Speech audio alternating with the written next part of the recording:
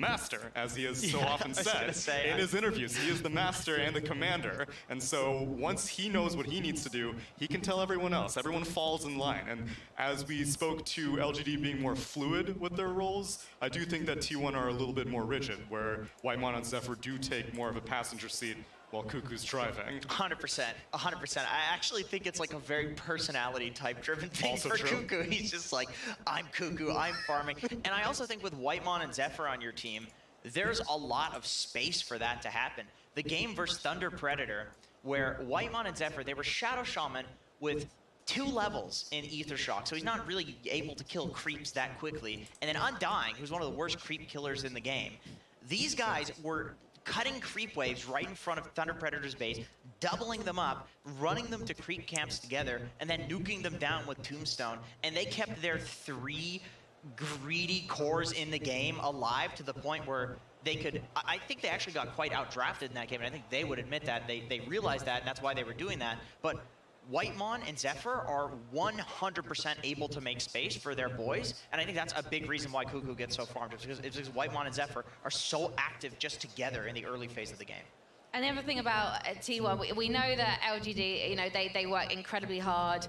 They've obviously got a taskmaster, a kind taskmaster of the coach. Sure. I'm not saying that as a bad thing over on their side, but over on T1, they've kind of got the family feel going on, Aoi. Have you noticed that?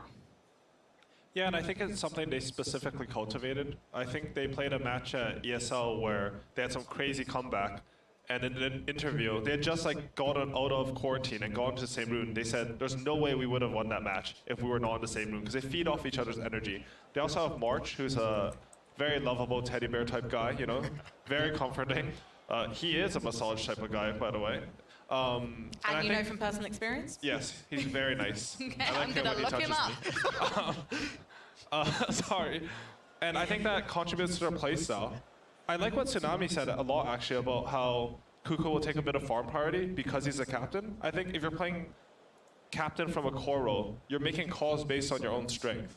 And I think they've identified that about their team, and they always give the right person the setup in the game in order to make the right calls. I think this match in particular, it'll be all about Cuckoo's lane. Like, if Y and Ame can shut Cuckoo down, I think T1's potential is a lot lower. Also because I think 23 Savage and Carl have been quite autopilot, and I mean that in a good way throughout this group stage. Carl, to me, has taken the crown, and not just because of his team's position as the best Southeast Asian mid. And for me, it was always a close contention between Abed, obviously, Armel, and then Yopaj recently emerged to me as a strong contender after Neon's run in Singapore. But Carl just, like, you have to put so much ban priority on him to make sure that he doesn't get comfort. And then even if you're putting him not on his Doom, for example, which no one's really playing anymore, he's still very, very consistent. So Cuckoo doesn't need to worry about Carl at all. And then even for 23 Savage, I think he trusts his support duo enough that he's like, that lane is fine. I just need to worry about me. The Doom is interesting because it's not something that other teams have really been able to replicate to the same degree of success. I remember, like, after Animajor, there was a lot of teams trying to pick it, and it was going horribly. It was just feeding the lanes and never really coming online like, like Carl would. And one interesting thing about these two teams, actually, is that Carl and Nothing to Say, I remember at the Animajor distinctly, like, these two players were the ones that at least popularized the Dragonlance, Daedalus, Satanic, like, ranged hero mid, you know, Lina, Shadow Fiend, for example. And now that's the meta. So I kind of feel like, you're saying, like, Carl's in contention to be, like, the best mid in SEA. I kind of feel like it's because he set the meta. But it's cool that on the other side, it's like, Nothing to Say. It's the same thing. It was both of these guys. Everybody else was doing all sorts of other crazy stuff. Remember, Void Spirit was a big thing going into Animajor, and then these two were like, nope, we're gonna play a carry mid. Well, Nothing to Say also has a Southeast Asia background as well. Yeah, so yeah. It's probably that pub culture that kind of was instrumental. It's the way to do it now. It's the way to do it. Going into this, though, I remember I was looking up about T1's story, and Kips, who's someone I'm from the community I'm very fortunate enough to have played some Dota with. Thank you, Kips. But she was saying that basically Carl had quite a limited hero pool going into this.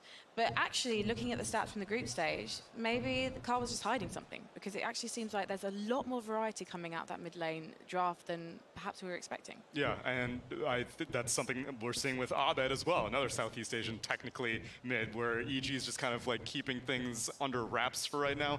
I think that of the depth to see, I think Cuckoo's probably going to dip into his own pool first before he starts having to whip out Carl surprises, because even though Carl probably does have more depth, I do think that of his team, he probably has the least versatility. And that's not a bad thing, because if he's really good on what he's good at, then just keep giving it to him. But maybe LGD might push him to the limits. I feel like that's fine for mid these days, though. Like, the current meta works in T1's favor, in Carl's favor. Like, think about, like, you're never going to not want Alina on your team. Like, she wins every lane. She can rotate. She uses runes. She can farm stacks. Like, well, if you were LGD, who do you want to target in bans? Are you just targeting meta heroes right now, or just the usual Elder Titan, Tidehunter, Tiny? Or are you going to try to target a player? I think you target supports. Okay. I'm pretty sure T1 is very reliant on their supports plus Cuckoo. As far as Carl goes mid, he might have had like a smaller hero pool before, but I think it's more about the heroes that they want for their style to work, more than him being unable to play the different heroes. yeah, that's fair. Carl's like, he's a weird mid, because he's very greedy, and he requires resources, but he always looks to scale. Like, I don't know, he scales without taking the map from 23 Savage. He scales by, like, murdering like, people. I'll play pubs, when I play pubs with him, he'll go like first item Midas quad mid. I'm like, why does my mid have a Midas? And then he would just literally 1v5 the game. I'm like, okay, that's why he has a Midas. And it's the same on Doom, right? Like, he's good at understanding how his gold puts him in a position to win the game, or identifying that win condition for himself. He fights with a Midas. He does fight with the Midas. That's always the weird thing about T1 is, like, in Animator, they would go like 3 minuses. That was a big thing that they would go 3 minuses, but then they would fight. I know. And my thought process was like, okay, maybe what they're doing is they're just getting 3 minuses so they know that they're going to outscale you, and then they just, like, I don't know, outplay you in team fights, or they fight in a way where it's like, okay, let's say you're fighting, you're like standing on a high ground, or you're defending your tower. Obviously, that's an easier fight to take than you going to the enemy tower, because, you know, they have the tower aura, the tower hitting you, and so forth. So it's like they take these fights that are good for them while playing really greedy, and then eventually outscale you. I actually really like that, because if you think about their style, where they're playing this long-range poke, if you have Midases and you're just poking your enemies, they're feeling even more pressure to come at you. That's true. And if you're both looking at each other, your Midases are actually gaining you golden EXP while you're both just looking at each other. You just gain advantage. Even more pressure to go on somebody. You know what? There are people who are watching their first TI, so you know what? Let's do some Dota 101. What is a Midas?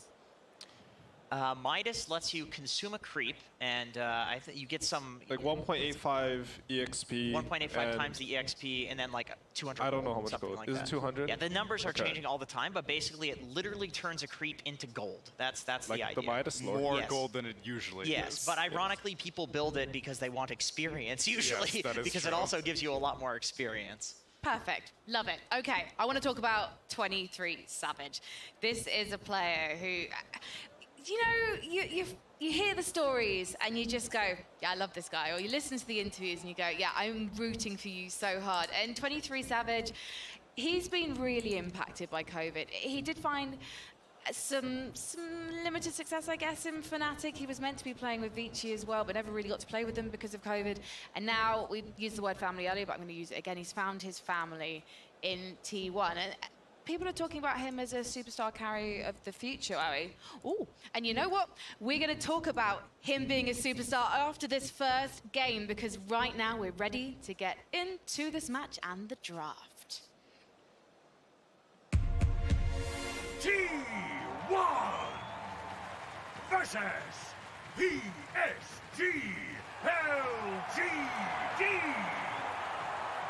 Game 1. Welcome to the first draft of the first series of the day. An exciting one at that, T1 versus LGD. To analyze this draft, we have a draft panel. My name is Ava Plus, joining me is Fogged and Lacoste. And I'd like to ask you, Lacoste.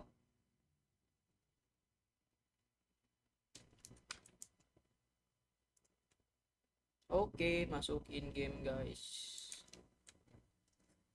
T1 versus PSG LGD.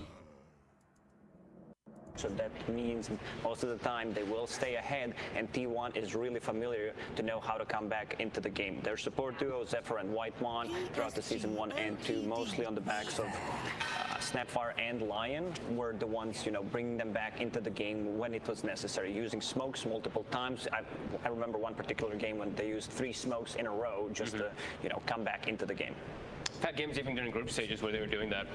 They quickly became my 2 favorite support duo of this tournament, and that's even saying that compared to LGD. They actually have my 2 favorite 4 positions they're playing in this series right here. I've got Shinkyu and I've got Zephyr. So both of them are super fun to watch, and let's go. We got the draft going already. All right, so we start out with the Magnus Snapfire for LGD. What do you think of this opening, Fogged? Comfortable, strong, scaling, hits every timing, gives you Roche, gives you every possible potential you need, right? High magical damage in team fight, BKB piercing disable, an amp up, or 2 kind of amp ups for your carry because these Snapfires are all going Solar Crest. You have Empower as well. Kind of gives you almost everything you want in a draft, just off these 2. Yeah, it doesn't have too many weaknesses because you have a strong laning stage, you have a BKB piercing ability that's necessary, and also a lot of damage just for the Roche taking or for the tower taking potential.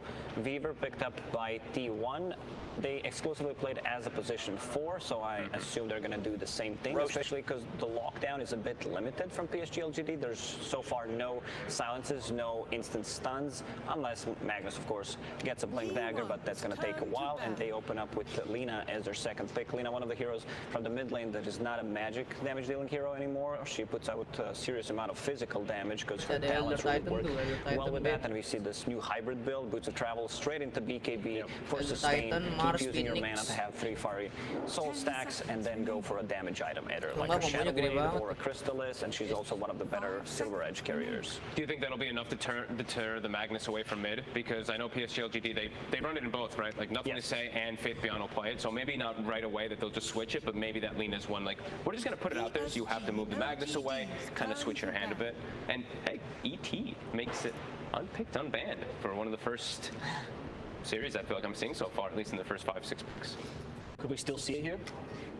Yeah. He always wants to see it. No, but we absolutely can see it too because it fits PSG LGD perfectly. Like they've got Snapfire for Jinkyu, they can run it as a 5 position. T1 can still pick it up as a 5 position. I think Lina is, we always talk about mixed damage carries. Lina is one of those that is kind of mixed damage, so it does thrive off of ET as well. PSG LGD banning out some comfort heroes for T1. They need Drain Protector a couple of times. They want to have a lot of sustain for the poke damage that our panel talked about, and Doom, of course. Carl Doom has been amazing throughout both seasons, throughout the majors, because this guy just knows how to hit the timings perfectly. Sometimes, if he feels like it, handle Midas is necessary. If it's needed to get a straight hood into a BKB, I saw that a couple of times from him, so no surprise that PSG LGD decided to ban it out. I feel like they also always set themselves up to have the best possible late game as well. They'll have this super dominant early game that they can win, but then you look at the draft and as it scales and it goes on and on and on, you're like, LGD will eventually win this game. So I feel like when you ban these type of heroes, you're setting yourself up that we will have the stronger draft in the late game. And I see Spectre ban too, and that's even more so that they're going to have this crazy type of scaling. But I like the trade ban, not just because of comfort, but also versus like Empower and versus like little Shredder that we've seen used so much. The armor is very useful. So that's really cool pickup. Really cool ban at least. Dragonite will give them that tower damage, give them that Empower target, and also like instant initiation that I talked about that they didn't have any against Weaver. Just feels like very limited damage output so far from T1 against the Dragonite. All these are strength heroes. NS. PSG LGD's Crystal Maiden. Mati doang atau anjing. Legion Commander picked up, so that means the spell mechanic, you're trying to find a way to amplify your carry, and it's exactly what Legion Commander does. Good way to save always versus the Magnus if you're in position. The CM, they go for it again. I saw them pick it a couple times, they really liked it with the tree, but most of the time I picked the CM, it's because they were lacking some type of like some type of like hard disable versus an Ember Spirit or somebody that just is elusive carry. This one's a little different, but they really like the hero. Is there any use for the Arcane Aura here that you see? Fantastic. Yeah, Right. absolutely. All three are great. I mean, I don't think CM Aura is always. I don't think anybody's been like, man, what a bad CM Aura. Sure, but you pick it up on like a you dare bristle back and you go, oh wow, this is a combo, right? You usually like Smon. Is there anything here you're like, I can abuse this Arcane Aura? Yeah, for Lina especially. In this game, she consumes so much mana. Lina is one of the heroes that I don't think she moves from a lane to lane unless she's full mana. She just prefers to stay, farm the small camp, push out the wave so that you can't gank her, and she's always sitting at like 10-15% of mana. So this time around, we might see Lina do a bit more. You know, she relies heavily on picking up the runes, so we're gonna see some movements. We were one of the better heroes to control the runes for, because we can get easily from the lane to the top rune possibly. And Bane, this hero has been amazing. Fogged. I mean, you and me talk a lot about the Bane. But yeah, go ahead. We were just waiting. Like group stages, I think me and you were like, where the hell is Bane? Like, what's going on? Why is no one picking it? Now we get to the main event. We get to like everybody's picking it. It's amazing. I think this hero was extremely undervalued in the group stages. I think even in Feeble, every single thing about this hero is insane now. BKB piercing, disable. All you could list off a million things. Nobody can fight toe to toe with you. Midnya And masih ada Pak versus tuh, Legion Pak Commander Ben. duel, wabam! You get that nightmare off. Medusa You nggak sih? completely counteract it unless you are press the attack first and whatnot. Sure, there's some other things that can go on, but always a great save mechanic. I'm worried about team fight on T1, I gotta be honest, a little bit in comparison. So what could they do to mitigate it? Is there any carry that you think that would bring enough team fight here to cover this weakness, or should they just concentrate on their strengths and try to push hard that way? I think they should concentrate on fast-paced kind of draft, just not really looking to play around these cooldowns, but I'm not sure what the 23 hero is at the moment yet for that. Turn to ban. They ban out Medusa, makes a lot of sense. His comfort hero, and also relatively strong laner. A couple of ways to buff him up, and it's not a good illusion type of a game, I would say. PL is out of this game. You're playing into Magnus, into Dragonite, too much splash, too much AoE damage, but I'm also worried. You said there is no team fight. There's a lot of single target abilities on T1, and they don't have that much burst damage. Lina provides you with some. She can play with the Legion Commander, but I'm a bit afraid this double, I'll call it a budget save with Cookie and the Nightmare could cause a lot of issues for T1. I'm always worried when they don't have great reach to get into the back as well. When I see like a Bane and I don't see you having the greatest ways to actually stop the Fiend's Grip, I'm always concerned. Like right now, who's going to have to commit into the backline to stop that?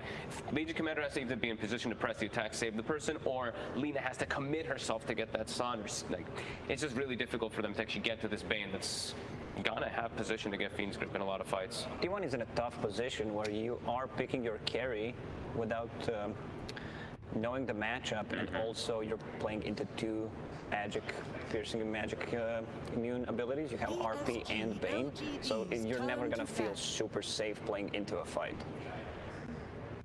Oh, Benny got the Bloodseeker too. So what, is Weaver gonna be carry then?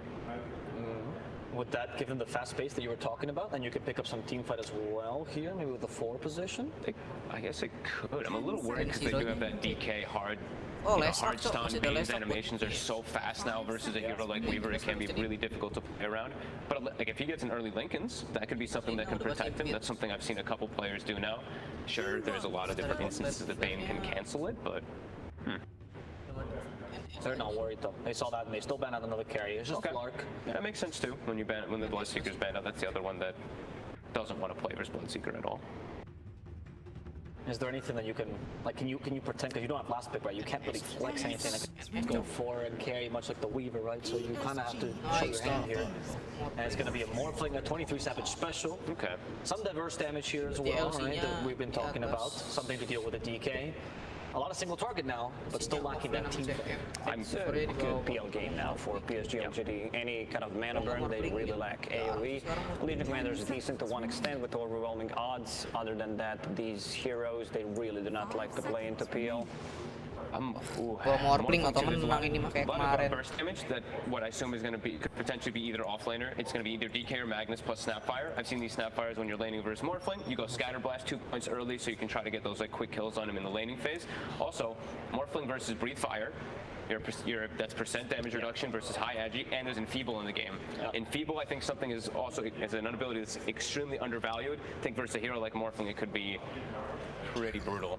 Because of the cast point reduction, right? fast cast point reduction and also attack damage reduction, health regen reduction too when you're trying to strength more. If you can't do it as good versus Bane too, and they're gonna get Ame on his Terrorblade. So, closing thoughts here about the drafts. Fogged first. Strengths and weaknesses you can see about, let's say, PSG LGD. T1, for PSG LGD, they have a super well-rounded draft, scales into the late game absurdly hard. Also works really strong early game because they have various different types of push and ways to take objectives. I think they've hit everything on the head for the side of PSG LGD. Give me some strengths for T1. T1, they have Crystal Maiden Aura, so these support and Legion Commander, of course, Lina, will benefit quite a lot from that, so that will allow them to cast a bit more spells in the laning stage, play a bit more aggressively, but I gotta say I'm leaning towards PSG LGD. Whenever I see their lineup, I'm like, this lineup does not have any weaknesses. Well, we know where the draft panel is leaning towards, but we need to know what to look out for. And that is why on the sidelines we have BSJ waiting for us with his last word.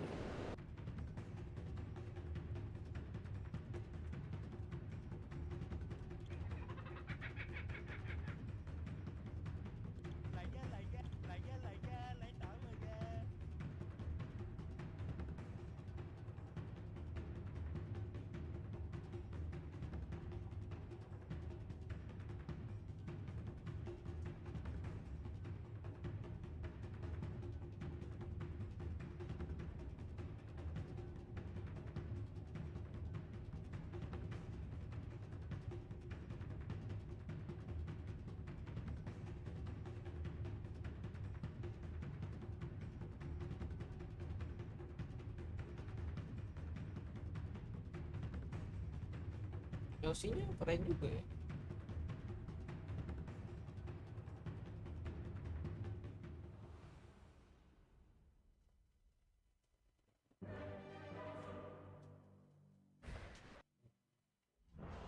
Thank you, Dr. BSJ. Suns fan here with Cinderin. We have quite the matchup here.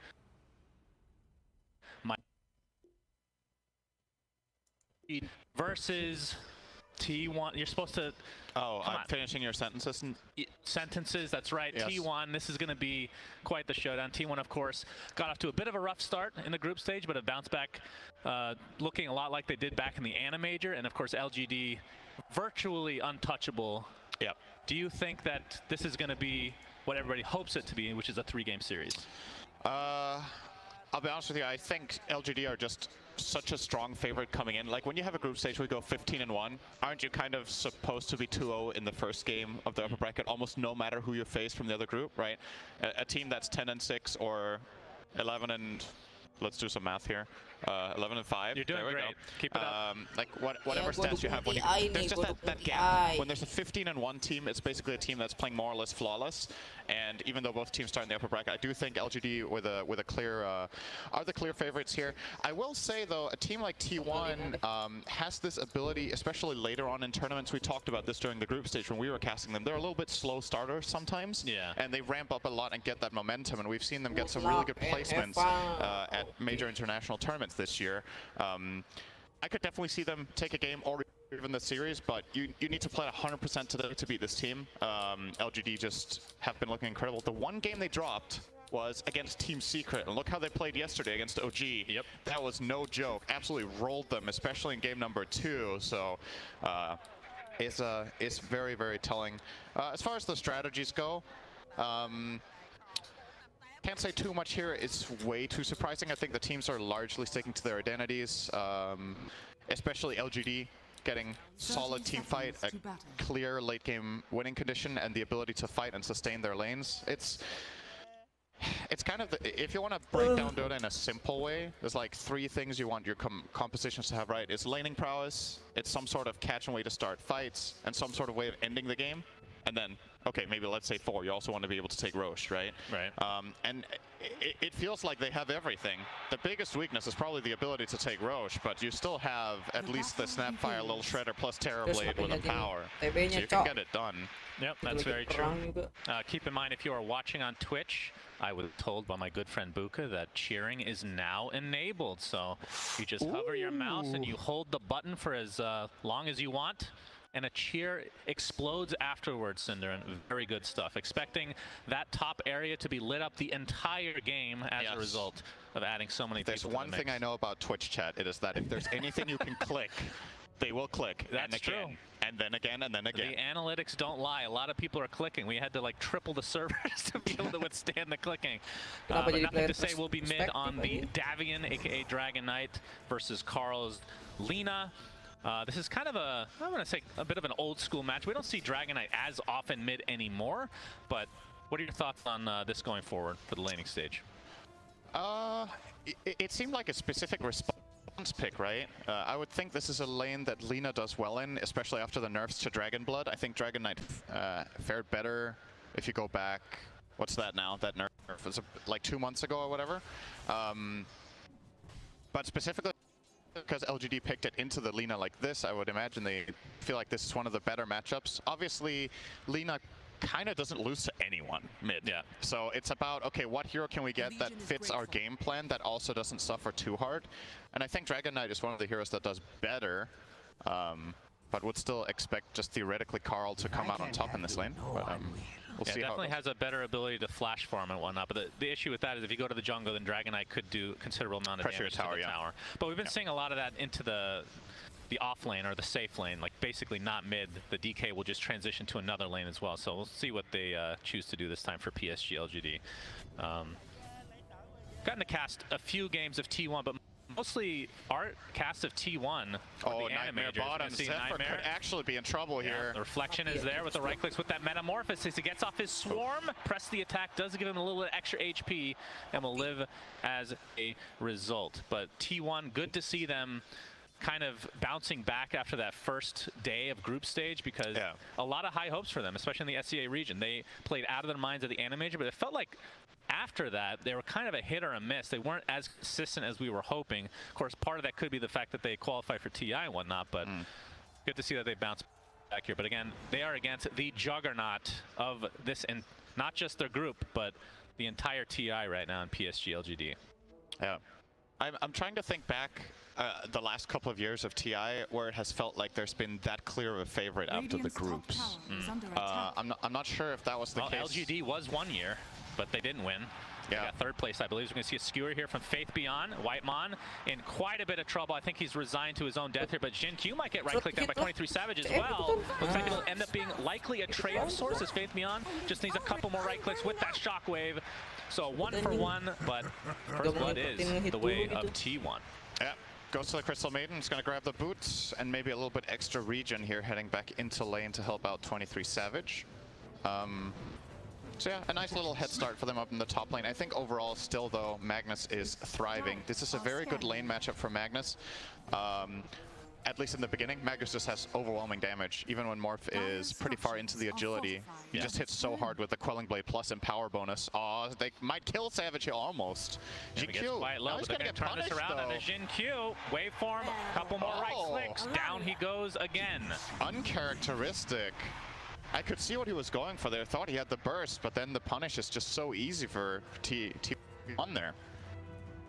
That's very, very good news for them in that top lane. The kill going to 23 Savage as well will almost equalize him with the Magnus now. And nothing to say in the mid lane is 20-7 in terms of CS, and the other side 17-2 for Carl. So yeah, to say doing really well. I mean, I may just be wrong about the matchup. I don't know. Nothing to say is a god as well, right?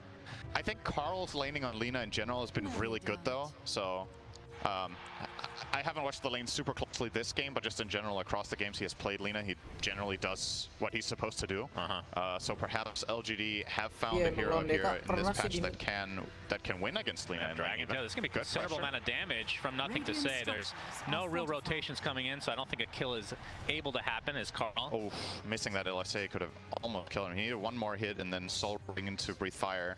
There is a Fairy Fire on Carl, but yeah, nothing to say is honestly kind of bullying the Lina. I can't believe I'm saying that. Not something you see every day. Maybe my read on the matchup's strong. Jin Q trying to backstab here, but Carl on his way to the triangle here to pick up that down. Okay, yeah, Y makes a nice transition. He's gonna kill him here. Yeah, the Nightmare with the right clicks. It looks like Zephyr. Oh, he does have one more Shikuchi. Y Gonna misclicked find there. his way close to Jin Q. Just does not seem, thanks to the Fox, who gets off the health salve, but I think Y did attack ground and hit the Weaver bug once instead of the Weaver there.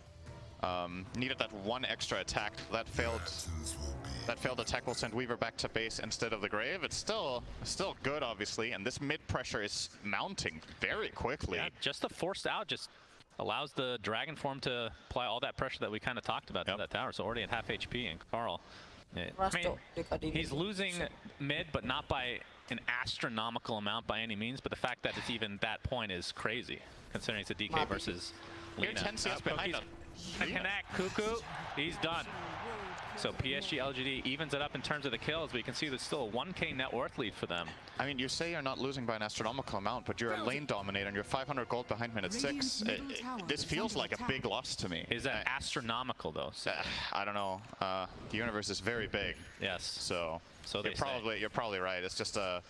I just want to mention that Twitch chat is starting to fail a bit. The top is not glowing as much as I would like. Could you please correct that? Thank you. Really appreciate that. We can see the top net worth right now is Ame on this terribly. How is this game looking for him in terms of like a theory crafting, just as a TB game overall? I would say it's pretty damn good. The one hero you picked it into that. Oh, hang on. Yeah. Mid lane. Dragon Form, Y in the vicinity. Swarm comes out as well, but a nice LSA. Carl has his ult and nothing to say will drop as a result. And Y taking some right clicks as well. So double kill for Carl. Nice rotations from T1 overall. Jin Q getting caught by the Frostbite. This could be a triple kill for Carl. Indeed it is. Move. Talk about a bounce back for T1. Really, really good rotation, bringing in both supports from two separate sides and just connecting all of the spells there, getting the vision down as well, pre-play in that mid lane. Very, very good. They bring Carl back into the game in a big way. He's actually ahead of Dragon Knight now. Can you believe it took a triple kill to get 50 net worth ahead? But not bad. At least you got there. As far as the Terrorblade goes, I think it's a very good game for TB. The primary concern you have here is probably the Morphling E-Blade, which has been traditionally a counter pick actually to Terrorblade. Yeah. But they do choose to largely because of what I think, because of what BSJ said. This is a very good Crystal Maiden. Y gets off the Nightmare. Nothing to say is in his Dragon Form as well. You can see Whitemon taking most of the damage here, but there's the duel. Carl doesn't have that much mana to expend, but the LSA should be enough. Is nothing to say. Takes another death in this game. Again, great rotations from T1, despite them being the ones getting initiated on. I thought they had the Dragon Tail ready on Dragon Knight. That's why I called the CM dead on the spot there, but it was still on cooldown from a little bit of harassment he had done earlier. Obviously, level 1 Dragon Tail, 16 seconds cooldown. And T1, they get another good move, really putting a lot of emphasis on this mid lane, and it's paying off. They're still not ahead on gold, but at the very least, they're like stopping the bleeding in the lane that was suffering the most, and I think if you want to win this game, you need Lina to be strong, because I don't think Morphling is going to cut it alone against Terrorblade when you're playing against 2 BKB piercing disables. That has got to be a concern for 23 Savage. You need to play around Fiend Script as well as RP. You could take off one of them with press the attack theoretically.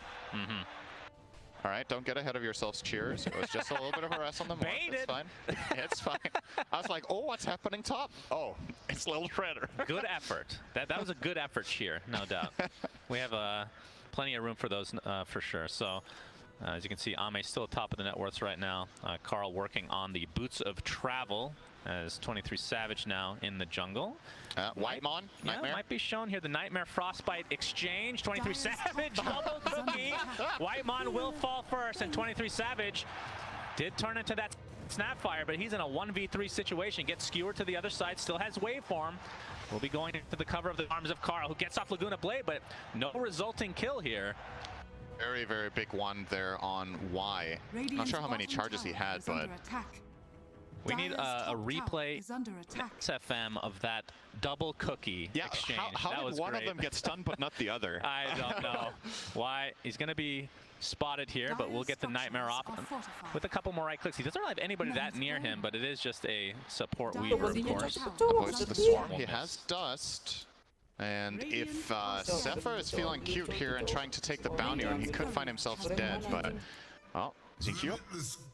Yeah, Zephyr just being a very annoying presence, as nothing to say. Almost has his tower dead to rights, And the question is, will they get the deny? Likely, yes. And that's going to go to deny. Yeah, if I were a betting man, I would have lost a lot of money on that one. No doubt. I don't think Crystal Maiden gets many denies in a tournament in general, including creeps. But so Faith Beyond is going to be playing, as you can see, the Magnus here. Magnus TB combo. What are your thoughts on that going forward? Terrorblade has pretty high base damage in Metamorphosis, so he makes for a pretty good empower target. You might not think about it conceptually as a melee hero, which, you know, a lot of the time Terrorblade is in melee form farming. Yeah. Doesn't really need empower as much as other carries do, since he has illusion farm. He just split pushes waves while farming jungle with his main, for example, but it still adds up. It gives you that little extra efficiency, and especially in Metamorphosis, the damage increase can make a very big difference. You know, I was theory crafting that plus the shard for Terrorblade would be really good, but we haven't seen that yet, sadly. That's some Terrorblades have got Demon Zeal has been, I think I've seen it a couple of games in the tournament, but I don't think they've bought it. Basically, it just allows you to stay in your melee form for a lot longer and not really lose out on much. There's nothing to say in the triangle now. He is going for the Blink Dagger first. So nothing to say. Typically, we were used to seeing him as like the mobility type heroes, burst damage. DK is obviously not quite that, but he's more the initiator and building destroyer, as it were. See how that fares to them here. So, I mean, so far, obviously, off to a very good start with this 2K net worth lead. Yeah. PSG LGD are just being super efficient, right? Like you're 3 kills behind, you got the triple kill mid for Lina, but fact of the matter is they still end up losing their mid tower around minute 10. Yeah. And both Terrorblade and Magnus are having more or less a free game, especially Ame is completely untouched with all of the emphasis they had to put on nothing to say in mid. Ame has 10 CS per minute right now. Well, I think one of the reasons LGD is so good is because of their general flexibility. Like, nothing to say, I just talked about how different of a role that is, technically speaking. And oh, we're going to see the stop. The Centaur's hopping out. Cuckoo, very unlucky. And that's going to be a kill going the way of Ame again. 3v1. Yeah. Very sad. That Centaur has some other agendas on the mind, no doubt. Yep. But well, we might see some action in this top lane. Nothing to say. Dragon Knight's not really one of those heroes that's going to take up that much space farming, so at least beyond it. Really big. There's this on into the RP. Do they have enough damage to take out the Morphling? Yes, indeed they do. And T1 absolutely getting crushed right now. 3K net worth lead. Nightmare. Do they have the vision? Yep. The time lapse in place just for the HP, but double kill goes the way of Jin Q and a tier 1 tower to fall as well. But talk about getting value out of a rune. He got 3 kills set up with that invis plus the tower, and one of them is that big Morphling on the enemy side. So huge here from P. And T1 do get the tier 1 mid, so they get some sort of a trade at least. Oh, Carl? What you doing, buddy? Is a dagger on the way, I think, for Dragon Knight, but will be a little bit too late. So Carl gets out of there. Very dangerous position to find himself in. Going for the standard Lina build here with travels into BKB. Like I talked about before, the concerns from Morph, they're kind of shared here with Lina, right? You get BKB, which you feel like you have to against some of this control of the Radiant side, including like Dragon Tail. But you're still susceptible to RP as well as Grip, so you can't. In some games, you can get this BKB on Lina and you feel like Superman, you know, for a while in these fights. It's just not going to be the case. You still need to keep your cool and maintain really strong positioning. Radiant structures are fortified. Good news for T1 though, Cuckoo is about to get the dagger. Well, bad news is that PSG LGD now have 2 daggers to work with. Yep. So expect them to ramp it up even more. As always, you focus on the negatives. Thank you. Well, that you could look at it as a positive for LGD. Why does that have to be a negative, Cinderin? That's actually very true. Technically true, and technically is the best type of true. That is, I love it. Whoever said that is a genius. Yep. It's probably me then. Yep. Ame working on, looks like he has a Falcon Blade Yasha, so Scotty looks to be next. Is there any reason to, I mean, is he skipping the Manta for now and just get it later? Actually, probably has, maybe he is finishing Manta now with just the recipe to go. I think he's just gonna skip it. I think he gets Yasha as value item here for farming speed, and you can, I don't think There's Manta not much to dispel, so. Yeah, exactly, it's not much to dispel. There's Frostbite, but you're gonna play around that probably. Oh, nothing to say, spots the smoke, blinks in, get the initiation, it's just Whitemon. So at the very least for T1, that's a silver lining. Yeah, I need to get the hell out of there. Triangle gonna get dewarded now. Yeah. They are pinging that there should be a ward there. None of them have a sentry though. So, oh, they have one on and nothing to say. Yeah. On the Dragon. Just checking both. I think they were talking about in the panel as well, right? That these players, LGD are pretty creative about how they distribute their wards. And that time around, I believe nothing to say gets it. Keep in mind as well, something that's been in the game since this entire change with getting gold for dewarding, it is the player placing sentry that gets the gold here. And that's true. That obviously means if you're in a commanding position and you make a team move, you can funnel extra gold into your cores by letting them deward instead of having supports do it. So, depending on the circumstance, I think having sentries on, in theory, every hero in the backpack could actually be kind of cool, right? Because then whoever needs the gold the most can be given the gold at any given time. It might be something that LGD are taking more advantage of than other teams. Yeah, that's definitely one of those changes that you... I mean, that was of note for that patch, but taking full advantage of it. Sorry, I said the person that plays the ward, I meant the person who buys the ward, right? Cinder, everybody knows what you're saying is correct, okay? Yes. Even if what you say isn't. But like, imagine this. Imagine in the game, every player buys one sentry, right? Yeah. You buy a sentry and you bring it with you. And then whenever you make a move, you can choose who gets the goal. It's kind of... It's like very... It's a very, very detailed play, so to say. But when you're on LGD's level and you min-max basically everything, you could see why they would do something like that. I do think it was his own sentry, right? It does display that nothing to say got the gold at least, so I do think he bought it. 4K net worth lead now for LGD, and you had to think that's just going to increase thanks to this Empower being placed constantly on Ame with that TB, allowing him to just take Ancients without having a meta.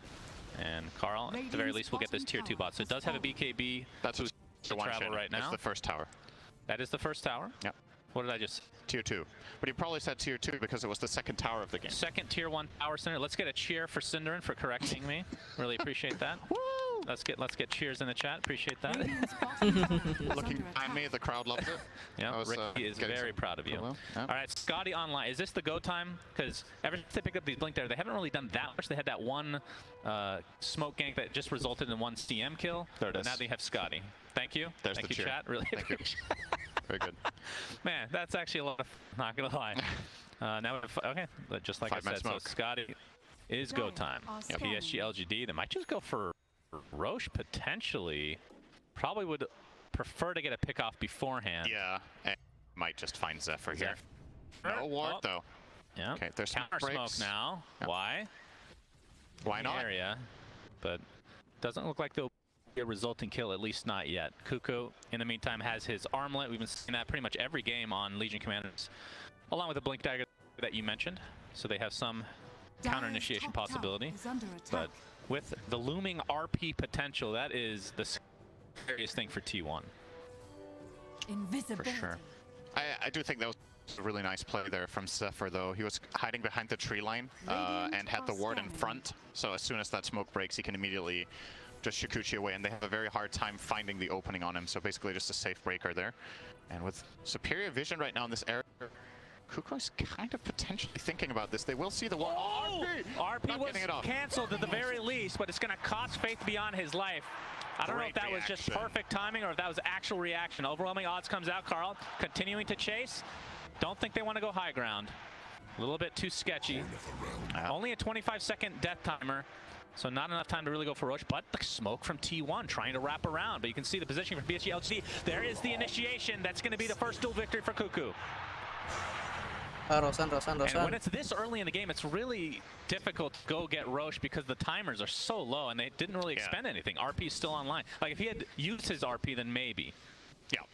Important there for Faith Beyond to cancel it, right? It was a very quick reaction from both players, really. He blinked up and RP'd and canceled it immediately as soon as the Legion commander blinked out. Like, this is some really fast reaction. So you see the courier here finding that observer ward, so they know that's the case. Really, really close to blowing the RP there, but Kuku obviously with that ward pre-placed had his finger on the blink button and got out. And all right, only 1K lead now for PSG LGD. That was the biggest gold swing that T1 have had go their way in the entire game. Yep, absolutely. As we're going to see Whitemon get picked off. RP. RP. Nice press. Okay. Well, that didn't result in much. Here's the duel Alah, onto the tuh Dragon Marty. Knight. Ulti. On Whitemon, but it looks like the damage is going to go the way of the Dragon instead. It will be a trade of lives, though, as that is a dieback on the Whitemon. And we'll see if this is enough for PSG LGD to try to go into the Roche pit. 2 dead. So you know when you buy back and die again, the timer gets added on top? Yeah. I wonder how many extra death seconds he got out of this, because he was alive for like a good 1 second after teleporting in. Yeah, so that's a long time. A net loss, trying to overtake Puppy's record of time spent dead at TI here. Whitemon. Wow. Well, his is more out of quantity than anything, though, right? That's true. He's got a lot of ways to go. I mean, I'm sure you compete with that despite only playing in a couple TIs, right? That's a good joke, Sunsfan Thank TV. you. Right, appreciate that, Cinderin. Let's get a cheer for that joke in chat, please. Really. Ngabisin dulu jungle-nya ya. Carl. TP's back to base. Not sure why I mentioned. Yes, the Shadow Blade. Arcane Rune is bottled, so that's kind of a big deal. But like you said, despite that fight, still only a 1K net worth lead for LGD right now. Wait, hang on. I just realized, who was it that had the most time dead? Puppy was third on that thingy. On the words fail me today. Eloquent as always. 65%. Is this, who was first? Is this surprising to you? Shannon, tell me. Who has the most time spent dead? It was not Puppy. I don't know. Was it Coral? I don't even know what you're talking about. Puppy was third. No, this is the TI main stage, Cinderin. Yeah, it was a nice graphic. God's sake. Graphic was the word. It came to me in my in a dire moment. What do I think about the expectancy being 2-1? Oh, you're gonna have to hold that thought. We got a duel coming in. All right. And Cuckoo gets some more damage. Oh. Okay, that's a random centaur from the Helm of the Dominator from Mr. Magnus. They're gonna go for this. They know there's no RP. Yeah. And it's another 10 seconds though, so it's coming in a bit close. Horn toss. The horn toss. Whitemon dead again. It's just racking up these deaths, but Cuckoo and company, E-Blade's not going to be enough to take out Faith Beyond. He's going to have RP now.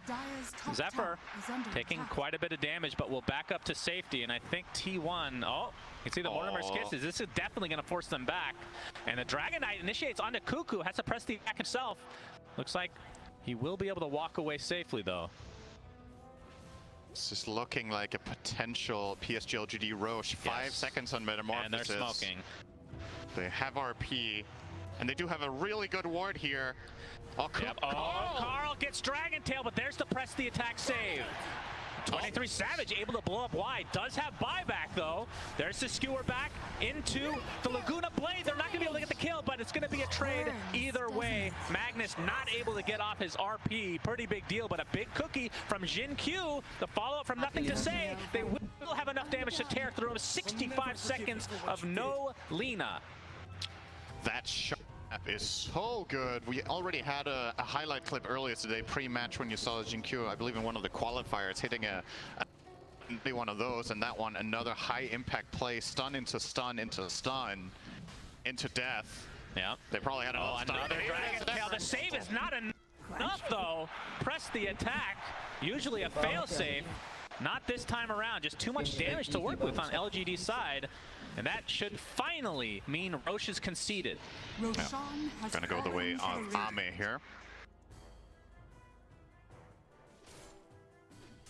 Working his way now toward a BKB. Just wants that safety against primarily the E-Blade, you would imagine, but also against the Lina Light Striker Raid. It's a real feels good item. Also helps a little bit against Crystal Maiden, who, you know, CM has this reputation of just falling off, right? I thought you were going to say dying a lot. Yeah, well, she has a lot of reputations. That's a part of it. Yeah. The thing is, over the last many years, like if you haven't watched too much Dota, Crystal Maiden has reached a point where she can actually scale pretty well and have really high impacts in the later, mid to later portions of the game. Primarily, just more gold in the game. And Crystal Maiden benefits so much from getting items like Dagger and BKB, which sounds like a lot, but it happens more frequently than you'd think. In this game, though, Whitemon is at the bottom of the food chain. Yes. This is looking like a patch from like 2 years ago, maybe. Yeah, he 2.5 years ago. Very, very poor, and it just means you're food. Like, he dies to literally 3 attacks from Terrorblade. If he gets caught by anything, he's just gone. So Whitemon, there's a lot of pressure on him to stay very, very far back, get in a good position, and more than likely just accepting that Freezing Field is going to be exceptionally difficult to use here. Yeah. Oh, you do have press the attack shard, Cinderin. That's true. To give you a brief moment of magic immunity. 1.75 seconds of ulti there. Very good. He could actually still like just you die said, to terribly either well. way, they have 2 BKB piercing stuns. Yeah. If you get one of those on the Maiden, you're probably happy, though. Yeah, that's a good point. Oh, we have Dragon initiation from Nothing to Say. Dragon Tail, Faith Beyond, skewers back into the fray. An easy pickoff for LGD again. Still holding that Aegis for another 3 minutes. We'll see what they can do with this Dragon form. Will likely go for the tier 2 top. Yeah. Queuing up his own BKB as well. Seems like LGD are trying to hit a timing here with double BKB on Terrorblade as well as the Dragon Knight. Obviously, Terrorblade gets it a little bit earlier. Yep. But that is going to be a really big problem from T1. From a damage perspective, if your Lina is pressured in the fight so she has to run away, I don't think you can kill anyone in BKB. This Morphling build is not good against BKB. You have Lincolns as well as E-Blade. There's none of that like strong right click, just like a Butterfly or a Daedalus. Nothing of that kind. LGD is just going to go for it. Go high ground. 25 minutes, you have Aegis, you have all your cooldowns. Yeah, why not? RP is still online. There's the Metamorphosis, and the tower is going to fall very, very quickly. Your base is burning. Hello. Yeah. Hello. No fortification available either. They're actually just giving this lane up because Cuckoo's dead. They can't defend. Yeah. Can't blame them. Still 2 minutes on that Aegis. So like you said, it will be a completely free set of racks for LGD, who now sport an 8K net worth lead. Carl. Just so clean, right? They see they have enough time for this. They grab exactly what they can, get out, and lose nothing. Yeah. That was even with Dragon Form expire about 2 seconds into the push, but they're just so close. Oh, he gets the Nightmare off. That's the Aether Lens. Look at that ridiculous range. Of course, has Fiend's Grip if they really need it, but it doesn't look like it'll come to be. Oh, press the attack. They're actually going to expend RP. This is a really important kill. Oh, they also grab. Finally taken out. Does take quite a bit, but nice by Y. Yeah, that was a little bit of miscommunication on LGD's part. They end up using both RP as well as grip through that skewer. But I don't know if T1 realized, so perhaps they're still going to be scared of the grip. I think Y canceled it very, very quickly. But yeah, that's a big pick on Carl and LGD. Straight down mid. Yep, still a minute to burn. They want to force the buyback, I think. Yeah, absolutely. Can't blame them. E-Blade. All right, they get it.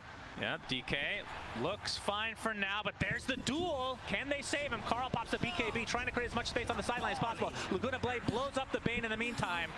Eventually, Cuckoo does fall. It's a 2-for-2 with the buyback now onto Carl. And with that, PSG LGD will back away. Oh, they find the horn toss onto Zephyr and gets the time lapse off, up to full HP again. Still working on the Aghanim Scepter for himself, which is another turning point potential for T1. Very, very close to finding the Weaver. Something. Yeah. Yep, they do. It's expensive to buy back Lina, though. And just as expensive, you saw in that exact situation, if Bane had Fiend's Grip there, I think they win the game almost. Like, they would have just gripped the Lina. But Carl could go there straight in, kill off Y, and at least build up a little bit of momentum in the fight for them. It's still not looking great for T1, but you can be a little bit hopeful if they are the ones to get the initiate, or when, like you said, the Weaver Axe is a big item in this game against both RP as well as the Fiend's Grip, trying to keep heroes alive. I believe the Fiend's Grip should still be channeling. If you do get time-lapse, it sticks on you, basically, but the repositioning can be easily enough to save you, especially against Terrorblade. Oh, Zephyr! Yeah. Hello. Showing here. The shard into the cookie. Goodbye. You talked about the power of Jin Q shard, and when you combine that with a blink dagger, it is very hard to avoid, even as a Weaver. He was not expecting to find enemies there, but PSG LGD have that ward sentry combination. They were ready. Radiant's bottom tower. And look at the discrepancy between 1 and 2 here, between 23 Savage and Ame. Yep. That is pretty gigantic. And it's just growing from here. So Ame, what's he working on now? Obviously finished the Manta a while ago into the BKB and has his sights set towards Chrysalis. And then for 23 Savage on the other side, you talked about the Lincolns. I mean, would you change this build in any way? It feels like Lincolns is almost necessary, but at the same time, I mean, Lincolns doesn't feel that bad on Morphling just because of the stats nature to it, but yeah, it's you're rough, still lacking right? some damage, right? Yeah, you are. Maybe he wants to bypass BKB entirely in his build and just trust Kuku to press the attack, the biggest key spell, but it still needs the Linken's against the Bane, and I think his item build is fine. It's just like you said, you need more, and the problem is LGD have been ahead the whole game, just pushing in your waves better. Yeah. So Terrorblade will be that one major item ahead, and as far as Ame goes, he doesn't have a defensive item similar to Linken's. He has the BKB, which is super high impact for the type of team fights that LGD's lineup plays. It's very high burst. You get an RP, you get a grip, you get a Dragon Tail, and you just commit and go. The only thing you've had to worry about the whole game until now was that the press the attack, but now there's a second quote-unquote press the attack from Zephyr. And this is a smoke timing for T1. They're gonna go for it. Yeah, and this is gonna be the Ags reveal, like you said. So we'll see if PSG LGD play around that or not. But it could have huge impact. Iya, nggak mau main ngeret-ngeret dulu gitu. Tipis-tipis itu tower. For nothing to say. Yeah, and also si Linanya padahal SB. He's holding a very strong high ground position. Jinkyu. Oh, yeah, he spots him out. In Glimmer Cape into Blink. All right. Yeah, they thought that somebody was high ground, but they didn't know he was invisible as well, as Ame is going to show bot lane. And it looks like this tier 2 will fall as a result. Just masterfully done from LGD, right? They avoid the smoke play, they get the stronger position, and they get a tower. So effectively T1 smoke to lose there. Usually the worst case scenario when you smoke, if you don't find a fight, is that the enemy team hides, but you gain some ground. You didn't even gain ground, you actually lost it. Into the jungle, LGD goes. It's not an insurmountable lead for T1 to try to come back from. Kuku. Oh, that was felt like a longer TP. Where he ended up, but it was just in the fountain. Maybe not. Cutting it close there. Still working on his BKB. His second Roche is available. Now, who gets the shark? I was gonna. You said it first. I mean, Faith Beyond already has his, right? So you do a really good Suns fan impersonation. Did you know that? Oh boy, that's an insult. I'm pretty sure. Yeah, it is. Maybe you get the Demon Zeal. I'm not sure actually. This game, you could go for the Dragon. That one's okay. I actually think they're gonna give him the Zeal here. All right. Yep. There it is. Yep. You will consume it. So Demon Zeal, basically costing 20% of TB's HP, and you get movement speed, attack speed. While in melee form, you get even more. It's a double. Yeah. Pretty strong, and especially when combined, like we talked about, with the Empower. And I mean, not that he's having trouble farming right now, Synderen, but this will add it to another level. Faith Beyond. We'll get the skewer off into the Dragon Tail and Whitemon again. The crowd goes wild. Yeah. They really like watching Crystal Maiden die. I was like, damn, he only took 2 hits like expected. He even has a plate mail. Like, imagine if he didn't on the Maiden. Yeah. It's tough times to be a Crystal Maiden in this game. You get caught by literally anything, you're just gone. So, easy pick. She's quite slow, sadly. So, Ame, I guess next item for him is actually just going to be the completed data list, which I would assume takes the place of his boots if his Aegis is still in his inventory. And worth keeping in mind when you have Satanic like this, Demon Zeal just feels good to use. You restore your health so fast anyway, so using it in fights, sometimes that can be a double-edged sword. Yeah, you get more damage, but you also take 20% health. Usually when you have Satanic, it doesn't really matter that much. All you need is to get in one attack when you're starting to struggle, and you're going to get all of that health back right in, and here we go. And here we have meta popped again. Oh, Karl isn't in position. Oh, the skewer back with the horn toss set up into the RP, but no! Press the attack waveform is enough to bait out the RP. And T1, we'll see if they want to try to take advantage of this. I mean, they're going to have to if this continues to go in LGD's favor with this push.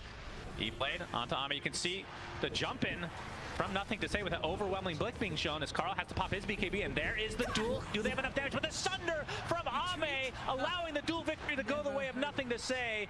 He's just going to walk that one off, but 23 Savage can't walk that one off. That is just too much damage to withstand.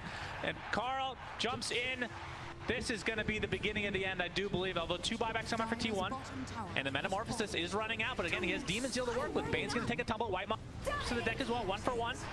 Laguna Blade, Ame getting extremely low. That's just the Aegis, though, and Karl completely out of mana. Nothing to say, is still alive throughout all of this, some way, somehow. And just going to play all the pressure to the racks here. This would be a dieback onto Carl. On the and it looks like that is going to be enough to GG out of game 1. Like we talked about, Cinder and T1 have looked really good after that first day of the group stage, but LGD are just on another level of everyone so far. Just game 1. Lama, Do you know what anjing, LGD stands for? menang jauh itu. What's that? Looking good, dominating. Lamaan sih, nggak agresif Linanya.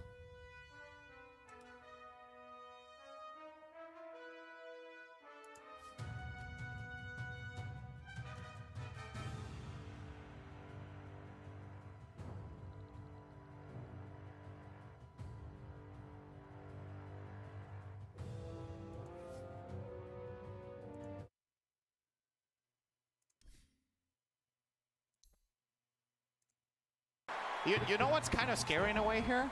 Is that this didn't even feel like LGD's best game of the tournament to me.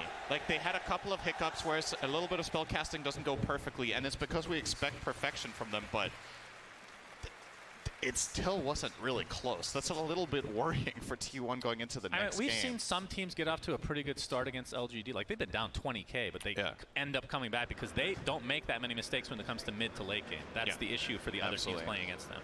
The one game that they did lose in the groups was against Secret. I think LGD played a strategy with Alchemist, and Secret had, I want to say, Ogre Tiny, and Matoma Man just ended up overpowering. So Secret actually won a late game situation against LGD, which seems like not many teams can get into a late game position where they're competitive. Like you said, the game, I believe it was against Elephant, as a matter of fact. Elephant had a huge advantage and still ended up losing later. So, well, T1, you gotta find the secret sauce for this next game, because LGD are looking hot. I won't go there. Let's just go to the panel instead. Hot. I liked it, Cinderin. Now, that was kind of a long game for LGD, boys. Went over 30 minutes, short for T1, as you reminded me, Tsunami. But do you think it was just a case of them biding their time just to be absolutely sure now they're on the main stage? Yeah, I think that, if anything, they need to start practicing what happens after 30 minutes. They haven't been there in so long that they're like, might have to experiment, like, oh man, I haven't even seen that tier of neutral items yet. We need to figure out, how do we recalibrate? Or maybe they're just very good and they were also showing T1 respect. We've got to talk about the draft. It seemed like T1 were kind of doomed from the start, Ari. It was weird. Even I could see it was a little bit weird. Yeah, maybe a little bit. I think Just a little. their draft wasn't that bad versus LGD, but I think their concept on the draft maybe felt a bit off for them. I think usually what happens is if they can enable Cuckoo, him and the two supports will be able to make some plays. And like CM Weaver Legion, it didn't look like that this game. I think, honestly, a bit of the decisions that T1 made around their heroes looked off to me.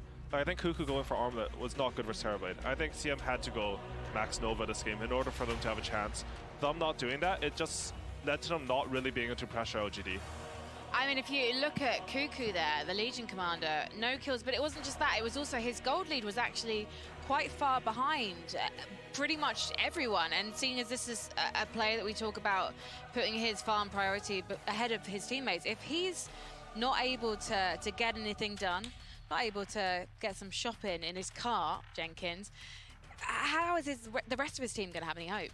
You know, I think that naturally happens when you fall behind as an offlaner. It's just kind of the role that, like, once the map starts closing in, once the fights start happening, your mid and your carry get the priority, unfortunately for Master Cuckoo here.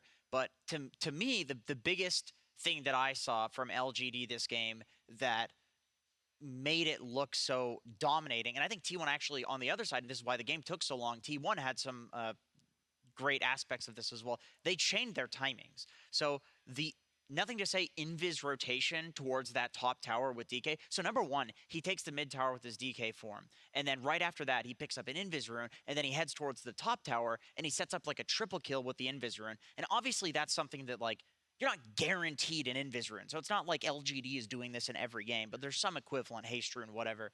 And then after that, he gets his blink. They smoke directly into the triangle, which is the polar opposite area of the map. And then they get a kill there. And then from that, they have like a 3 to 4K gold lead at 10 minutes. And the game feels a lot easier. Then all of a sudden, Cuckoo falls behind like we just saw. And I think on the other side, T1 actually chained timings like this as well and almost came back at a point where Cuckoo was standing on the high ground and then Mag blinked in to RP. Cuckoo blinked out because they were camping a ward. They killed the Mag or they killed somebody, and then they smoked up and then killed in the triangle as well, and that got them a little bit of a lead, but then LGD just kept chaining timings after that. But you talk about this a lot, how like I remember during NADBC, you were always like, they should chain smokes here, they should chain smokes here, because in Dota, you really need to only win. If you win like one fight, it puts you in the lead. If you win another fight, it makes it so the enemy team, you're stomping the enemy team. If you win 3 fights in a row, there's no way that they can win. That's how things scale in Dota. It's like exponential scaling. And it looked early game like T1 was scaling pretty well, Tsunami. But, you know, it was literally just in the laning phase. That was kind of part of LGG's plan. If you are ever feeling like you're in the lead, I think it's because LGD are giving you permission to be in the lead. They're like, that's fine. You can have what you want. And teams are often like, they get complacent whenever they have those circumstances, that they're like, wow, things are going kind of how we wanted them to go. It's only because LGD is letting it happen right now. It really feels that way with this team. And so every single time I look at a, you know, like a last hit differential, I'm like, I don't really know if that tells me anything. Even in the mid lane, where it should be the most definitive, oftentimes things are happening elsewhere. It's like LGD are establishing stacks that you need to be worried about, and they're getting ready to do rotations and stuff like that. So no one has found the solution yet, and that's why LGD only have dropped a single game throughout this entire tournament thus far. I thought that mid lane 3v3 that was happening was actually favoring T1, because I was sitting there thinking like, oh, Lina's like a better late game hero than DK, but then I realized once DK picks up the Blink Dagger, it was all gas, no brakes for LGD. And so, sure, in the late game, Lina's going to be a better hero than DK because you just do the most damage, like even considering carries. But DK, if you're getting enough out of his Blink timing, it's actually better for the DK team. I wanted to ask about Roshan. There's a fight towards the end of the game, about 32 minutes in, and LGD are literally free to get it. And it seemed like T1, they're just spinning in the jungle. They could have gone for a tower, or, you know, done something. I'm going at the screen, I'm just like, why are they just spinning on the mini-map? And Tsunami had the theory that they were trying to help Lina farm and protecting her, but do you think that was a mistake? Do you think actually maybe they should have prioritized pushing? I think with that lineup at that point in the game, there's nothing they could do anymore. I think if T1 wanted, like, that sort of play where it looks awkward to spectators, it happens because they're like trying to evaluate their options and they can't find a clear win condition. And if you don't have a clear objective in mind, then oftentimes you're just doing random things while trying to think of it. And it looks weird, but honestly, I don't think there's anything better they could do. Like T1 this draft, they had to have bot lane go better in order to win this game. Jenkins. Yeah. I enjoy listening to you talk about Dota. You might have realized by now. If you haven't, I enjoy listening to hearing you talking about Dota. What are you setting up for right now? I heard you describe Terrorblade as the ultimate man fighter during that last game. So right. The floor is yours, my friend. All right, okay. Well, I will say, just because, well, I'm not the best carry player. He can tell you. Lost a lot of MMR playing carry. However, bad. I was speaking with Owie, I was speaking with BSJ, and we were talking about TB versus Morph because it's one of those matchups that you think is going to be very Morph favored because you just turn into Terrorblade. I mean, Morphling, he morphs into somebody, and he gets all of the spells and not an ultimate, right? And then Terrorblade's the one hero where people say that one of his basic spells is his ultimate, Metamorphosis, right? And so you would think that Morph versus TB is like massively more favored, but it just doesn't seem like that's the case practically. Like hypothetically, maybe that's true, but practically it's not. I think the nerf where you can't just be a Morphling who's meta now, you have to stay in the TB form to stay meta. So that's a problem for Morphling. But also a part of that is I think that Morphling is the type of hero. He gets a Scotty, he gets a Satanic, and he can 1v1 almost any carry in the game. But TB just presses Sunder on you. And then also, I think BSJ was saying something about TB is like a team fighting carry. Maybe you know more about that than...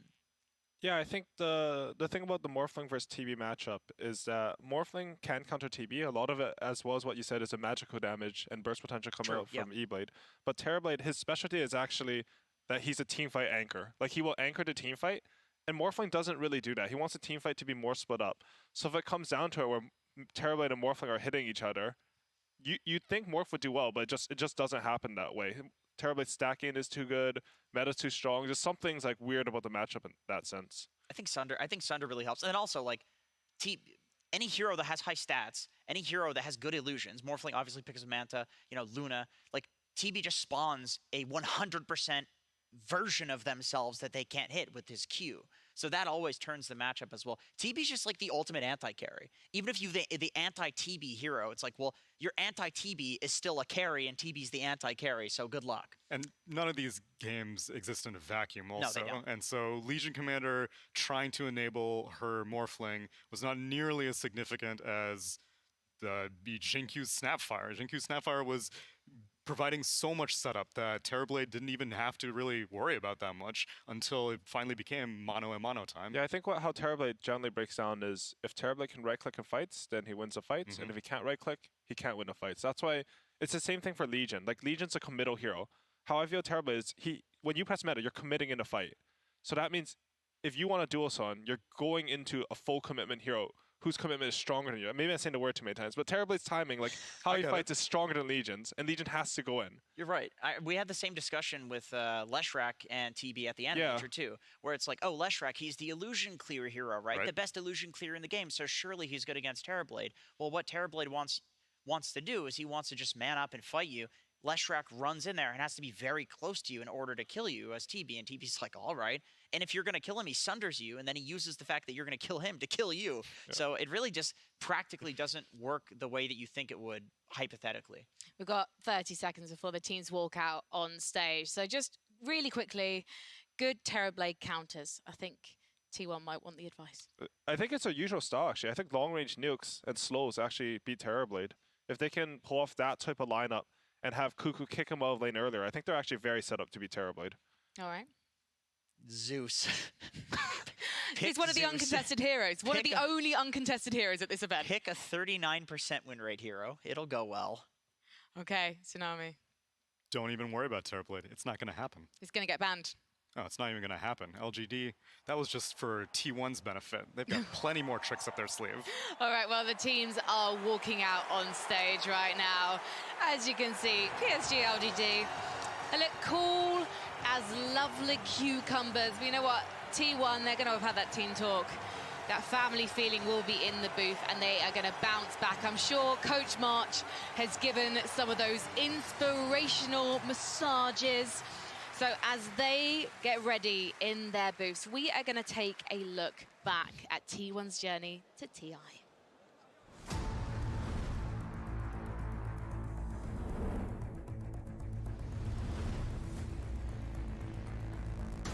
They get the kill on a semi out. Be careful, out of position here. Into the trade. Double stun again from Whitemon. He is too good this game. He's too good this series. He's worked really well. And while Uzuri Orb, double kill, Carl getting both. Now looking over at the Ancient Apparition, who throws out a Desperation Ice Blast, and they're still looking for more. Bob on the run, but Whitemon's ready. Wow. Oh my god! Whitemon on the edge of the mana gets the stun, and they will get this kill on a Bob.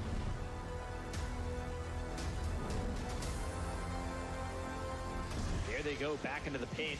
Tough position to be in. 700, 500. Timber Chain, who's gonna pick it up? Aegis snatched by Cuckoo! He's got it! There's Zero Spike coming through, and they've got another some of the impale landing on both Gabby as well as Doc. This Timbersaw doing a lot here. They get the kill on RML. They'll take out Boomy. Two heroes down on the side of TNC. They'll focus their attention on the Gabby. 23 moving in. He's got a doppelganger with the help from the rest of the team, and they should be able to take out the Tiny and look for more. Bach on the run. Cuckoo trying to maintain that Aegis. They've got the impale. They have the lockdown confirmed, and they'll get the kill confirmed too. Triple kill for Cuckoo. Again, with the Shadow Word, he's just taking 0 damage. Literally 0 damage. Blink call coming in from Cuckoo. They've got the taunt out onto the gyros. Is going to be enough. Chaotic Offering follows it up. They've got the damage coming in with the impale. And hit, but well, he's there with the save. They've got the Afibo, and now the Burrow Strikes are going to come through as well as the Epicenter on the center as well. 23, they have the damage with BKBB pop. Can't get the Satanic off. 23 trying to heal up as much as he can. Shadow Word's also doing work. They've got the impale on the CTM. They'll get the kill on the Sand King. They'll take him out for 85. No buyback. Cuckoo with one sliver of health. Blink call on the 2. He's still not going to die. They've got the Shadow Word Nobar. They get the kill to Whitemon. They end up losing play hard, and with the tether, it's not going to be enough to stay alive. Janwell dead. Disarm onto the gyro. Natsumi's gone. No buyback for anybody on Neon. That was amazing by Cuckoo. He comes in with just a sliver of health with that blink call right at the end. I mean, honestly, this game too, we're just seeing the same here from T1. Just top stuff. There is no doubt about it that the work and preparation that this team put in before turning up has been huge. The arena will come down. Monet will get the stone gates up, but there's no damage. T1 don't care at all about being caught in this combo. It's Asta that have to run as soon as the ultimates are used. They just cannot fight T1. T1, they're all full HP. They're pushing down the middle. There's the RP on jump again. Carl gets the RP, and he's caught the big one. He's caught Monet. Monet out of mana. He'll go down. As the tips indeed absolutely go in the way. There it They'll is. call it GG.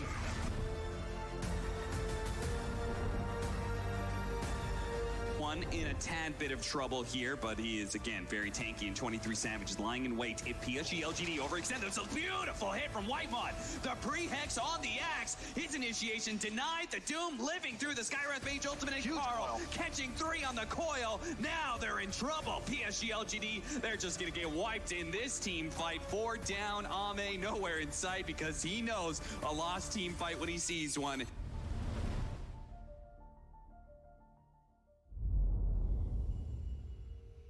And that's the story of T1 in the DPC seasons and the run up to this year's international.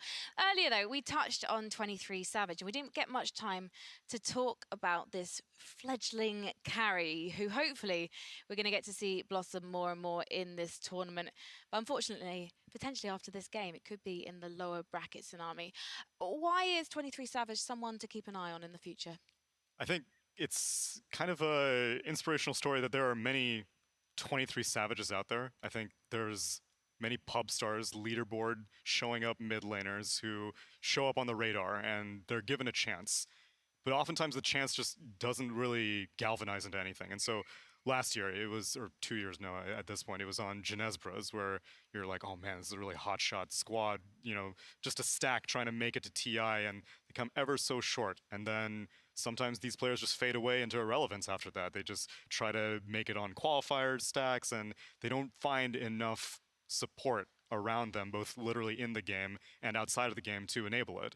But him and Jabs, 23 Savage and Jabs are the only Thai players here, and now Jabs, him and Jabs were kind of in that same culture in Thailand, and I think T1 is unique in how multicultural it is also. Most of these Southeast Asian squads have been, I'm all Filipino, I'm all Indonesian, I'm all Malaysian, and being able to bridge cultures has been very, very useful for 23 Savage, I think, specifically because as a young player, if you have a strong Filipino voice like Cuckoo and you have Indonesian supports like Zephyr and Whitemon, I think that it has been a very, very enabling group for him.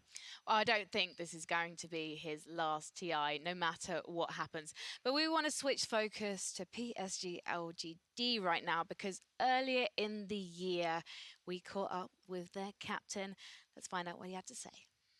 PSG LGD come to the TI-10 main stage as one of the strongest teams out of the majors. After a third-place finish in Singapore, they made it to the grand finals of the ANA Major in June, defeating Evil Geniuses to take the top spot. Soon after that win, BBC caught up with their captain, Y. 哪场比赛是最难打的，或者说最接近的？是决赛这场吗？其实小组赛以来，我们其实有几场一直以来都是比较焦灼的。其实就是从小组赛开始，我们赢都不是很顺利，我们还是属于一场一场进步的。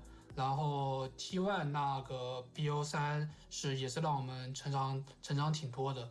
然后到最后一季那一场，其实是我们讨论很多，包括因为他们先打嘛，然后我们在后面看他们也讨论挺多东西吧。然后包括第二把打他们也不是很顺利，但是也是在慢慢成长。然后最后虽然比分上看上去是3-0，但实际过程并不是那样的。With TI-10, some are pointing out the similarities between PSG LGD's position now to that of Wings, the winners of TI-6 and the last team from China to lift the Aegis. It's a team that included 2 members now on PSG LGD, Faith Beyond and Y. Coincidence? 我们如果把这个 TI 和 TI 前的这个阶段的这样一个成绩的状况和当年 TI6和 TI6之前的状况去做对比，我感觉好像有点类似啊，是不是这样？有一些吧，因为我在就是当时也是身处在那个队伍嘛，然后对当时的就是跟一些此情此景跟当时确实有一些类似吧，主要是团队上的一些沟通什么的，其他倒还好。你和边将的这样的一个动力，为什么还能够继续的保持下去？是心里还有很多的目标没有实现吗？关于目标这个，我觉得首先是不光我跟边将吧，包括其实我们的教练小巴也是一样的，我们是有共同目标在为之奋斗的。然后只不过说我们3个是刚好有这个头衔，所以我们在外人的目标看来就是对于第2次的夺冠嘛，然后对标的是 OG。其实LGD 在所有的中国的这个 Dota 的玩家心目当中，包括一些国际上的粉丝的心目当中，是一支顶尖的队伍。但是 TI 的冠军确实是还没有能够收入过囊中。你作为曾经以前的旁观者和现在的其中的一员，你对于这件事情是怎么来看待？首先，一直老干爹这个队在 Dota 圈里面一直存在，并且顶尖，这不得不得承认，这是所谓的俱乐部底蕴，这种就是跟俱乐部那些管理什么的肯定是有很大的关系的。然后再其次到我自身又到这，然后再判断这些，其实从我的角度来说，不管怎么样，都是各自的故事，只不过这本故事的书名肯定是以老干爹为起的吧，我觉得是这样的。Well, thank you to Captain Y and BBC, our fantastic interviewer there.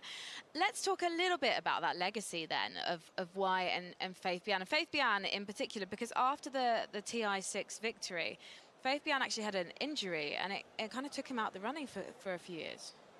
Yeah, and I think Faith Beyond, even from that TI6 wing squad, he was a very standout player, and he sort of had to recuperate a lot from, I think he broke his arm, and he had to have a few surgeries on it. And a lot of this, his story is him coming back from that injury and returning to his old form at TI. And do you feel like he's there now?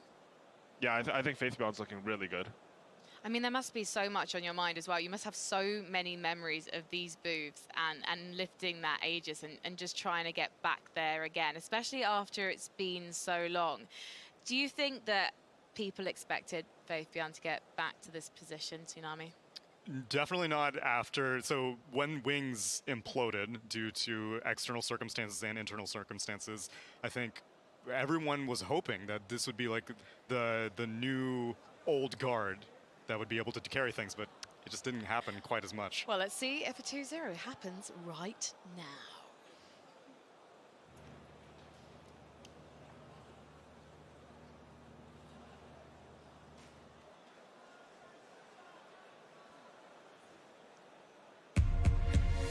T1 versus PSG LGD. Game 2. Hello and welcome to the second draft for PSG LGD versus T1. Here your draft panel. My name's Ava Plus. Joining me is Fogged and Lacoste as always. And I'm going to start off not by talking about this draft, but actually just a small overview. Would you?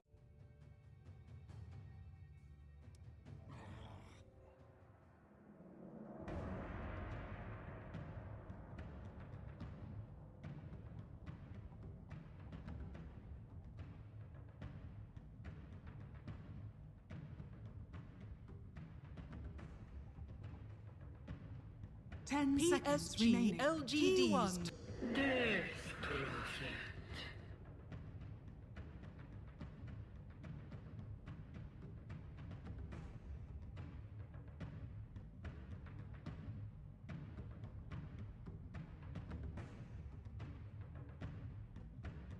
Ten seconds remaining.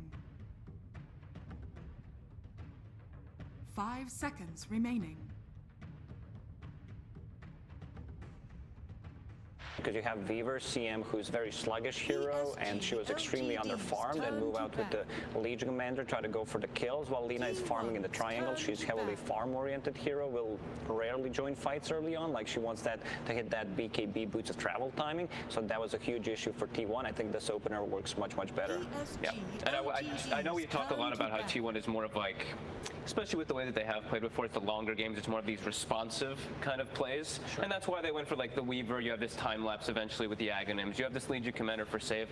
I don't want that from T1 actually versus LGD. Even though it's more of their style, I want them to be more of the aggressors, because I think if you just kind of hang back, that's playing completely into PSG LGD's hands. So just more aggression, and yeah, like you said, this is already leaps and bounds better for me. All right. Can we move on to the LGD draft, because we thought to have your favorite hero? It's the ET. Yeah. I mean, it's ET. The stats say it all. I don't need to say anything else anymore. Hoki hero. Death Prophet also. They're one of the few teams that are still really confident, even picking it first too. I think we've had a couple other teams grab it like later on in the draft, but PSG LGD just open with it, and I've seen them do this several times. I know you're both happy and sad at the same time seeing ET, because what's going to happen after TI? It's going to get buffed. Nope. Definitely not.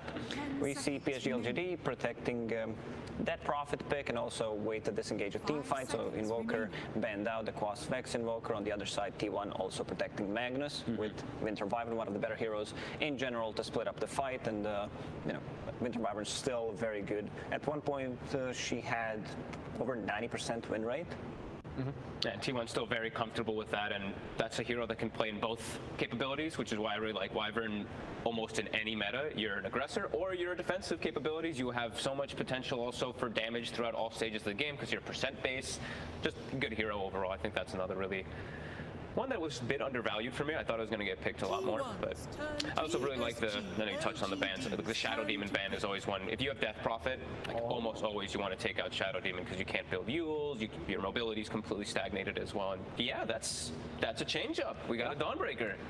It's been mostly VP has been running this hero, and with high value both in the carry and the fight position. Actually, I'm just going to start asking, what is this a core? Is this a support Dawnbreaker, or is it just a massive flow? Hard to say. They have Magnus with the Empower, so like if you get Empower on that hero played as a carry, it could be potentially really, really good. It's one of the heroes that comes online extremely quickly with the Echo Saber.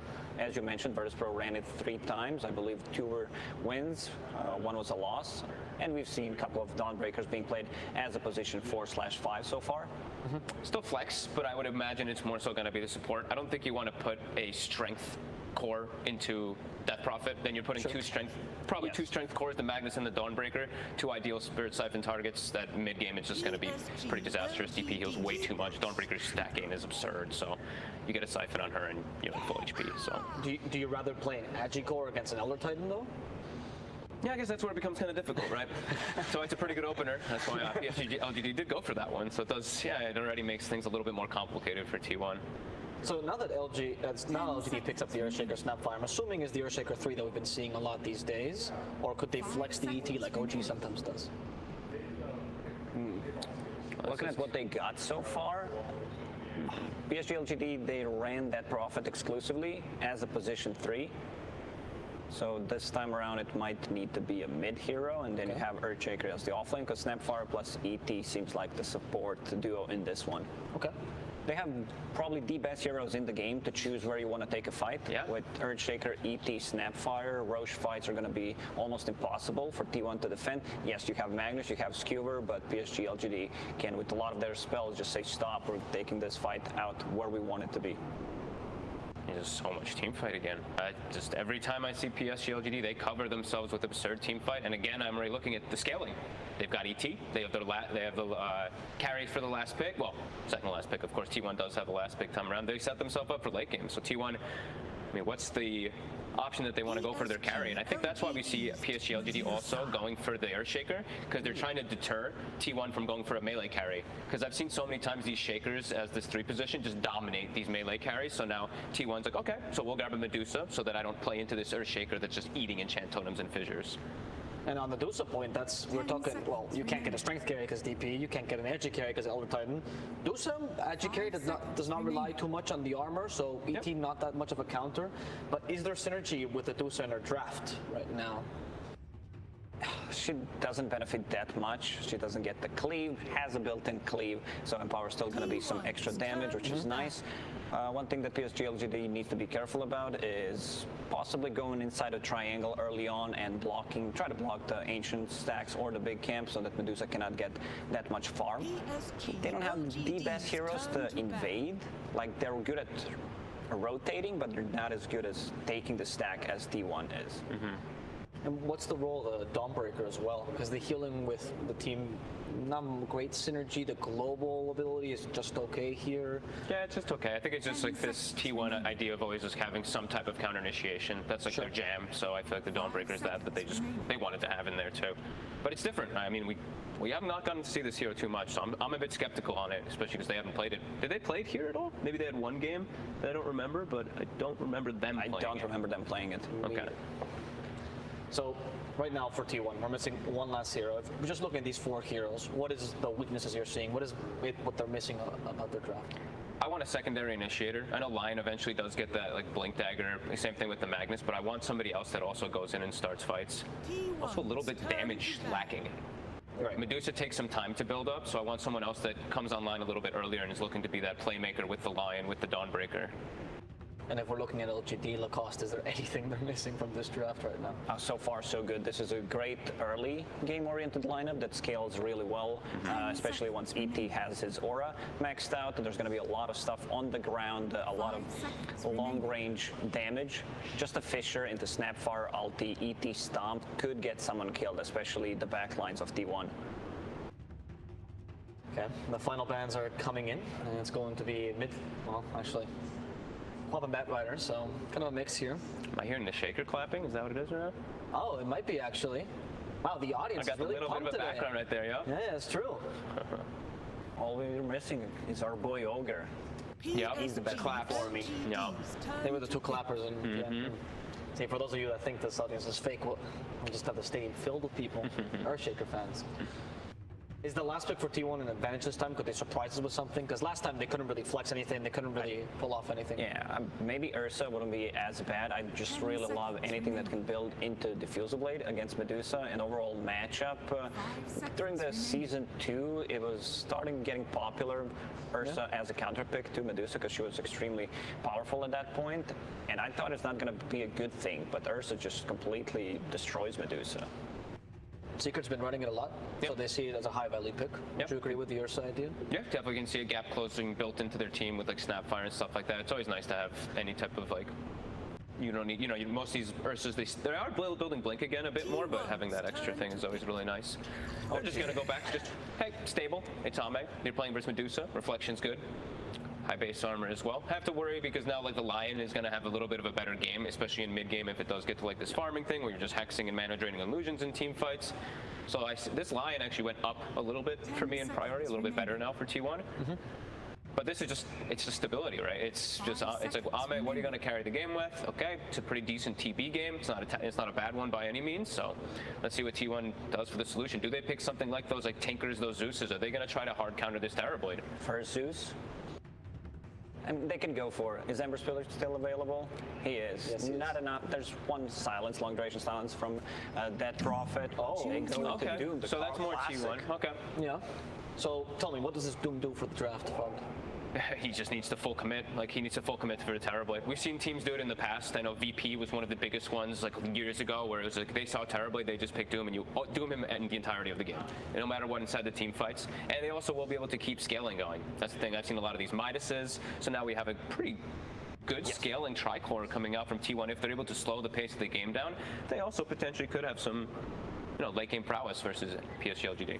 The only hero that kind of stands out to me is this Dawnbreaker. I don't feel like it fits in the lineup because you don't have anything else that is potentially global to play with. I don't see too much synergy with it, but I definitely do love the last pick Doom because it's Carl's probably best hero from what I've seen, and also hitting these right timings, the Hand of Midas that you mentioned. Once you hit that Shiva's refresher, this is when it becomes like extremely strong timing for T1. So they're not really playing into this early game. They're going to be, you know, a bit more focused on the defensive side of Dota this time around. Right. Well, we've heard from our panelists. Now we can get right into. Oh, wait, no, actually, no. We need to know what's going to happen in this game. We need to know what to look out for, and that's why BSJ is here to give us the last word. Thank you.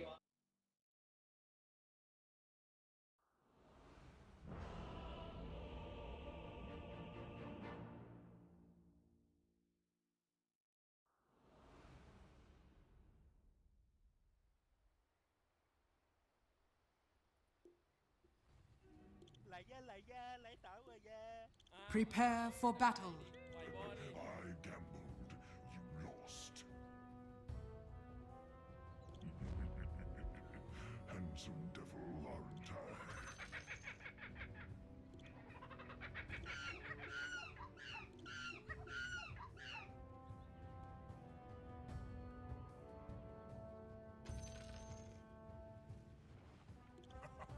What did you expect?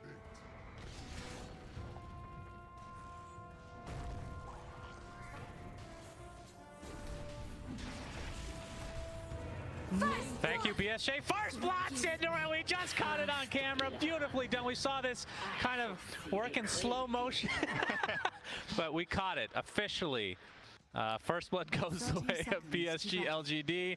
This is game 2 of a best of 3 between these two in the upper bracket for TI10 main stage. Syndra, what are your thoughts on these particular lineups and your favorite hero right now, Dawnbreaker? I think LGD have a really high chance of winning this game because they got first blood.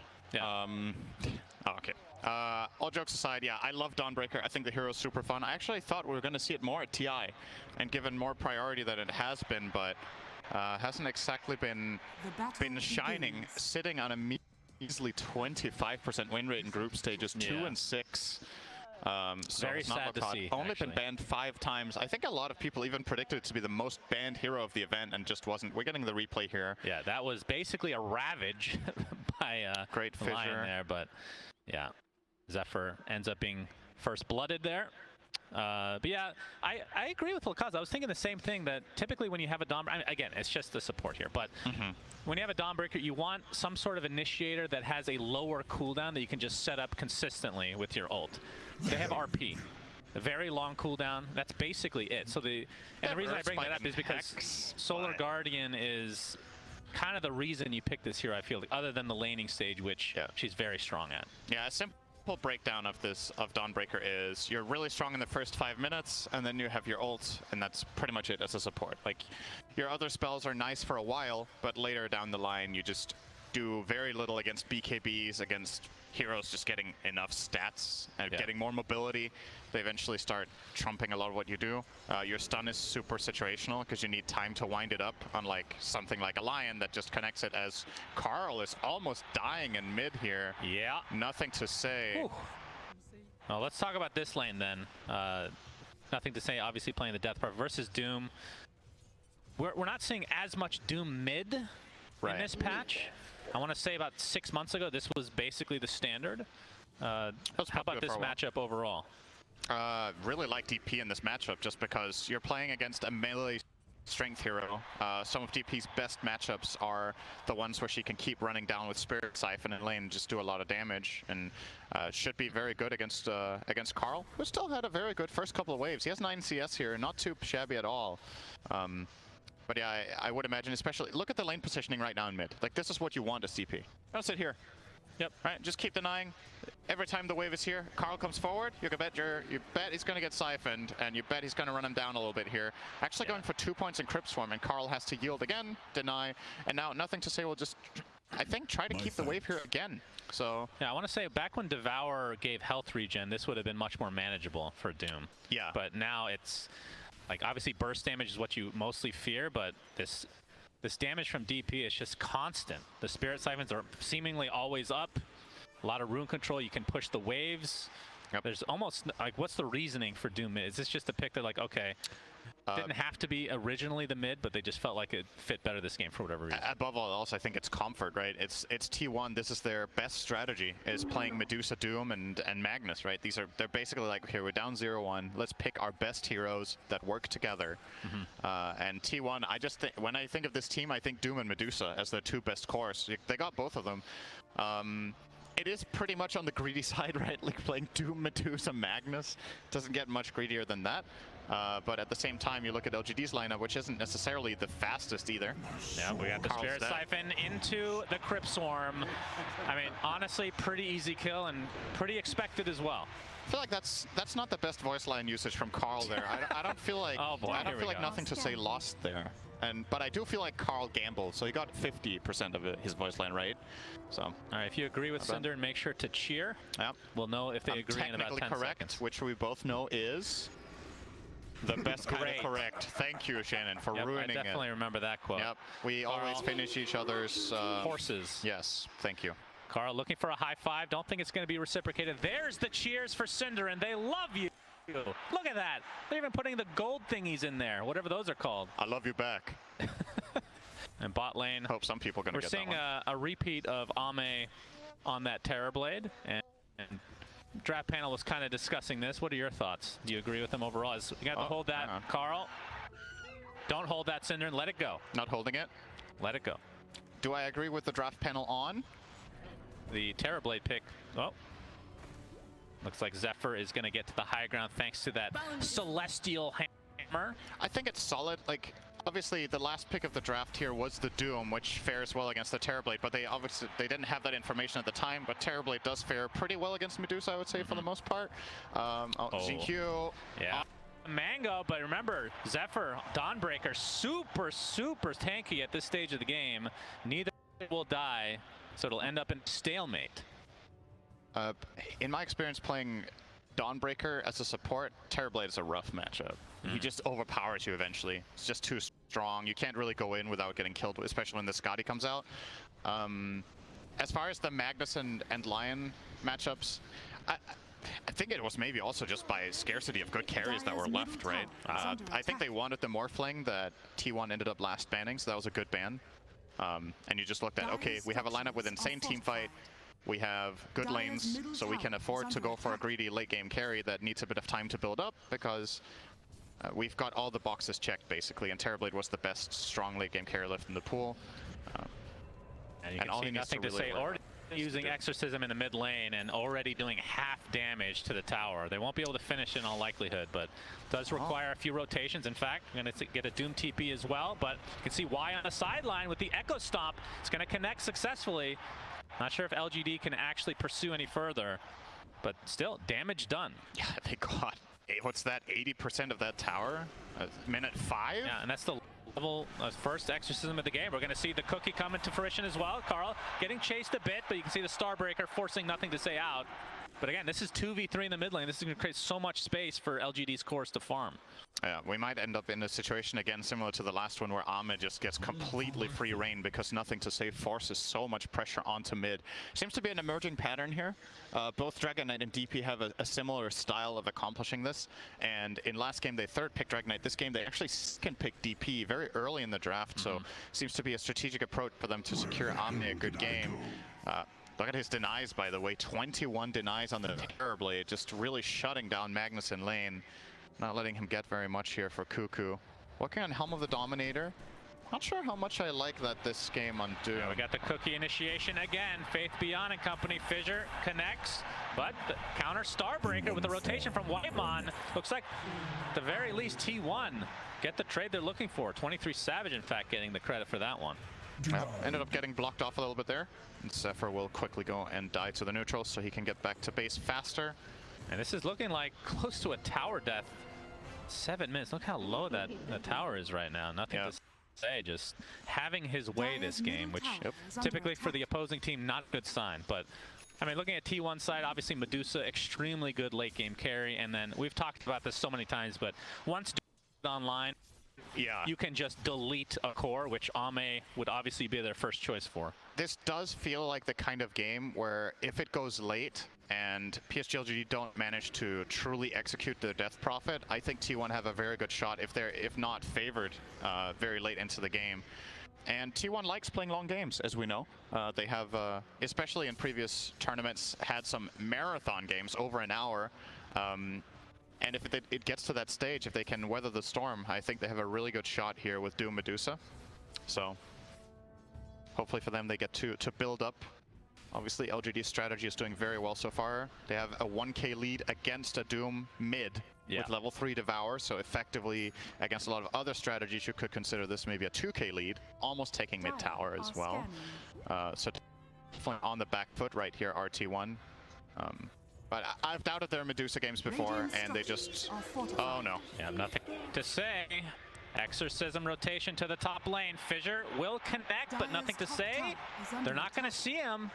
23 Savage gets out. Oh, Faith Beyond very close to actually getting that cancel. Fissure actually ended up...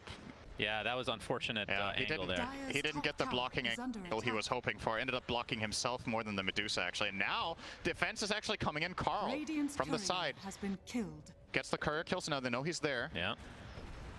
And here comes from the sideline, Zephyr. There's the Doom onto Faith Beyond, trying to run away here. Looks like at the very least he will drop. Whitemon might be the sacrifice. Nothing to say. Exorcism has already dissipated. Y is in the vicinity. They will take him out in the end, 1 for 1. Now Spirit Siphon onto Carl. Echo Stomp as well. But I would assume that T1 able to just walk away very safely here. But so 1 for 1, but they get the core. Yeah. They get that kill. Who got the bounty for it? It was Carl himself, killing the courier as well as the shaker. So approaching top net worth now on this mid Doom. Midas is arriving as well. So the ramp up is really going to start now. Gets a nice little bottle refill from Whitemon as well. There's a Midas for Carl. The swiftness aura here. I thought he was going to take the centaur, but obviously the swiftness aura might help him a little bit with the farming speed in the jungle. He really likes tomatoes, I'm sure. Delicious ketchup. As does anyone sane. So TV. Well, if they're cooked, maybe. Carl, he's going to be spotted here, but should be fun. He's going to get... That's not the hoof stomp. No, that one was not worth, I don't think. The tower taking heavy damage, but here's the rotation from T1. Even 23 Savages come to play. Trying to take out Jin Q. Looks like he'll survive. Oh, man. And on the other side, Ame with the meta. 23 Savage trying to dilepas lagi ya. Ain't gonna happen. And this tower will fall one way or the other, but Cuckoo looks like he wants to defend and try to get the deny with the Centaur, but he's gonna take heavy damage if he gets any further. It's just gonna be given up. And something we haven't talked about very much, if at all, I really like Elder Titan as a hero against Medusa. I think when you're playing against these static pushers, like let's say Medusa, Terrorblade, etc. Like the siege tank type. Yeah, you don't have very much mobility going your way, so it's so easy for Elder Titan to land these stomps every single time Medusa shows. There's nothing to get Medusa out of there yet, less no like swap, Force Staff, haste, anything. Oh. Not the best fissure, but it's going to result in a kill either way. And it's going to probably lead to a tower. Indeed. Now, that's actually a really good point, but I mean, it's interesting that you've talked about this many times, how strong Elder Titan is right now. We've talked about the win rate and pick rate and all that good stuff. And I think it's really cool that in past TIs, like the pick ban system was a lot different, right? You had more bans in the first phase, which means now, if there's a handful of heroes that teams are really prioritizing, some of them are going to get through, and it changes all the time. So the fact that we're actually seeing some of these heroes consistently get through is pretty cool, in my opinion. For sure. And you can't really fault either of the teams for the other bans they're doing, right? There's just a lot of heroes that are really good, and there's a lot of... You can't ban everything, but there's the Doom onto Ame, and the Finger of Death. Very nicely played from T1. Beautiful positioning. Oh, he died. Several times over. Yeah, I think they could have definitely killed him at least 2.5 times there. Hey, with what they did. Finger charge is worth it, Cinderin. Of course. Got to stack those things up. But maybe he didn't need to do them. Like Terrorblade isn't exactly very tanky yet, but they get it done. They play it safe. They really want that big Ame kill. I think he didn't die last game, so probably feels really good to kill the Terrorblade at least once across 2 games. Yeah, I would imagine. Yeah, that's an understatement, no doubt about it. But you see, top net worth goes to a Carl on the Doom. No big surprise, despite the little bit of a rough start. We figured that he would bring his way back just because he is playing the Doombringer after all. Yep, he's doing pretty well. Fake casting his Thunderclap. That thing costs a lot of mana, by the way. He actually does cast it here. A lot Oh, of they mana? actually changed it. What's a lot to you? No, okay, it used to be like 150 mana. I just haven't eaten that I stay away from tomatoes, like I said, so. Makes a lot of sense, actually.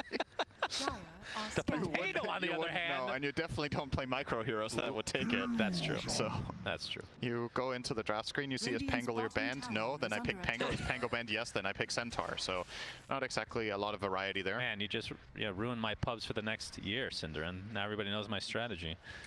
Some stacking they figured you out with Overwolf created already. here by T1, as it looks like that Centaur is going to be able to push the bottom tier 1 successfully. As Blink Dagger already online, which I guess it is position 3, so you're going to get more farm priority for Faith Beyond on this Earthshaker. So we'll see if this is going to end up being go time for them. I mean, they have the Yules on Nothing to Say. I would assume going for BKB. Oh, it looks like Boots of Travel first before the BKB stop. Yeah, it was one or the other, most likely, because he has both of them in quick buy. No, that's the standard build. Sometimes you'll see a Kaya Sanj. Kaya Yasha we don't see on anyone really. Yeah, there's the jump in, blink reveal. It's gonna be a kill on Whitemon. If you were wondering what that flying thing was, DP has been changed in 730. It's not a hero we've seen a lot, but the silence is now a projectile. The cast point has been lowered, so it's quicker to cast than it was for the last couple of years, but it needs to travel. So if you're in very short, very close proximity, it's actually better than it was before. Yeah, that's one of those. For every distance target is worse. That's one of those skills that that was the longest unchanged skill basically, like since Dota 1, other than like the duration and balance wise. But in terms of how it works, conceptually, it's been the same forever. Yeah, that is an OG right there for sure. I have a bit piece of trivia for you. Oh boy. Can you name a hero that has the exact same spells that it's had for the entire history of the hero? Sven? Smoke dari tim PSG. I mean, Warcry is slightly different, I guess. All right, I have to think about this one. Don't tell me. We're going to have a 4-man smoke here from LGD. Carl is going to break it. Faith Beyond jumps in. Solar Guardian's coming, but you can see the immediate doom into the Earth Splitter, though. Looks like they're going to be able to get the RP off as well. RP cuma connect satu orang. Drops to the deck. Finger of Death finishes off Nothing to Say. And T1 showing up in spades here. Have a 3K net worth lead. Make it 2 as Jin Q. Shockwave into the Centaur. Mana Drain to follow. And another Echo Stomp delays the inevitable, it seems. And that is a quick 3 kills for T1. Now Y on the run.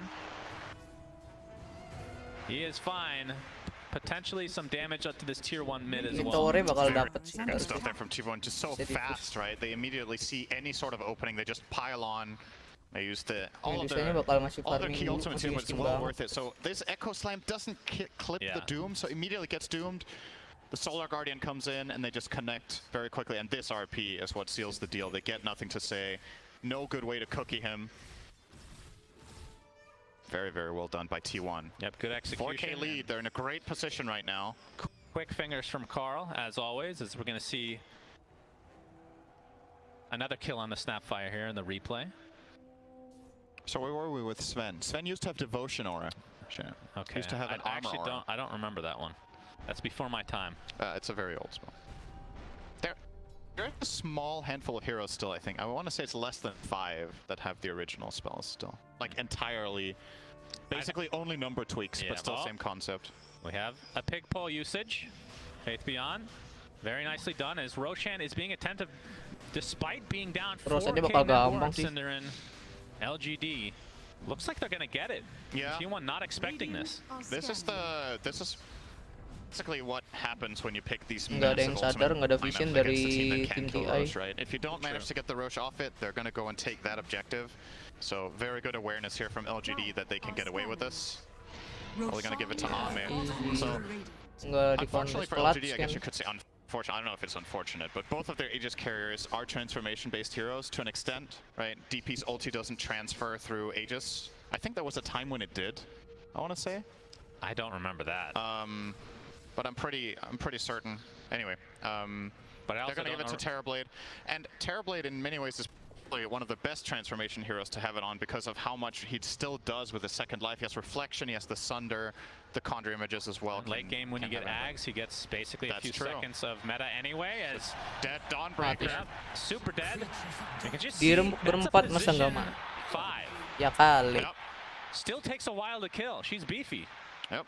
Good strength gain, has the mech that he didn't even use, so could have taken a little bit longer to kill, but let's save it for a rainy day. Actually, might as well have used it. It would have probably been ready again, but relatively irrelevant.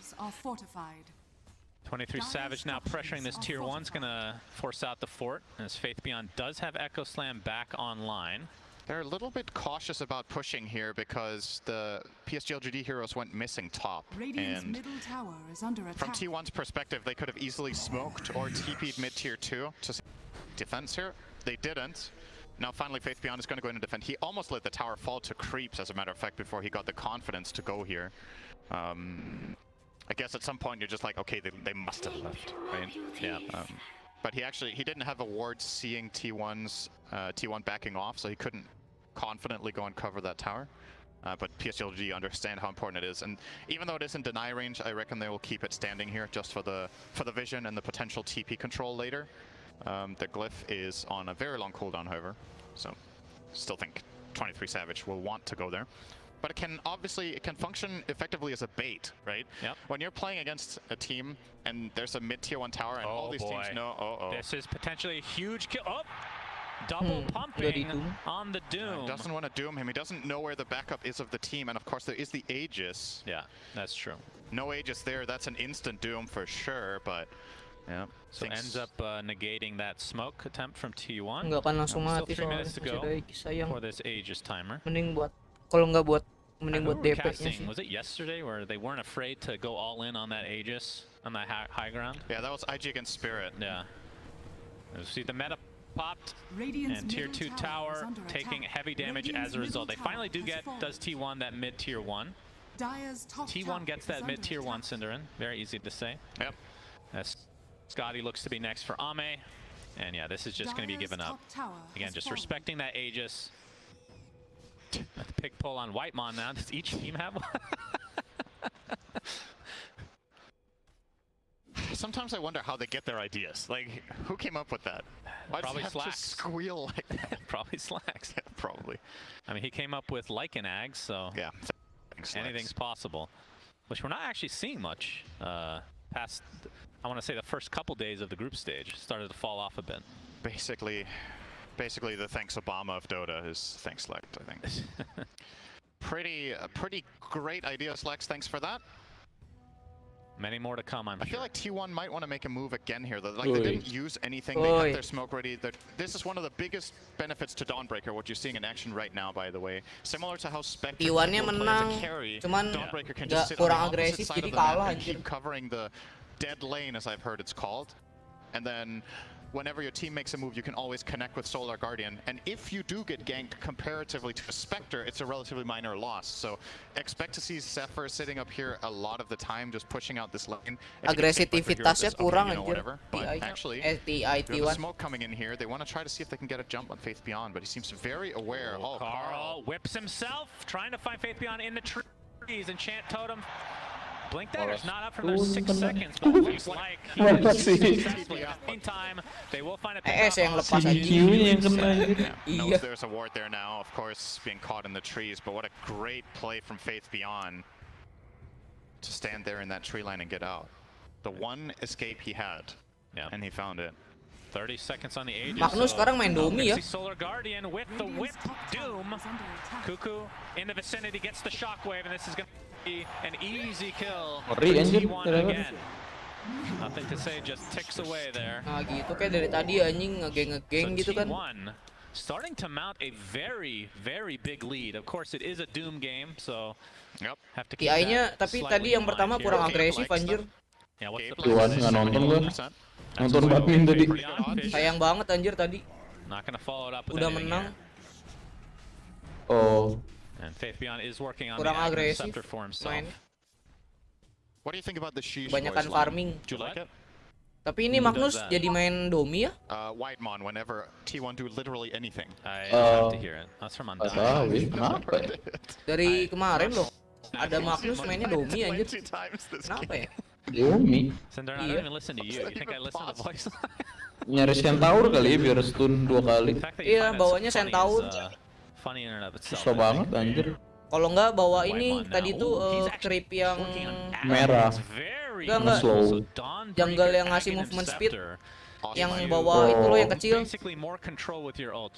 Yang bawa gelas gini. Immediately, so it's only a 1-second lag time, or you can wait longer. It heals more, and it provides 60% evasion for any allies. Dagger dulu kan sebelum Domi.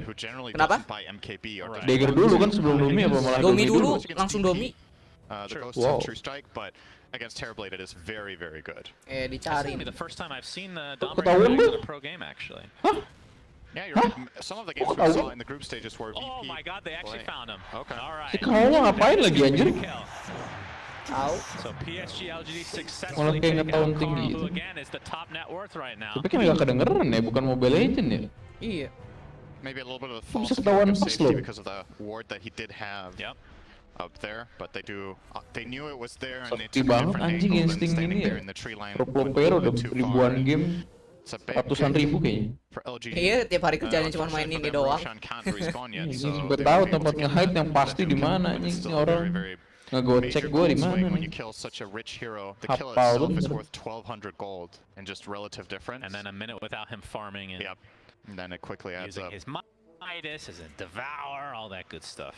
Yep.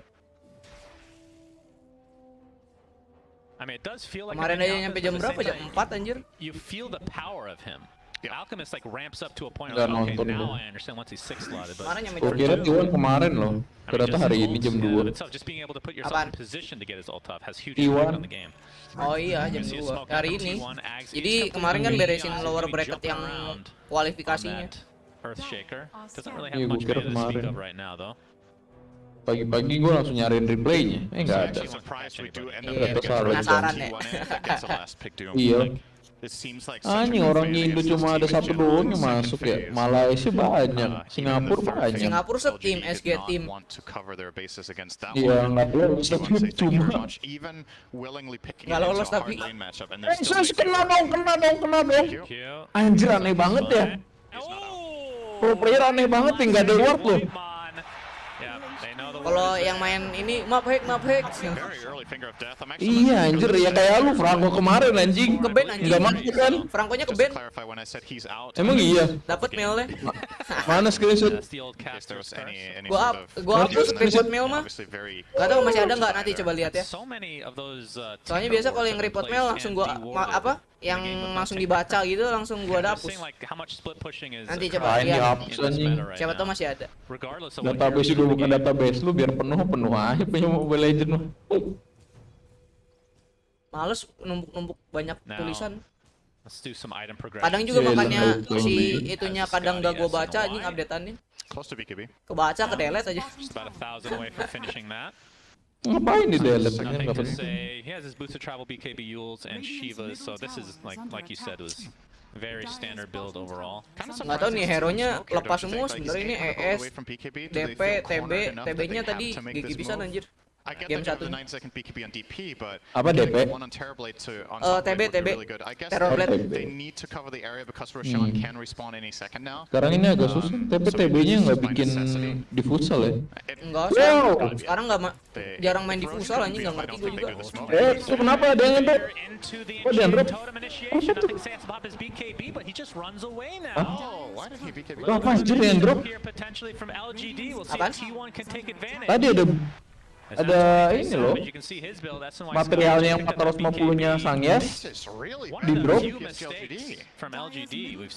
BKB and Exorcism for what? Like now you can just Ini lose siapa Roche in anjir? 30 seconds. You won't have your Astaga kau. Oh my god. Wah, suaranya ngaco sih. Mantep anjing, mantep banget sumpah. Wah gila. Siku anjir. Oh balik tapi, waduh BKB lah. Wah gila anjir cancel dong. Ngeri cok. Ngeri banget, ngeri banget. Dapat mana dari mana? Dapat mana dari mana? Oh, dari skill 2 ya. Anjing ngeri banget, Cok. Wah! Gila. Anjing mati juga, euy. Tuh sayang banget, Cok. Oh, nice. Anjing ramai banget, Cok. Medusanya udah sampai sih. Udah. Satu lawan satu. Udah, cukup. Mereka bye-bye rugi. Nice. Anjing, gila. Gila. Betting buyback 2 ya? Buyback berapa? 2 ya? Buyback 2, buyback 2. Rugi musuhnya. Udah. Nice. Si Elder sama Snapfire buyback. Iya.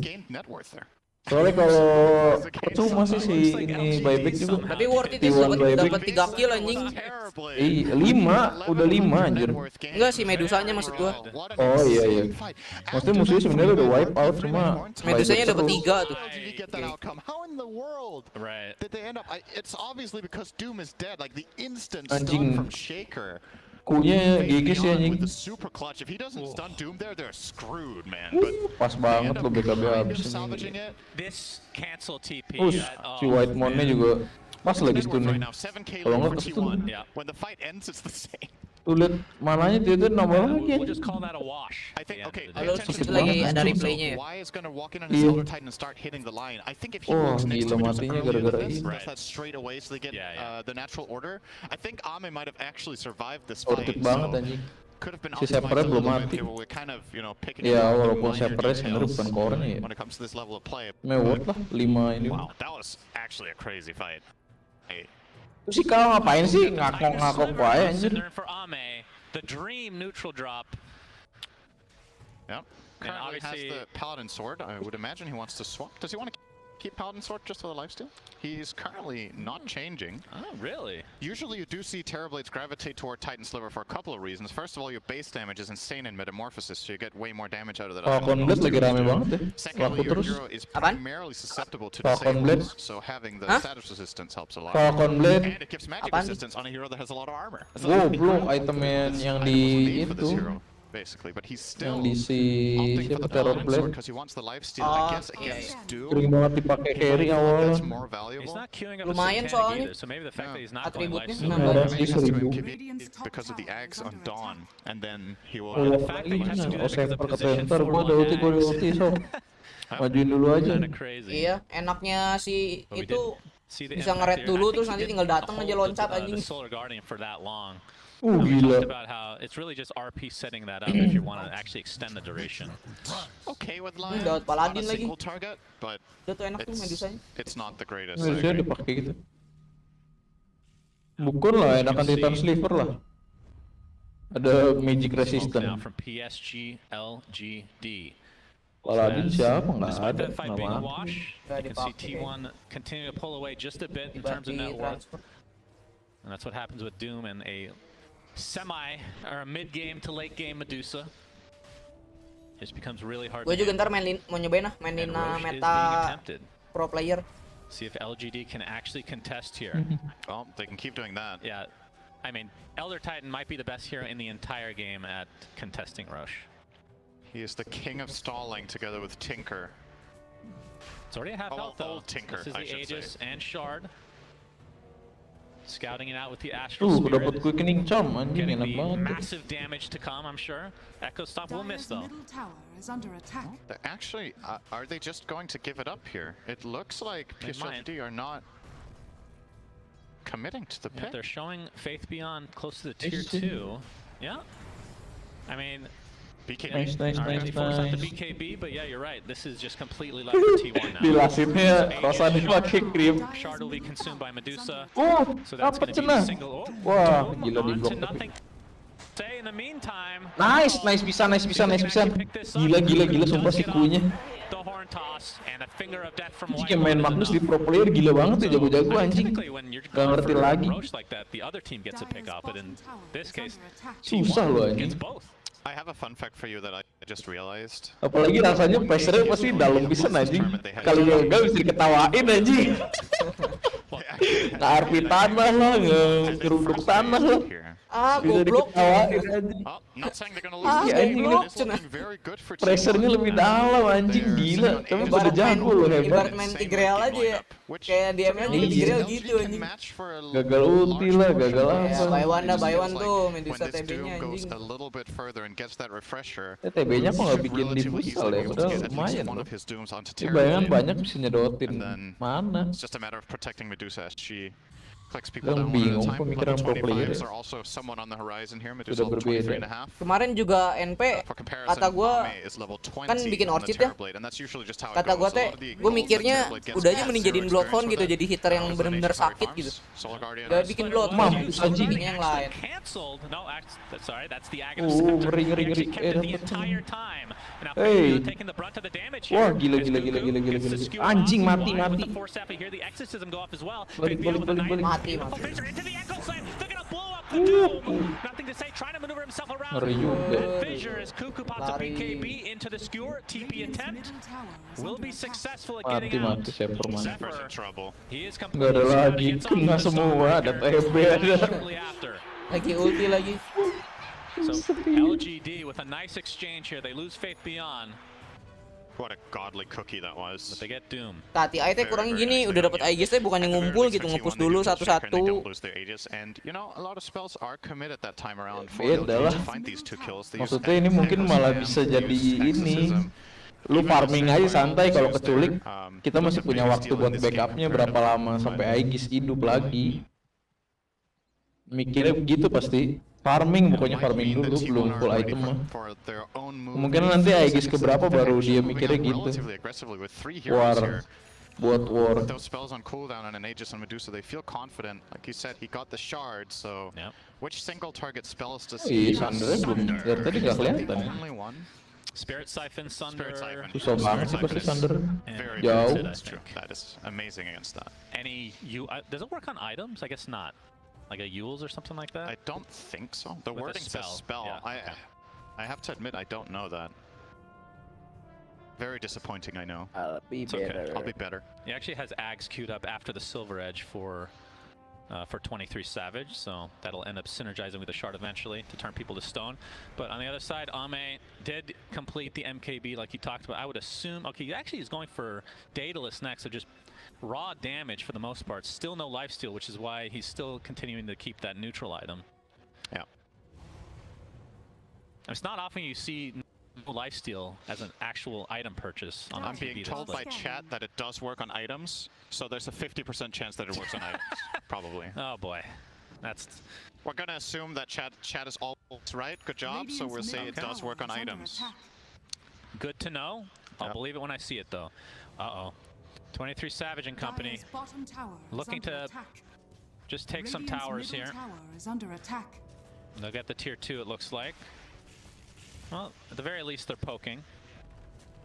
I mean, at this stage of the game, this is kind of a high ground defense game for PSG LGD, especially against an Aegis. And you can't ask for a much better team to defend high ground. Literally, Titan +4 is all you really need, it feels like. How many Force Staffs do they have?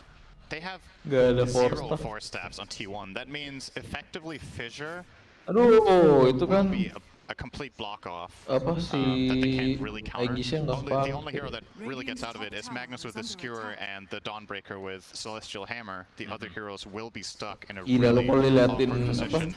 Quick buy-nya di pro player banyak banget anjing. Nggak Medusa udah tobat. It's really hard to kill. Penuh banget anjing. 23 Savage did actually complete the Ags and does not have buyback now.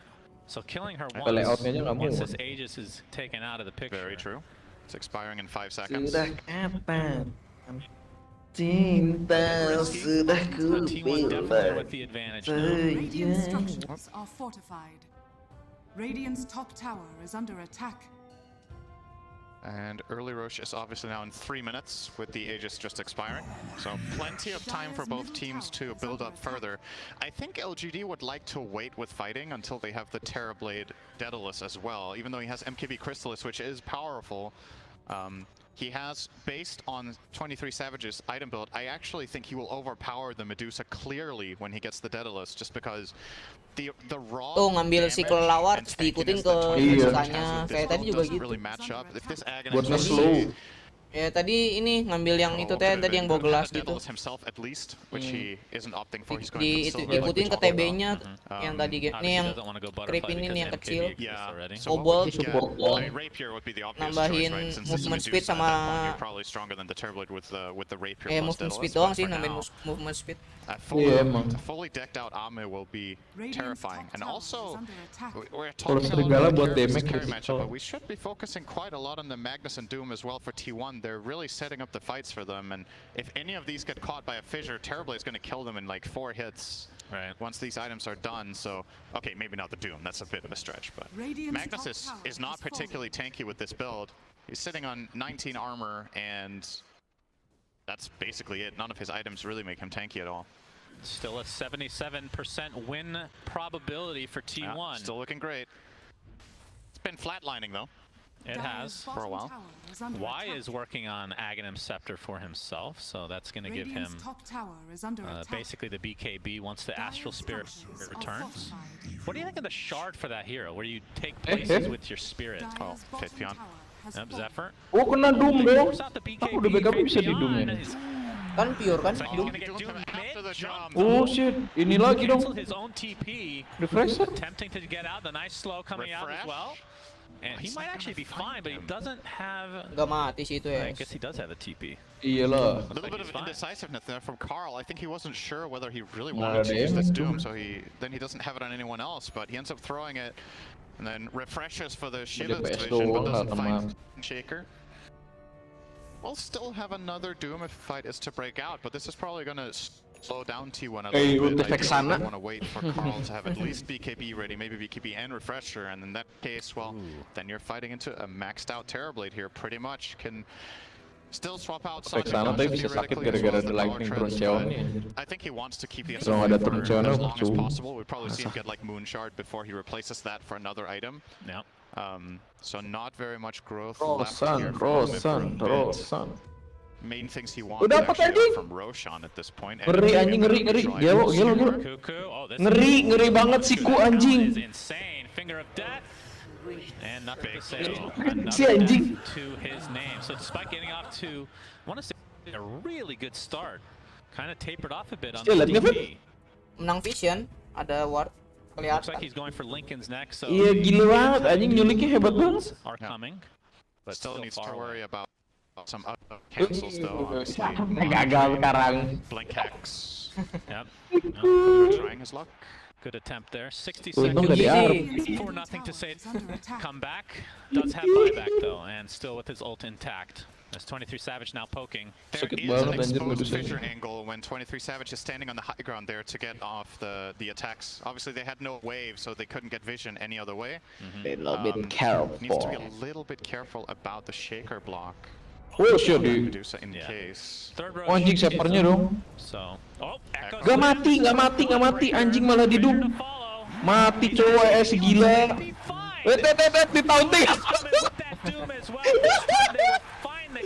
The pump fakes galore.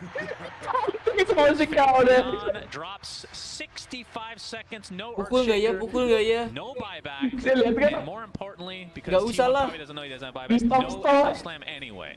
Yep. Into the Roche pit they go. They will have their second Doom as well in just 15 seconds, so Carl could connect over there, but I don't even think he's going to need to. I think PSG are very careful with even approaching Roshan without their shaker. Yeah. They're going to scout it out with the Spirit. It's going to stomp here.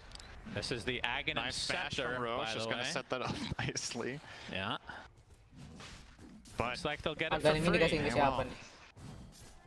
Cinderin, you know what we're going to talk about here. I thought you were going to say tier 5 items. Doom picks it up, so longer Doom duration, and it breaks. Yep. Which the break, I mean, against Elder, I mean, not going to want to Doom Elder Titan, I guess, but Natural Order just doesn't work anymore. That's kind of a big deal, I think. Other than that, break doesn't really do anything, does it? It's just for the 6-second extra duration. Cuckoo. Oh, he gets toss after! The wrong direction! Tolol, anjing kenapa dicongkel dulu sih, bangsat. Yeah, that's quite not my fault. Jangan dipuji, Tan. In their tier 4 tower. Ada satu, Beb. Yeah, a little bit of miss. Ngetrol dulu I mean, it's just anjing. the wrong angle, really. Aduh anjing, goblok, kakak Did you do anything about this? Or will this just be like X amount of seconds off of the tapi dicongkel miss. Iya, nyongkelnya itu nanti gitu pas udah di bawah gitu ya. Iya, ceritanya kan dicongkel habis itu dipundurin, cuma dia nggak mundur. They are still fighting at a massive Soalnya kan nyongkelnya udah pasti ke belakang soalnya itu. into 2 dooms. Actually only 1 Tapi udah refresher tapi. Just picked up by Cuckoo. They don't know this. They don't know. So he has another RP to work with. Very sneaky indeed. This is very spicy, Carl. Force smoke now for LGD. Fissure into the initiation, but there's a Solar Guardian from afar. Can he get off the BKB in time? He does. He will live as a result. Meanwhile, we see a big impale on the backside. Nothing to say. Pops his BKB and runs. Or Apa Exorcism anjir? is already used, which means Si Eldra juga tiba-tiba pasang BKB dong. Gak ada apa-apa cuy. T1 are looking panik. very good this game. Udah push lah, nggak ada ulti loh. Nah, udah, mau push itu. Udah digarisin. Kelihatan nih gue. LGD come back. I mean, normally I'd be like, it's going to be a tough road for X team to come back from this, but it's LGD, and they've looked virtually unstoppable this entire tournament. They've had games with a similar look to this that they still managed to clutch out in the end on high ground. And I'm still gonna focusing on the fact that T1 have very limited ways of repositioning mau di their split push heroes. anjir atas. Once Fissures come in, and the Elder Jo, Titan stalls garing as well, si they don't Shepherd really have masih a di good way situ. of handling that. And keep in mind, Iya TB-nya mau split push anjir. DP-nya malah. in a game like this is really powerful. If you get the Echo Stomp or a Fissure, you can push people into a very bad position inside the Radiant base here, but Iya sih for bener now, split push obviously anjir. 23 Savage very safe with the Aegis. Indeed, has the cheese in his back pocket They're as looking well. to trade top. That's true. Damage is Cheese-nya definitely aja being pulang. done right now, but Leon, the Leon, tier pulang. 3 is still relatively healthy. And you can just put Dawnbreaker there with the Oh, Solar Selper Guardian bisa if he dong wants to come sendiri. in. He's going to take some Gokil aja. damage, but will walk away safely. Was Echo Slam? Bisa lah, Habis mananya. Mananya habis kenapa ya? Itu sama Udah di futsal ya? sama ini, sama si TB. But that's the beauty. You Di talked about futsal this ya? earlier. That's the beauty of having somebody like Enggak. Dawnbreaker. You can TP up there, no Enggak. problem, and just Dari use your shield, own dari to get shield, back in the fight if you shieldnya need to. ngulangin. Yeah, it's doing T1 a lot of good. Oh, nice. Doom. The jump in again, nothing to say, gets doomed, but the Fissure blocks them off a bit. Cuckoo expends an RP, and nothing to say, just completely surrounded, and will be brought down here. They do lose Lion though, so 1 for 1. Yo, Savage is in the middle of nowhere here. Could be good, Saya could be jadi bad. batu, goblok, Right clicks dikutuk from 23 anjing. Savage coming. He's doing a lot of damage, but the Fissure Kok continues gue to bingungnya walk kenapa lu lebih delay ya Feb ya? Padahal lu lihat di Dotanya ya. that Nggak is tahu. Medusa. Gue lihat di Twitch malah lebih cepet. We'll see if they can try to take advantage of this Aegis. It doesn't look like another minute to go. They did get the mid racks though, and I think if you're T1, Kan emang kayaknya dari lobby in game-nya kan memang ada delay-nya juga sih. maybe they Oh try to iya move bener here, ding. but Ini mah spectate nih si coach ya. Iya, lu kan langsung dari sononya. Bener, kecuali iya Kalau lu kecuali kan langsung dari yang Dota megang Plus room-nya kan. Yeah, Horntoss, but the BKB forced. Courier taken out as well. That was most of a refresher, by the way. Refreshernya kebuang Not sure if di he has the recipe kurir. in his backpack, as we're gonna see the jump in now. You can see the Agnum Oh, iya. don't work. Iya, itu mati Spell kurir. immunity. And away he goes. Aegis 30 seconds. Jadi Satanic nggak now punya online for Ame. punya ES kayaknya itu tadi. Yeah, 23 Savage needs to be careful mau not refresh. to lose this Aegis when he has low mana. Oh maksudnya bahan He refresher needs to mati. Iya. reset position, Kurirnya mati. make sure he gets all his mana Kirain back. refresher So, I mean, they might apa, not want to push refresher anyways, Rosan. regardless. Now that Belum lah, Rosan it's keempat. gone, so LGD effectively lose mid-melee barracks, which happened about a minute and a half ago, and that's it for this Aegis. So still T1 are building more and more of an advantage. Of course, Doom. I don't even know what he goes now. He's queued up a heart. Tapi udah full lagi I guess anjing he'll mananya cepet replace banget tuh. Midas for heart now. Regen mananya How greedy anjing. are you going to be? How long do you want to keep Replace the Midas for? boots. Keep the Midas, please. Please. Can tell you're a Pango player. Yeah, I definitely buy Ew, Midas. lanjut tadi Don't yang need boots that much. Siapa? Oh, that's true. That's more Medusa. accurate for him at least. Enggak, Medusa. Oh, kayaknya dari Skadinya sih. I mean, is there any consideration nggak of the ngeregen fact mana that kan? T1 are running out of slots to upgrade? Dari apa ya, mana? Is that a silver lining for Regennya cepet LGD? banget.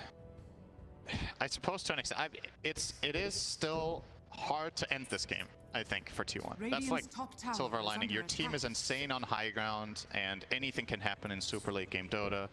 So a lot of the time it comes down to which key core just gets caught by something. Like when the net worths are this high and the buybacks are that expensive and the damage is this crazy. Look at this, Cinderin. Level 25, position 4 Dawnbreaker. Ame, position 1, still 24. Yeah. That is... He's not finding a lot of experience around on the map, that's for sure. It's just mainly the illusions pushing out lanes, so... And it's a good point. The 25 on Ame is actually very important.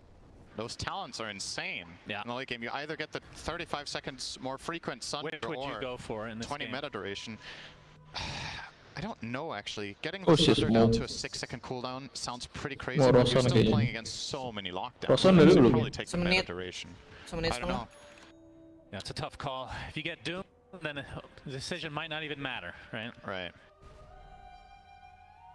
23 Savage has a refresher for himself now, so double BKB, double Stone Gaze, double Silver Edge. Dire's courier Wow. has been killed. Yep, strong stuff, I know. Dia Black Shepherd-nya He's gonna naruh. be spotted out. That's the Demon Zeal popped. They're gonna be able to take out Dawnbreaker in quick succession here. Carl Woi, looking pas dong anjing. pops the Gua bisa BKB. tahu ya yang asli. Nothing to say, does the same. Doom actually Ngeri applied banget. to Ame, but he's already in meta. Wow. I think they'd be fine to fight here. Carl has used everything. T1, there's a huge Gila ya, refresher penting banget. right click from 23 Savage, just decimating LGD. Mati white money sakit banget itu, kenapa sakit banget? Wah gila. And look at how much damage he actually does. He is getting kited from afar. Aduh, panik dah tuh. 23 Savage with that Sakit banget anjing. Wah gila di Sundar anjing, di Sander goblok. Tolong. The Sunder talent was definitely taken as you see. Anjing. Ngeri. Ayo. Wah, anjing 2-3-nya. Nice, mati. Buyback lagi nih. Oh enggak, buyback carry-nya. Oh, carry-nya buyback lagi, cenah. Ngeri anjing, matinya udah 100 detik loh. Oh, mati. Gila buyback semua. Lupa ya kalau pro player ini ya. Gila anjing, buyback terus. Terus ujungnya udahan nih warnya nih. Oh, lagi cenah. Lagi ngeri banget. Gila, pemain turbo terkejut anjing melihat ini goblok. Ini nih. Lagi si Medusa. Tolong. Oh, pas untung di bloknya gitu. Pemain apa? Balik. Udah beres berarti. Balik. Buyback semua dong, gila 5-5-nya. Dan ini tinggal Warosan nih. Does anybody? That's the question. No. Tinggal Warosan udah ini. The only players who didn't use it are... They all did? That is a 10 kill, 10 buy. The first of TI10. Anjing gila sih. Semuanya dong buyback, semuanya mati anjir. Terus udah gini buyback, udah aja beres semua. Bubar. Bubar jalan. ES yang gak ada mana, si itunya udah pada gak ada ulti, ya mau apa nih? Gila bang. And he is this is going to be the item now of this Di game. T1 yang ultinya cepet cuma Leon doang. I think we might see more players pick this up in this game if it goes longer. When you're without Hidungnya buybacks, udah that cepet is essentially your second life. Oh, any kill now is huge. Yes. No buyback. Literally any kill. 45 enggak dong. PSG LGD playing it safe. How even that fight was. That was 30k net worth deficit. How is that possible? I think it really showcased how much stronger Ame is than 23 Savage in a raw fist fight. Like, it took him so long for the Medusa to finally kill a TV. Roshan. Number 4 has the Aegis, Cheese, Ags, and Refresher Shard this time, which for T1 Magnusnya udah siap ambil refresher. very nice. Echo Stomp being shown here. Kalau enggak ya si Doom. Mau sus jauh banget. Anjing Aganim ya. Gila harus paksa BKB anjing. Kenapa loncat ke sini dan breakernya ya? Mati. Dar, meme. Anjing refresher juga dong si tai kucing. Oh, dapat. Snatch. Anjing. Wah, gila banget di 23 ya. Kurir. Oh, kurir si Medusa nih. Goblok. So T1 getting the better of that, I do believe. They got the Aegis. Ambilin barangnya Medusa itu. 52 minutes in the game. Gila sih. Echo Slam was disgusting. That was such an ugly setup too, right? Like you shoot the, you start the Mortimer Kisses, which he's sampai udah sedia ini a dong. strong talent, and they use it to Sedia change satanis. Fissure into Enchant Totem into Echo, so that Jinkyu did insane amounts Agak of ini damage dikasih in ke that. Lia. He did the most damage out of anyone. Siapa? Leon. Iya, udah semua nggak sih? He has 7 charges of finger. Udah masuk late game lah segini. Who got all the Harusnya udah stuff full from item. Roche? Minimal udah aganin semua. Udah aganin semua kok yang lainnya. Emang Leonnya kan babu, jadi miskin. Ya, Leonnya 5 soalnya. Axe was on it and refresher shard. I don't know who got that. Masih berdarah-darah itu. You can keep track as I watch buildings die. 50 Tapi seconds. kan Alder Titannya kayak tidak bersinar ya dia ya, si LGD ya. Biasa kalau kayak dari kemarin paling edan gitu Elder Titannya. Get their second lane of rack. They can't go for megas. The tier 2 bot still remains after all this Kayak loyo time. aja gitu. That is actually shocking. In fact, just going to go for the tier 4s for now. 23 Savage approaching level 30. Elder Titannya megang leveler anjing, goblok. Yeah, Carl as well, that is true. So they get 1 tier 4. Trying to take out these illusions. The Echo Stomp, again, just the delays constantly. We barely talked about it, but the fact that Lion can just destroy these illusions obviously hinders Ame's ability to push out these lanes. And the fact that he has Shard, actually, it's the triple mana drain. Tier 4, alright. Jangan diulang lagi dong. Hampir anjing. Stutter steps there, finally gets off the skewer, back into the fray. You can see the Earth Splitter from afar. Abis. Gila, nice banget. Carry-nya dapet anjing. Nice. Sudah ada N. Game 3 is real. Anjing mantep Tiwa. Gitu dong, lagi nonton menang. Masa udah kalah lagi sih? Belum. Ini masih ada Aegis sih, harusnya masih santai sih. Jauh sih. Penuh lagi apa itu? Oh, satanik ya. Anjing langsung itu dong diganti itemnya. Ngeri banget. Oh, nice tuh si itunya. Ngeri banget. Aegis. N. Anjing mantep. Gila banget.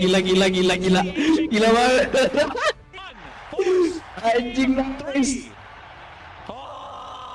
Gila, sikunya akhirnya berhasil lagi anjing. Hampir gagal lagi, cowok. Itu tangan udah tremor pasti anjing ini. Gila. Showcasing all of the strengths of both teams, honestly. I think T1 playing some of their absolute best heroes and a lot of standout performances. How many good catches do we see from Cuckoo, among a couple of interesting we need wards in the enemy base, but for the most part, Carl on the Doom, all of their trademark stuff, and PSG LGD showing their insane late game plays, right? That you're so far behind and you still make that look like an even game. You gotta say, going into game 3, right? If T1 gets some of these key heroes and they can build themselves a position like that, they definitely have what it takes to take the series. But LGD still even in a loss, have to inspire confidence in the viewers that they're probably still the favorite in game 3, especially if they clean up a little bit. Perhaps in the draft. Gila sih, ramai banget anjing. Refresher Medusa, Refresher Doom, Refresher Magnus, not to mention Refresher Shards Ojinya malah kemarin gak rame anjing, Refresher Orbs. Unbelievable game number 2. Like I said, crazy game for T1. Oji kebantai sih T1 forces this to game 3. Let's see what the panel has to say about this absolutely god tier game 2.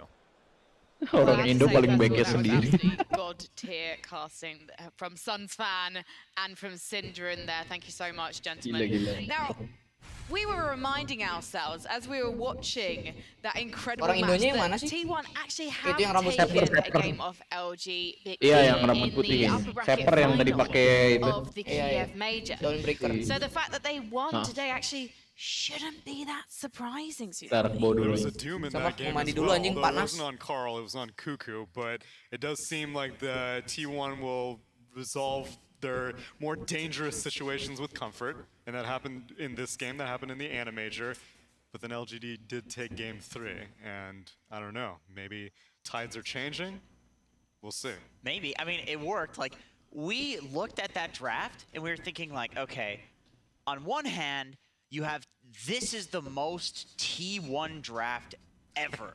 You have the greediest heroes, also heroes that can make plays though, but it's like you have Magnus, who is obviously going to be farming up with you know, his abilities. You have Midas on the Doom, you have Devour, you have Medusa, and yet like they were still running around the map killing everybody. I actually think that the MVPs of that game were Karl, Cuckoo, and Whitemon. And Whitemon in particular, because in every single fight, he was waiting to use his Finger of Death. In that huge fight at the end, where literally 10 heroes bought back, the reason that they were able to kill, I believe it was Nothing to Say right at the end, where it looked like LGD was actually going to take it with that buyback, was with Whitemon in the Finger, where I was sitting there thinking, like, there's no way that he still has it up, but he was being patient with it. And then also, on every RP, he was hitting like a double or triple stun off of the RP. He wasn't getting killed online, other than in the fight where they all 10 bought back. Everybody died in that one. Jenkins, I think it was you who was saying on the desk earlier that the key thing is obviously stacking your team fights, and T1 were able to do that in the early game, although there were some team fights where it was really hard to tell who actually benefited the most, and I really wanted to take a look back at one of those team fights. It was around the 27-minute mark. What the hell is happening here? Who wants to talk me through this one? Aoi? Sure, so I mean, Faith Beyond, he has a really quick reaction to Karl blinking in. They blow up the Doom, who's the highest net worth on his Doom, maybe second, and he doesn't get any spells off. However, T1, they're still so confident in this fight. They understand their net worth lead, and they still play out the fight like nice and slowly. When Dusa gets caught here, they don't leave her to die. They understand that they can get a turnaround here. I think the fight ends up being one of those weird fights where you don't really know which side won. I mean, they both sort of kill all of each other, which is apparently what happened this game. But LGD supports LGD supports did actually have to use buyback, which let T1 get the next rolls pretty much uncontested. You just have more buybacks in them. I do want to say though, one thing. I've been playing Dota a long time. I've watched a lot of Dota. I've never seen a 5v5 team wipe, 10 buybacks, and then 10 alive heroes. Yeah. That's never happened. I haven't even thought of that scenario because it's so unlikely to me. My initial thought once that happened was like, okay, we get to see what would happen in Dota if buybacks were literally removed. Right. Like, how would teams play? And you know what T1 did? They instantly went for a smoke. Yeah, they went and fought. I respect that so much because this is the TI stage. You're in the upper bracket against LGD. You have 0 buybacks. And your play is to go for the aggressive play, to go for the smoke. That's how you win games. You cannot hide in your base and be safe. You need a go-go. They did have an Aegis though, so maybe no buyback, but they did have 1 extra life advantage. True. So every little bit counts, and they did have a substantial net worth advantage as well. And it also just felt like the net worth was kind of the X factor for T1, because despite being 20k down, you'd think that with Refresher Mag, Refresher Doom, Refresher Dusa, that every fight should be extremely straightforward for T1. And yet LGD were still kicking and screaming in every single one of them. Like the fight in the Roche pit, where the Echo Slam comes in from his Earthshaker. And literally, the entire Roshan pit looks like it's Christmas, and everyone's bought Roshan offering. Yeah, we were just sitting there thinking like, who got the Aegis? Who got the Aegis? Nobody got the Aegis. Eventually, 23 picks it up. He snatched it, so somebody else got the last hit on Roche. There's probably like 10k worth of items on the ground. And then after the fight was over, all 3 of the other Roche items were on the ground or whatever. Like, I think there was a couple of Bands of Elven skin, which also, by the way, 23 dropped during a fight. Just to get his BKB off. Yeah, just to get his BKB. He dropped a Band of Elven skin on the ground because his backpack was full. That was the most insane game I've seen in a very long time, and it doesn't surprise me that it's T1, and it doesn't surprise me that it's T1 versus LGD. It really doesn't. Watching this, no matter what happens in the 3rd game, whoever goes down to the lower bracket after this one, do you think they've got a chance to keep going, having seen this performance in this most recent game? I think we're looking at 2 top 4 placements right now, like no matter what happens. Someone's gonna make a lower bracket run, and they're gonna assassinate everyone on the way there. And we might see a rematch at some point of these 2 teams as well. Because as entertaining as yesterday was, I do feel like there was a more definitive winner, even though they also went 3-game series. this one felt competitive, and it's revenge from the Animator as well. We need to complete the story. It felt like we didn't get to see Cuckoo really get activated on that Legion Commander in the opening game. But his Magnus in this game, the initiation, and just the gumption, the audacity, the ghoul, and the gumption, Jenkins, you had to be a little bit impressed. Watching both of these games, my thoughts were like, okay, don't think this hero's OP, don't think this hero's OP, because I don't want to be that guy that just comes out on a panel and says a hero's OP. But Mag is goddamn OP. Like, that hero, it's so hard to play against him with the Horn Toss, with the Yule Scepter, which we saw in the first game, with the reverse polarity, pulling people out. Even Cuckoo, like, going into the base, the reverse polarity and then not pulling anyone out. It didn't seem to matter, because, like, the way people are playing this hero now is not really for the big team fights. It's like your Pudge, except good. Oh, great. You're just There we go again. repositioning people, and at TI, that matters a lot. If you think that you're structured, if you think that you have this wall, this formation of your team, Mag just breaks it. And he can farm so quickly that he can get items like Yules and BKB and Eon Disc, where he can break it without just going in and dying. He can consistently break it. And I know you specifically are pointing to RP, but for the longest time, Magnus's whole relevance in Dota was, can I have someone to empower? The empower, yeah. That's Do like I have irrelevant. a melee here? It's like a side factor at this Doom point. Medusa, though that was the draft, Doom Medusa. That's not what you say. Nobody takes the empower, but I don't even think the RP is the most important part about Mag. It's the skewer. Yeah. Now you have you have his Q setup, which now slows and pulls in for that, so you can set up with that. There's a Yule Scepter, you can set up with that. There's Horn Toss, which, was it you that said it removes the skill from, or it was BSJ? He was so mad. He was like, Horn Toss removes the skill from Magnus. I think that was him saying it. That was him. It was definitely him. He's got a lot to, like, Skewer was one of the most skill shots of skill shots. And yeah, now Shockwave, you can see pulling them towards him. That used to not happen. He used to just deal damage. And RP was always a very, very delicate dance between that and Skewer. But the hero's starting to find more relevance as we introduce these Aghanim's shards. But the thing is, it's not like they took Magnus and took the skill cap and brought it down or something like there's still insane skill that you can have with this hero. It's like Invoker. There's like more pairings of things that you can do. You can Shockwave 3 people and skewer them back and then RP. You can RP into skewer. You can Horn Toss after the RP, before the RP. There's like a million different things that you can do with it, and we saw Cuckoo do basically every combination of them in that game. So what you're trying to say is, if you are going to be playing some pub games and you want to play Magnus, get them in before the end of TI10, because he's not going to be quite as fun to play once the players have had their say and spoken to Valve. Is that what you're saying? Have your fun while you can with Magnus, and you know what, T1 and PSG LGD, have your fun on this stage in the upper bracket while you can, because after game number 3, one of you will be going down to that lower bracket. But you know what? After that second match, or second game, I should say, this one is probably going to be yet another electrifying matchup. And I think that PSG, they're going to have learned a lot from that.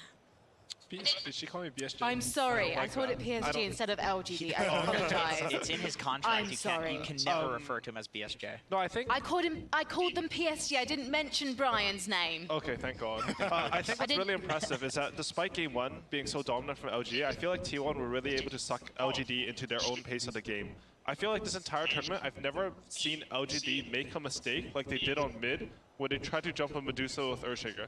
Sure, there was an Invis Doom there. Yeah, there's an Invis Doom there who, Carl, clutch Doom. But that was like a weird engagement. That's not something that you usually see out of LGD. And I think T1, they might have figured something out with the scale. I'm not too sure like who will have the better read going to this game, because generally the counter to these 3 slow cores are to do like play really fast, high tempo, take the towers. LGD, they won all their games, but they're actually one of the slowest teams at taking their enemies' towers this tournament. I think it was like 12 minutes or something. Yeah, and also I think they got intel on how LGD likes to play with Terrorblade. They showed it off in game 1. The dynamic was very similar here. They had Jinkyu on Snapfire, so you had these surrounding staff around the Terrorblade to be like, okay, you know, he wants to man fight, and this time they served up a Medusa to go head-to-head, and they had more enabling the Medusa than they did the Morphling in game 1. And I think it was a lot what Aoi was mentioning during the first panel, where there's like poke and maybe not so much disengage, but there was a lot of like eventual really strong team fight. But to me in this game, like maybe there's no like damage poke, but there is like opportunity poke where like Cuckoo on Magnus was just looking for skewers, and there were certain times where we saw him hilariously blink into the enemy base and then fail to skewer out. But it's like that's what he was going for the entire game, was just looking for these like random opportunities to basically break LGD's wall. Well, while we wait for the draft to kick off, we are gonna check in with PSG LGD because we wanted to have some words with their captain. Oh, in fact, no, you know what? We actually spoke to Y earlier. So you know what? I'm obsessed with Y. But I'm going to be less obsessed with Y and more obsessed with Cuckoo after we find out what he had to say earlier this year. The season for T1 may have ended on a high note, but it certainly didn't start out that way. The team was looking forward to finally attending a LAN event with the Singapore major in March. But their captain, Cuckoo, was suddenly unable to go. T1, playing with a stand-in, failed to even make the main event. Like many other teams, the transition to in-person events proved challenging. But for Cuckoo, he says it's where he really thrives. I did not play LAN for 1 year, and as a player, I really like to compete at LAN because the feeling is kinda unexplainable. Unlike the online, it's like you can like just chill, watch some anime while playing tournament, something like that. But on LAN, you can feel that you cannot slack off or play like lazy. How have you had to change your leadership style as a captain with everything being so different?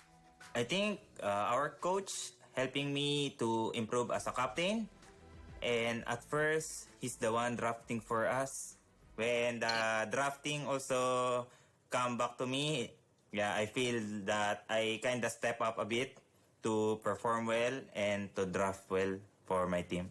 And when did you step back in to draft for your team? DPC Season 2, the opening game. It's like my captain told me, "Hey, Ku, do you want to draft?" Something like that. I know my draft is good, better than March. Nah, just kidding. No, just kidding. With Cuckoo drafting, T1 went on to finish first in Season 2 in their region, giving them a direct invite to the Animajor. And to earn enough points for a spot at TI-10, all they had to do was win one match. Me and March keep talking to the boys that don't think about the TI and the result. Just keep thinking about the game.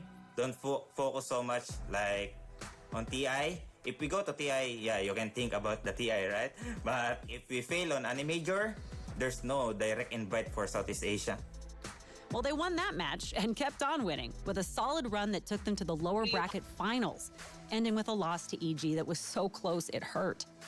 Still, after everything T1 went through this season, Cuckoo had led his team to a spot at TI. Let's pretend you're in the grand finals of TI-10. Who do you want to play? I want EG. Why? Because I want to see like so many Southeast Asian player on the grand finals. If EG and us is like on grand finals, we can put like 7 Southeast Asian players on one grand finals, and I think it's kind of good for our region. This is my 5th TI, I think, and most of my TI memories is like after upper bracket, we lose, then lose again. So if I'm gonna go back, I really want to raise the ages. As a player, as a captain, my goal for TI is like keep grinding and do my best. Lucky. And we have no doubt that both teams are going to be trying to do their best in this third and final game of the series in the upper bracket. It is PSG LGD versus T1. E1 versus PSG LGD. Game 3.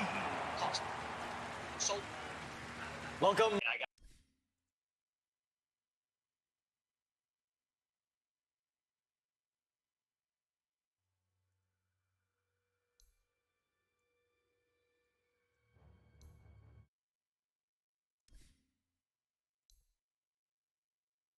stay on the top of the network chart. Langsung in game yuk. T1's turn to pick.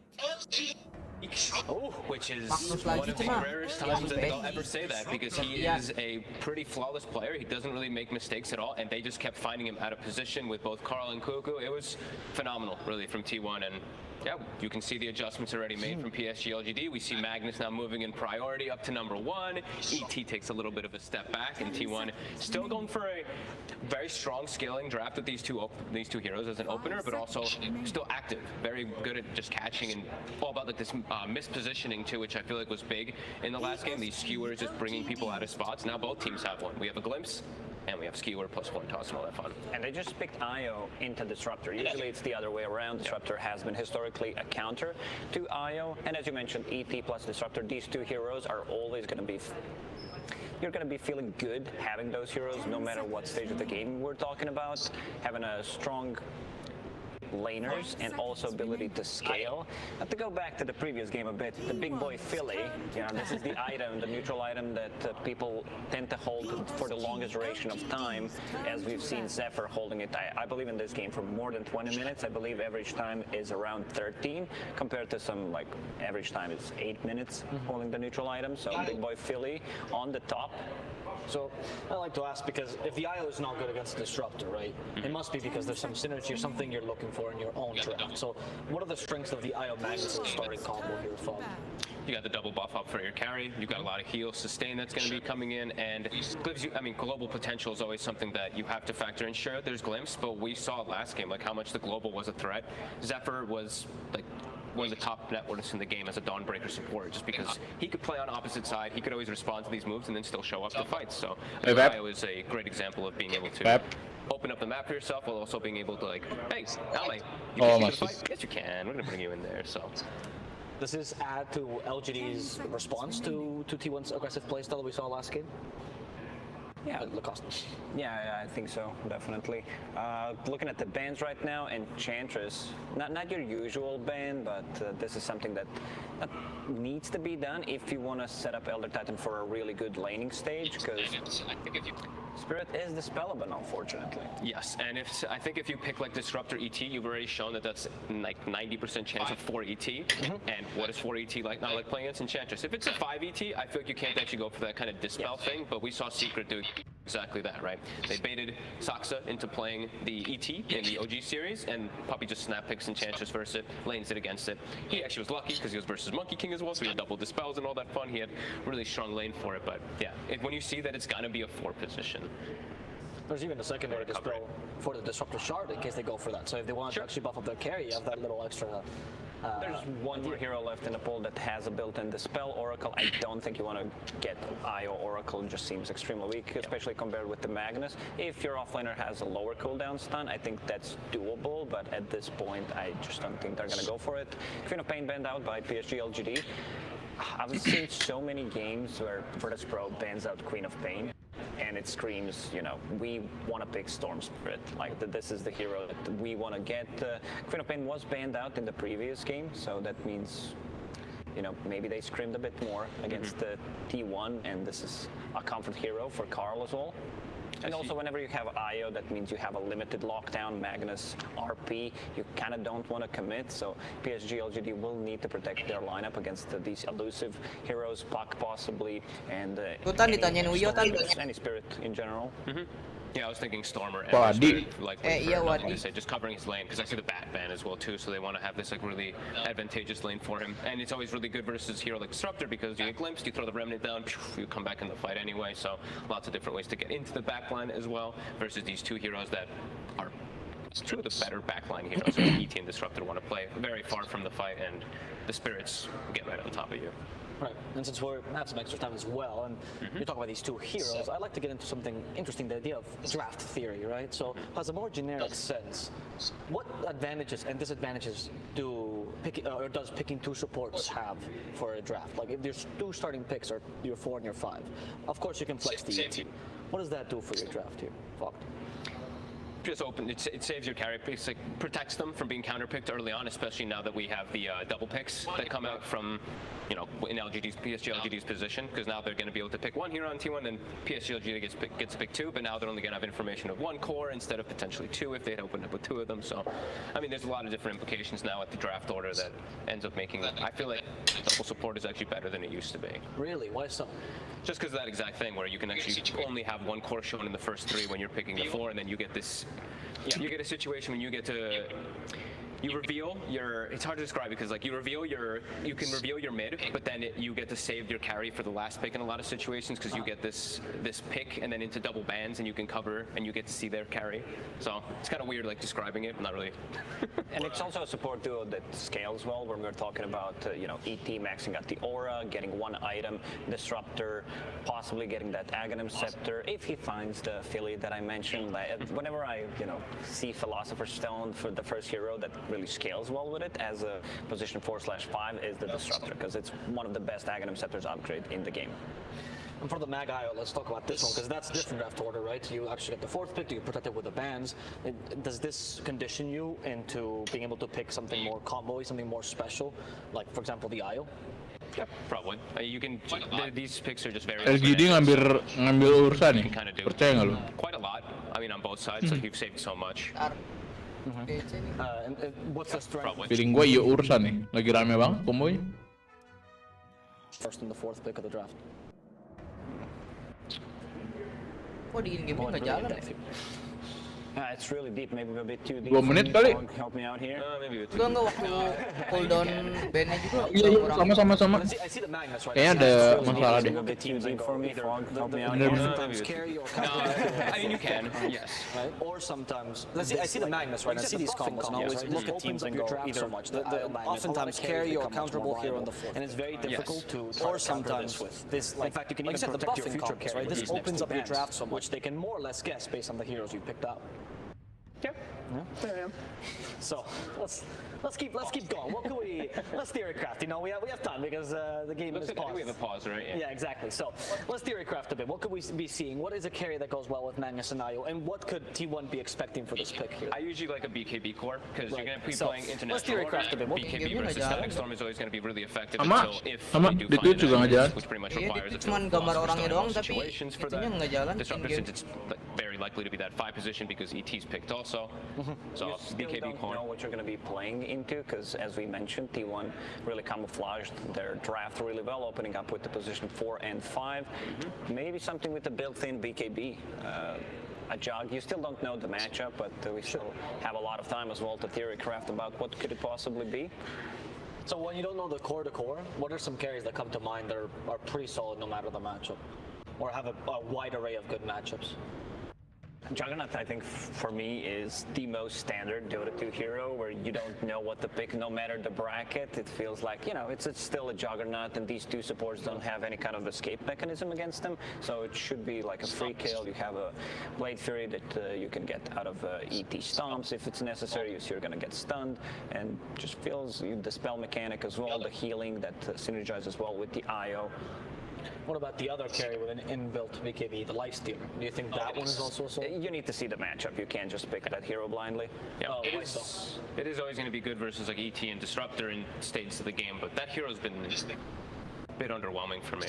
Why do you think so? I just think I don't know, he just takes too long. He really just takes such a long time to farm compared to a lot of these carries that just have natural built-in mechanics of like steroids. We have Medusa with Split Shot. We have Terrorblade with Conjure Image. We have, I mean, Morphling just being able to farm pretty much anything at any point in the game. So.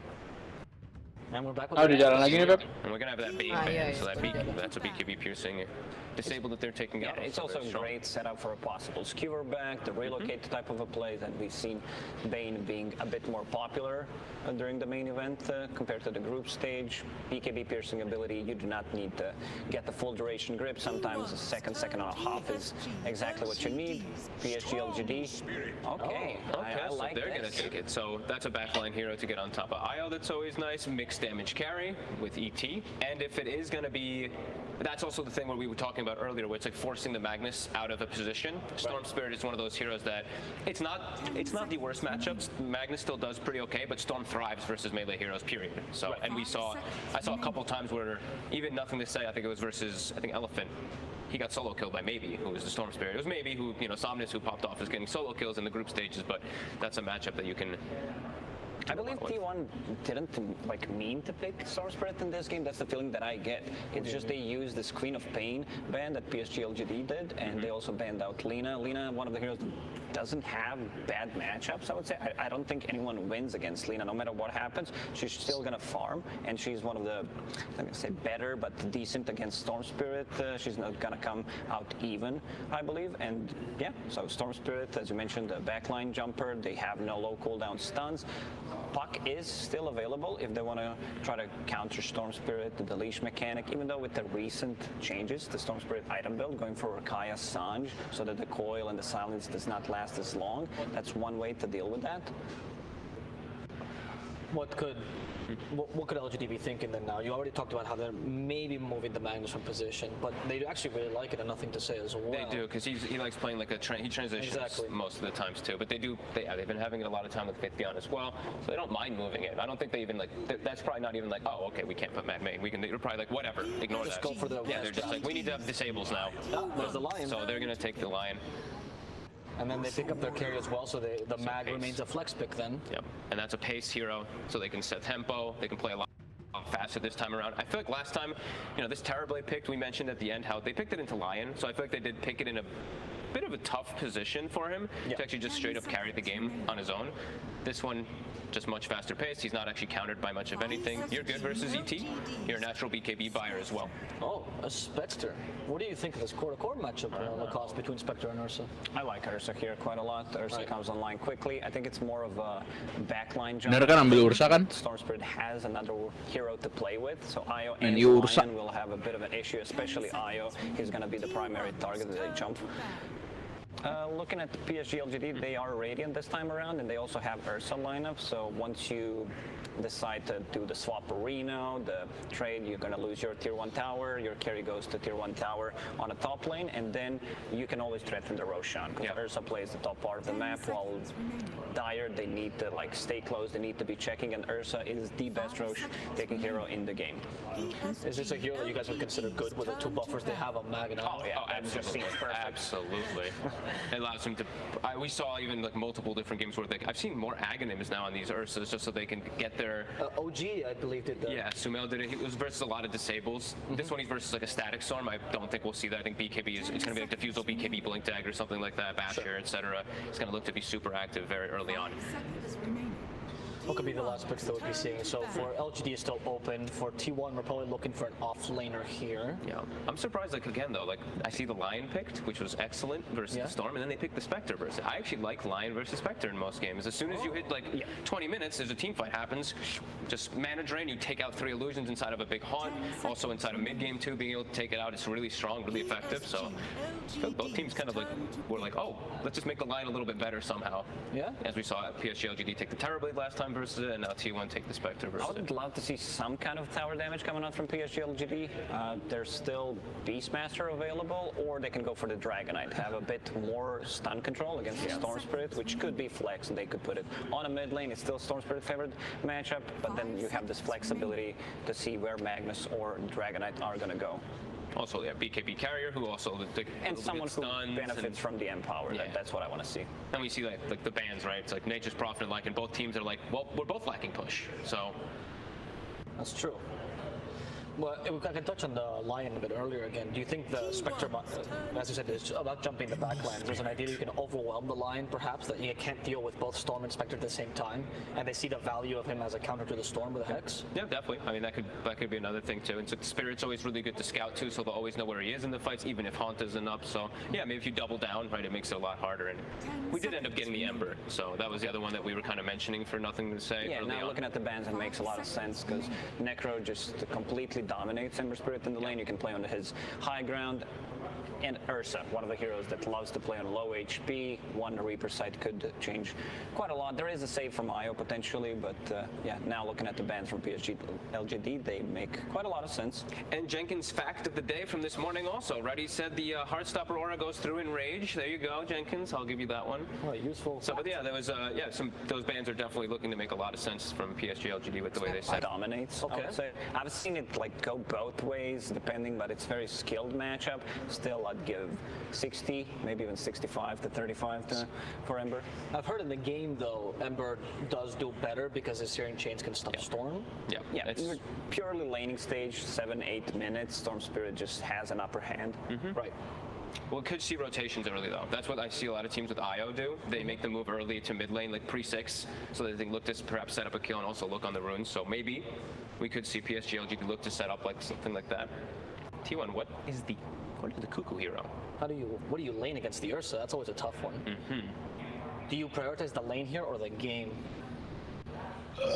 I was thinking about something like a Legion Commander, but then it's not that great of a counter. Ursa is not so strong, level 1, level 2, level 3 against certain melee heroes, so we'll see. Okay, I think the reason I was saying lane is because they already have late game and mid game secured with like Spectre, Storm, ET. They have so much team fight. I wanted something that just makes sure they don't get run over, because I think that's what the potential of IO Ursa gives. So, and this is a really good solution versus Ursa. This is perfect, pretty much. You ruin Ursa's game, and you're also Spirit Vessel carrier. This is your primarily item against IO, so you're gonna have 2 flies killed by one. Kenapa NP di ban ya? Padahal enak ada Ember.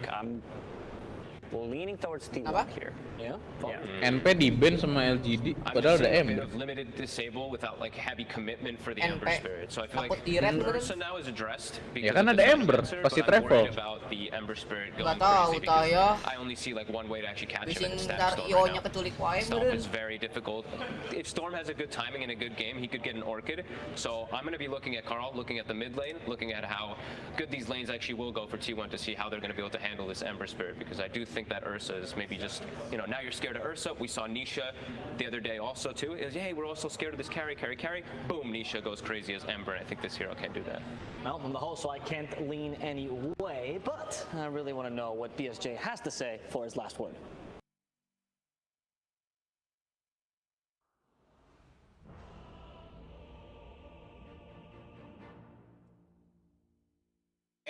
Highlight, but I want to emphasize what T1 did. In fact, that is the vision.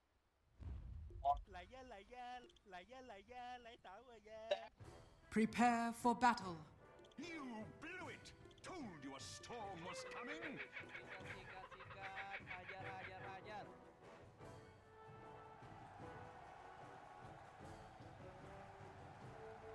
No problem. However, if and the power get up in their face, low, want it to go, take that. Winner of this. Another $1. Mana nih? Tentang PSG sih kayaknya. Nggak tahu deh. Kayak kalau dari draft sih kayak PSG sih. Spectre digebukin Ursa mau mati aja. Number 3, LGD versus T1. You just heard BSJ break it down, Cinderin.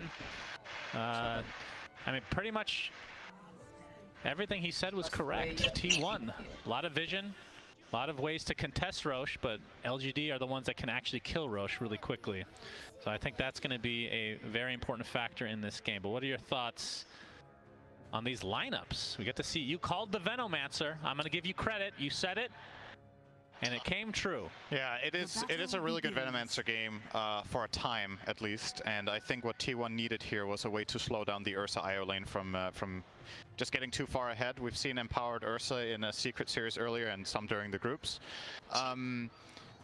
My concern outside of that, I think T1's laning stage should be really good. I think their lanes are very nice. Like the Veno ET lane is very strong bottom against. Diketawain anjing. They're even starting as Ada muka siapa anjing itu? leaving Savage alone up top, 23 Savage on the Spectre. This is not going to be how to keep their lanes, of course. I want to know what T1 do when BKBs come out. Because I don't think they're going to dominate the lanes and the game hard enough that PSG LGD don't get there. And that's my problem with the Dire lineup right now. They have nothing against BKB. They're actually going to have to kite for the full duration. Nobody kills during it. All you have is a little bit of a right click from Storm and Spectre. Unless your Elder Titan somehow finds the most amazing Astral Spirit in the fight. So I think as far as, you know, the metagame between these two teams with how they play overall in terms of tempo, how late they want the games to go, I do like LGD's prospects after 20 minutes. So I think the challenge for T1 here is to get far enough ahead that they can handle that stage of the game. So all about the BKB timings for PSG LGD. And yeah, you're right. We've seen that in Power Ursa kind of just snowball. That's the one thing that Ursa kind of struggles with is farm, and when you can give him Empower. I mean, there's even a time where... Anjing. Nope, no first. Dapat jadinya. Zephyr is going to get skewered. Dikasih anjing. Dikasih. Itu ada Army Genius sikat hajar Indo Pride cenah. Little bit of miscommunication, but a little gift. You don't see that every day. That's funny. I'll say it. That's funny. So Zephyr getting first blood, he gets full Tranquil boots off of this on his Elder Titan. It's going to make his way down toward the bottom lane. Y doesn't get anything except a long, slow walk up to top. Faith Beyond, I think, got about half gold of that kill, roughly. Is eyeing up a Enak, the dominant. bagus. Cuckoo bottom. Yeah, Hajar Zephyr. He's gonna get right click a couple more times. The Echo Stomp comes through, but Ame looks Oh, to di be block just anjing, fine. tai Sinki. That's a lot of damage. He's gonna try to Earth Shock to safety, and you can see just ticking away slightly thanks to Cuckoo. Very, very annoying here to deal with, as has been his trajectory in Dota history, actually. Of course, some changes made to him recently. Poison Nova doing percentage-based damage, so technically scales better than he used to. I mean, how much of a difference has that made from the games that you've seen from Veno in this patch? It's one of those things that's hard to see, right? Because the damage is so slow. It's like, it's not really noticeable until you look at the post-game and compare it to like similar games historically. I don't remember the exact numbers, but for the most part, especially when you reach the mid-late portions of the game, even against agility heroes, the new Poison Nova is better than the old one, but it's primarily tanky heroes that suffer a lot more. And there aren't that many specifically high health heroes in LGD. I think the Venomancer is more about the vision and the lane power that it would bring, the reason they picked at this game. Unfortunately for Cuckoo, Tadi kenapa Zephyr bisa di atas ya? pressuring the IO Ursa that much just yet, but level 3 is a big Zephyr-nya turning tadi point di for atas. Veno usually. Leg. Get a lot more damage on that Poison Sting. A skill that has a very special scaling, actually. I find it very unique the way it scales in 3 aspects like this: duration, DPS, and slow with every skill point. So effectively, you know, most skills in Dota scale in a linear fashion. Yep. This is very different. It gets so much better on level 3 and 5 for the Venomancer. Obviously level 2 and 3 on the skill compared to level 1. So for comparison, level 1 is 36 damage, level 2 is over 100, and level 3 is 250. Why don't we go through every skill in the game? You can read the tooltips. Sure. Which are available. Right. Going to the menu. First hero, Adam. Missed coin. You guys can't see, but he actually opened up the Heroes tab. You can see everybody's really happy either with the pause being unpaused now or Cinderin stop talking.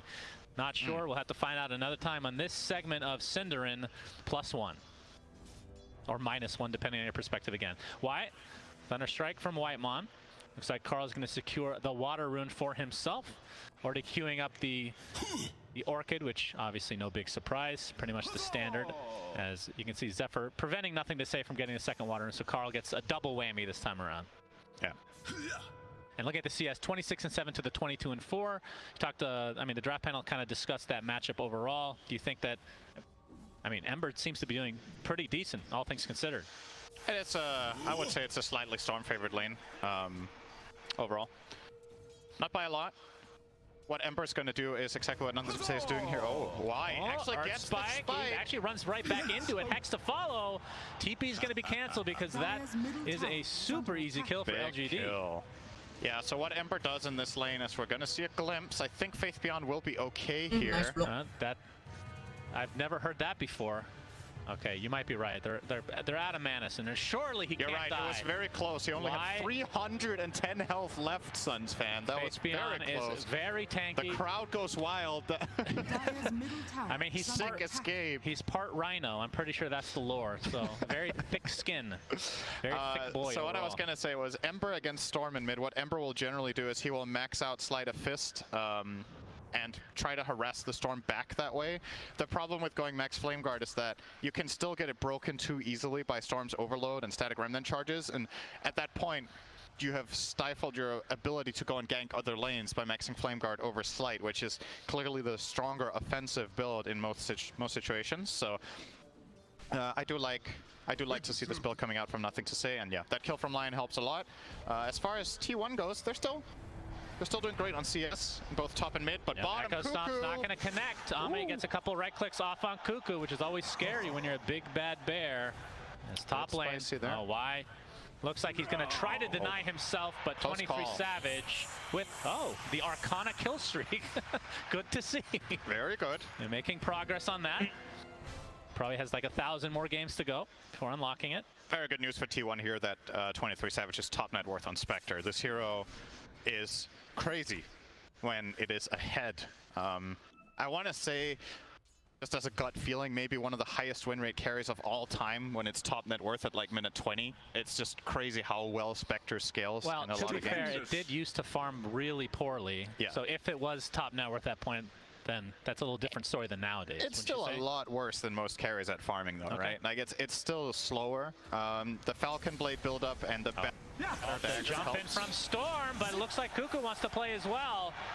Trying to turn this around on the bear. Beautiful impale from Y, but results in the same ending, which is Ame Dunzo. Y gets destroyed as well. Double kill for Nothing to Say. It's going to be a back and forth action as 23 Savage pops the wand. Is Nothing to Say still has the Flame Guard applied, and another beautiful Sleight of Fist as a triple kill for Nothing to Say. Looked really bad. Yeah, that was a great start great rotation. T1 with a very, very good one there, but damn, that Spirit Bomb from Nothing to Say. Triple Remnant, I think that was, into 4 heroes. Double damage rune and Sleight. It's just not fair, you know? Why do you have to have a double damage too? He's just better. Raidmon. Yep, Shockwave is up. Doesn't have a ton of mana afterwards, though. So we'll just throw it out for good measure, as Ame has now made his way to the top lane. This is going to give Nothing to Say a lot of value. Obviously, getting those 3 kills, he's now 4-0. He's going to grab himself Phase Boots as well as Orb of Venom. Going to finish Orb of Corrosion soon, as they're trying to get him this bottom rune, which could get a little dicey. Yeah. It's top. And it is top indeed. It's an illusion, so mostly just for filling up the bottle purposes. Not a ton of kill potential. Carl should still be careful. Like, this hurts. If he gets caught in a stun chain and there's a little bit of damage coming out from Nothing to Say in addition to just a Sleight, he can still die from 2/3 to just the Lion Ember here. He's going to respect it and go jungle. As you can see, 23 Savage in the jungle, farming to his heart's content. So Aghanim Scepter will be the choice after the Falcon Blade. That seems to be the standard. We talked about this before, but before this tournament, we saw some Echo Saber. Like there's some differences between some orchid as well, but for the most part, we're seeing this same one that this game will have again. But the Aghanim Scepter just seems to be super strong with that 30-second cooldown, single target haunt, Cinderin, aka Shadow Step, whatever you want to call it. Do want to point out an interesting detail here from LGD, as we are seeing the mid push, but Jinkyu has a really early level 6. He was level 6 minute 8 on the IO, and he was playing bottom lane alone against the creep wave, while Ame was alone top against the creep wave. So these 2 heroes were not playing together, and they were just still managing to maximize, finding farm in both lanes at the same time. And now this mid tower, uncontested. Really surprised that T1 didn't try to do something here with their Elder Titan and maybe Venno defending, but they just willingly give up the biggest tower in the early game. Well, let's talk about Venno. I mean, Cuckoo. Oh, we're going to see the Earth Spike come out first. On the way with Nothing to Say. RP from Faith Beyond. Down goes Spectre. Big kill for LGD. Carl looks to be at least trying to clean up the residual damage here. So it ends up being a trade of supports after the fact, but the big kill obviously on the Spectre for 23 Savage. They relocate back to mid and they're gonna find more. Alah, kejeduk. Yeah, but gets caught with the searing chains. He's completely surrounded. Not a ton Beak, of mana na cenah. Anjing, nothing to say. completely surrounded. Pas banget anjing, Echo jago Stomp banget. is there. Nice Nothing to dodge say. from nothing to say. Another kill goes his way, Cinderin. This is quite possibly the best start that I've seen him have this tournament. This is god tier status right now. Yeah, he's had enough of playing DP. Now it's time to go. It's like, all right, we I mean, do you know if the DP, the one that they lost against Secret, was that the only other time they picked DP? I don't know if it was Nothing to Say playing it or Faith Beyond. I actually don't remember, but I know they played it in that game. I don't know if it was the only other DP game they've had. Gotcha. He's popping off in this game, that's for sure. Cuckoo is next. Find Cuckoo and the finger of Bye-bye, death from Y. Cuckoo. LGD clicking on all cylinders in this game. This is looking scary if you're a T1 fan, just because of how insanely fast a game like this can go with an Ember having this kind of a start. You know, it's not just Ember, he's playing with IO. Yeah. So you get that extra mana funnel all the time. It might not seem like much to get the attack speed from overcharge, but all of it just adds up, right? It just compounds over time. We have a Han with a static storm. This is going to be a big kill for T1, and they find Ame. Nothing to Say has arrived. He's too late. Ame has had a pretty good game up until this point. Talk about it in just a moment to see if more action comes here as Zephyr, Nothing to Say, has the Empower. There's the Searing Chains. Trying to dodge the Echo Stomp, but will not be able to. Zephyr with the TP out. So, all right, forget about this last kill for a second here, Cinderin. Cuckoo, Venomass, you talked about one of the big reasons. I know it's not the only reason, but one of the big reasons you pick it in this game is because Ursa has a hard time against it. They just switched lanes, and Ame has had a really good game in terms of farming, all things considered. Was this worth the Veno pick, or is there still more to come that we should look forward to? I think this is already concerning. They would have probably liked it to go better than this, but the Veno against Ursa is just a lot different when there's an IO, I think. It's just you have so much more regen coming through. Yeah. So that extra bit of move speed and overall mobility in lane really helps. Oh, Nothing to Say. He might just kill Whitemon here, honestly. The glimpse, but the Remnant is out, stuck inside the kinetic field, but does not matter. Nothing to Say, completely dominating. 7-0, and this is going to open up space for Ame to get inside the Roche Pit. Has the Morbid Mask, going for the Diffusal Blade. And this should be a freebie. 12.5-minute Roche. Depending on how long this game goes, Cinderin, we might see 10 Roches. Can we get to double digits? Ever? That was a very random comment. I don't know what to say to that. Why are you suddenly thinking of 10 Roches? Ini baru urusannya di futsal. Dari kemarin nggak ada yang main di futsal anjir. Appreciated by the masses. Apanya? His lore is very interesting. Ursa selalu anjir, gua nonton. Enggak, kemarin nggak di futsal kayaknya. Gua sih ngeliat selalu di futsal ya. Emang gitu. Sekarang Ursa. Kemarin siapa yang main nge-slow sama nambah Agi soal. Kemarin Ursa ada yang nggak main Abisa. Nggak main di futsal. It's like a worse version of a shard. Why would the fifth one get that? But then if you get all three, Ag, Shard, and Ag, Shard dropping, it becomes Exodia. Okay. Which is like a Mega Ags. Okay. A Gaben level spell, if you will. You cannot complain about any of my suggestions ever again. Great. Spirit Vessel on Cuckoo. I can't do worse than. I actually can't come up with anything worse. Well, so. That's what we thought about the Aghanim Scepter on Lycan. But Slacks is a genius. So Cuckoo has a Spirit Vessel Syndrome, but like you said, I mean, he doesn't have any charges. That's definitely an issue. Hasn't really been participating in a ton of fights right now. Mati dong. Oh, Gila Nothing to Say sih. Kok bisa pas gitu ngikutnya ya? With the finger of death and the nice setup continuing to happen with Nothing to Say's chains. Again, Carl's voice line usage is just not like you just got burst. Why do you love it?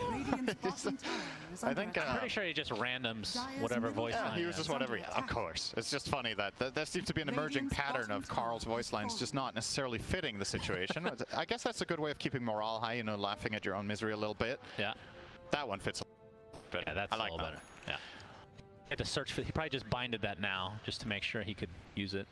Did you say binded? Bind it. Oh.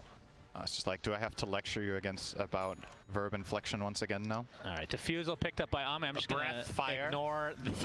That's an old school one, actually. Going to ignore your insult again. Yep. Nothing to say. You never learn from it. Just creating so much pressure for T1. It's going to be a smoke move here, I think. This would be, if they could find Nothing to Say right now, this would be pretty big because he's getting close to finishing BKB. See why But yeah, the Plague Ward's giving that vision. Spectral Dagger comes out. Nice little detail with the Purge Creep, by the way. Will be very helpful against Veno. Yeah, that's true. They have the little Satyr Banisher is going to follow them around here, being controlled by Faith Beyond, or, well, whoever he has shared control with, of course. 2.5 minutes with the Aegis. I mean, what is LGD, what's their timeline here? This is a lineup that wants to finish earlier, I would assume. I want Spectre to get ultra late game. It depends. Like, if you have this strong map control and you keep pushing all the lanes and you find kills frequently, I don't think your lineup is severely worse late game. You have two melee cores that use BKB piercing stun from the Magnus. Yeah. Lion is always going to be a late game wildcard hero because of how strong disables just are, and IO one of the best late game supports too. So I'm not really too I don't think LGD should be too concerned with it. On paper, Storm Spectre look amazing. Veno often falls off kind of at some stages, and unfortunately for Cuckoo, he hasn't really ever had a massive impact in the game yet. Well, yeah, it just hasn't been any fights yet, which, to be fair, that hasn't really been an actual team fight. It's been kind of this scattered, I mean, nothing to say, just all over the map, essentially, with the IO support. Yeah, and he has the BKB Orb of Corrosion, right? So you can really tell that LGD have an understanding here of what is the one problem we have is if we get caught by spells. Yep. So a lot of the times Embers in this position will not go for the straight BKB, but get like a Maelstrom or another build-up item. But he feels like he has enough damage with just the Empower and the Orb of Corrosion, and with this BKB, he's honestly invincible. If he gets it off, he's never dying while that's running to this lineup. So, kind of enter God mode there. Yeah. And with this Aegis, I mean, I'm guessing there's no pressure from LGD to try to use this Aegis in any specific way. Just continue with map control, try to get some objectives, but you don't have to go ham, so to speak. Of course, Spectre is getting close to Ags here. Do you think they're going to try to do something with this 40-second timer? Maybe if they relocate here, they could consider diving tier 1, but I don't think T1 is even going to give them a fight for that T1 tower. I think it's just going to concede it here. They know that they're in a very disadvantageous position. And once Aegis is out, you have tapi kemarin dia sempat comeback sih gara-gara Elder Titan. Ini kalau kayak gini kayak rada susah. Doing the although Jin Q takes it, all right. BKB. Okay. Pops a BKB. TP's Kebanyakan magenya loh. Musiknya cuman Spectre doang. I mean that's anjing di sini bukan mage. Ya maksudnya magic damage-nya kan banyak. They also got the relocate and the Aegis also expired there. So nicely done. Kind of weaving around the fight, but at the same time also a little bit concerning that you have this lineup and you feel like you can't fight. Bukan, maksudnya kalau udah di BKB nggak bisa ngapa-ngapain gitu. Being eyed up by Y. Yep, there's the udah tuh habis dikebukin anjir. And just gonna burst him down. Finger of Death gets the finishing blow. Kalau dari LGD-nya kan masih ada Ursa yang buat hitternya. Emang dari segini openingnya bagus kan sono. Ada Magnus. Setidaknya ambil hero buka lain lah apa ya. Bisa juga lah. Nggak ngerti juga. The fact that a non-first English language person is correcting me really makes it sad. First English language person, yes. Oh, God. It is I. End me simply. Yes, I don't remember what I was saying anymore. What the hell is it? Oh, they don't make many mistakes. True. So the opposing teams haven't really found much of an avenue to try to take advantage of something like that. It just feels like they're, I don't know. I don't say invincible because obviously they lost game 2, but even with that massive disadvantage they had in terms of net worth, they still made it a game. Yeah, which is really surprising. Nice Carl jumps in, all right. Faith Beyond. There's the Aghanim Scepter being used for 23 Savage, so still has Haunt online. And they instantly smoke again. I don't think the vision had faded just yet when they blew that smoke, so this means PSG LGD have the information and they can make a very clear call about where the smoke is meant to hit, right? There's not like, there's one option. So they're already positioning themselves very well. You can see they're just standing still on both Lion and Ember, covering the angles, waiting for T1 to try their luck, but T1 seems like don't really fancy that smoke too much after all. kind of just not going to do anything with it, except did they even place any vision with it? I don't think so. So kind of ultimately just a full-on wasted smoke of deceit there, unfortunately. Aside from the fact that, well, LGD were standing still for a little bit as well. So you traded off looking at each other. The good thing about that kill, though, is T1, they finally have some Spirit Vessel charges, Cinder, and so something to use against That's true. the Jin-Q IO, who he does have a mech. We'll see if he gets something to try to dispel. I mean, he could go Greaves, I guess, to try to dispel the Spirit Vessel charge. Not sure if that's even in the more than likely going right Lotus, now. I think, if he wants that. It's probably what happened to better Greaves? value. We're not seeing that nearly as these days. Yeah. I can't remember what the nerf was now. Putting you on the spot, Cinder. What are Greaves? That's true. All right, Faith Beyond and company smoked up. You can see Ame has just picked up his BKB. As speaking of that, nothing to say, pops his second charge. So another good bait from T1. All right. Yep, no skewer this time. And we are at the 21-minute mark, so Shard can be picked up for anybody in the game. And we obviously saw the impact of that, even though they ended up losing for Faith Beyond with that Magnus. And even though this move from PSG LGD doesn't really get them any kills, they get control, right? They bully the enemy team out of this outpost area. They start setting up for Roche control, which is going to spawn right now. Why we'll see that. And I think, okay, this is a really crucial moment for T1. This has to work. If they lose the second Roche with no contention, they're not in a good position at all. Yep. And that shard, almost certainly, if they get it, will go to Ame. One of the best shards in the game for sure. Very, very good. This is the beauty of having a Venomancer. You get that vision with the Plague Wards in the pit. And obviously, Elder Titan we talked about last game. So this won't be a freebie for LGD. The Roche is getting relatively low. Just waiting for the right time to pounce. Haunt still, literally every spell is online. Nope, that was the So it's all about the timing and execution here. The Haunt? Nope, that was the Shadow Step. Nice job from Zephyr there. He actually, and from Cuckoo, they distracted Ame so Mati long. lagi kau. There's the RP. Can they burst him in time? Why? Trying to layer. Absolutely again. Buyback is available for Carl, though. Yeah, it doesn't matter that the Fury Swipe stacks fall off if you kill the enemy. Udah, lepas aja, lepas. Yep, continues Masuk lagi, to masuk dodge baik. these really annoying aja dulu, echo lepas. stomps. Will they force the buyback, or will this just be given up? Looks like they're just giving this up. So second Roche the way of LGD, and Ame with the shard, which he's not actually putting in his inventory yet. There we go. Maybe they want to give it to Ember? No, this one's way too good. This is like this is top 5 shard in the game. It is very Every good. time he overpower or Earth Shocks, he will get an enrage for a second and a half. Yeah, I remember Super when the strong. shard came out, you rated this the absolute best, I think. Well, it was 2 seconds or more. I can't remember. Was it 2 seconds? It was better before, yeah. That's crazy. I think the cooldown of Earthshock might have also been lower then. Yeah, they nerfed that aspect as well. Okay. So there have been some slight nerfs, of course, but still extremely strong. I mean, just being able to preserve your ult.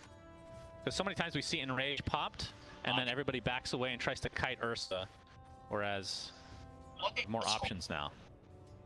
It's kind of... I'm looking at the scoreline right now, right? Wait for it, Cinderman. Static Storm after the Yules. All right. Looks like they're going to try. Well, they actually used the Shadow Step, but Whitemon gets out in time just barely. So they force out a ton of TPs for LGD. Nicely done from T1, baiting that. Yep. Of course, it did cost Static Storm. A big rotation. Sure, all as well. Isn't it weird for you to see Ursa so far ahead on the net worth with 0 kills? I feel like that's such an uncharacteristic Ursa game nowadays. Power time, I guess. And power and just the overall, you know, they got Roches, they got towers. I was like, I wonder what his KDA is. He's 0, 2, and 4. Ame's just been farming a crazy amount because of the map control they've gained, but the kills, more or less all of them going on nothing to say. Also, I picked up Fey Grenade. That's actually not too bad. It gives them the extra movement speed, and obviously any additional procs of your passive is going to be very nice to have, especially at range for a melee here that can get kited so Mau easily. nge-kill gimana cerita Carl anjir? is setting up Oh, top, enggak. but this play doesn't really exist. He can't solo the Ursa. He's just going to leave. Yeah, and this lead is just continuing to balloon. So 8K now for LGD. You can see their win probability at Sebelum ini Sikal pakai apa ya? currently. Apa? Sebelum ini si Kau pakai apa? Options. We talked about the high ground defense of Elder Titan. Spectre is obviously T1 god pakai tier apa? late game. Same with Stormstreet. The only question mark really in my mind is Venom. I mean, they haven't seen. We talked about the high ground dispatch. Is Faith Beyond? Shadow Step was there, but and let's keep in mind we saw a game of IG versus Spirit with what Spectre Storm can do when they're doing well. If you do equalize this game somehow, there are so many ways of finding kills with these two heroes Oh, together. TB. Once the Bukan. Spectre gets the Aghanims, which he obviously has, but they're just unfortunately too ATI. far behind to really take initiative right now. Whitemon spotted out. Easy kill. Glimpse doesn't even break the tether. As LGD getting whatever they want, so iya still bener. 3 tier 2 towers existing in each respective lane, so they're gonna have to get through those. And in terms of their tower push is not good for LGD. That is one saving grace for team. When you talk about high ground defense, plus the fact that you don't have a real tower hitter per se. Yeah, it is going to take a little bit long. They will get a siege creep in here now, though. If they have Mati lagi keep it alive. gila. Cuckoo, nothing to say, catches him. You can see Ilo relocating. Ame wants a kill, and he'll not get it. Nothing to say, taking that one. Although Ame did find one earlier, Synderen, so finally getting rid of that goose egg. Goose egg? Goose egg. Ah. Radiant's top tower is I under haven't heard it attack. called that much, I think. I am a boomer. Yeah. No doubt about that.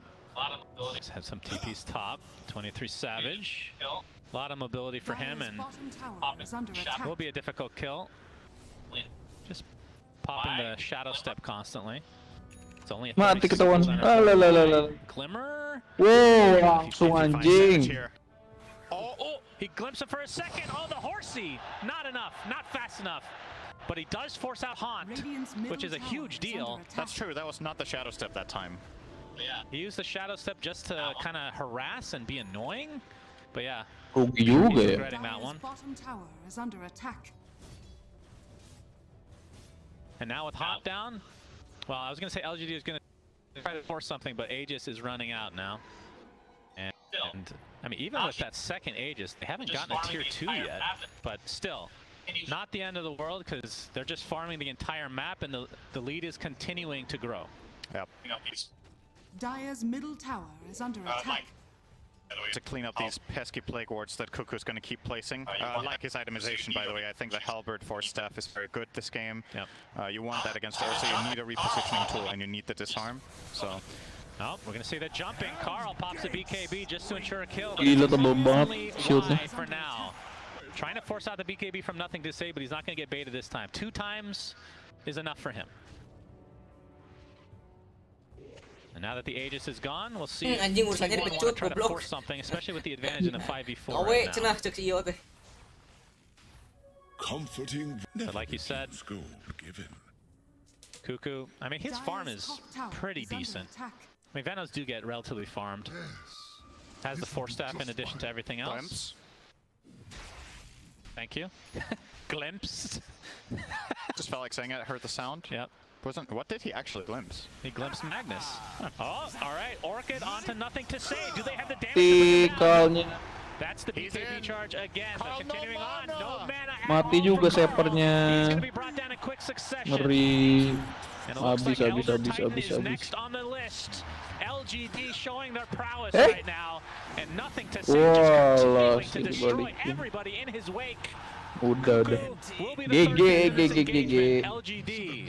Power bracket, semangat This T1. game in spades, and they're not remotely close right now. T1 just ultimately, they run out of patience. They just really want to try something, so they go on the Ember, but that's not enough in the tank. And again, 23 Savage. Faith Beyond's going to run into him. There's the Yule setup.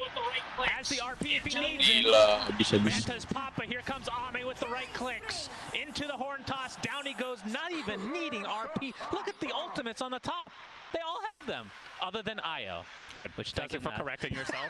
Technically I'm correct. proud of you. Thank you. I'm proud of you for specifying that. Thank you, Synderen. Mm-hmm. I just want to make you proud one day. You are. You're definitely improving right now. Thank you. Didn't take much, but... Just not screwing up is an improvement as they, LGD, finally get a tier 2 tower. And we can see that next Roche, we won't know for another minute when it will spawn. And Faith Beyond still ready to go with the RP. Has nothing to say is 9-0-6. has the Aghanim Scepter, obviously the BKB, and I believe that's a refresher that he's working on. He's close next. to that one too. His just raw burst against any hero that isn't BKB'd, he can... Oh, Horn Toss from Faith Beyond. Whitemon is dead. No, he was Yuled. Now he's dead. He's dead. Is this a technically correct joke again? Oh, the bash! Oh, he's actually gonna get him! Ame just beating the absolute crap out of Carl. Nothing to say. This is turning into a rout. Bash proc for the win as Cuckoo getting caught by nothing to say, and this is turning into a rout.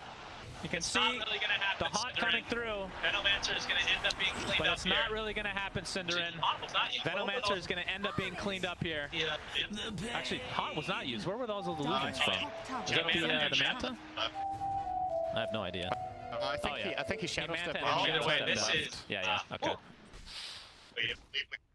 Either way, this is...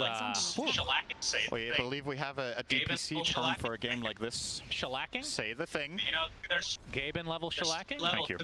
Okay. See, you impressed me. You know what I meant.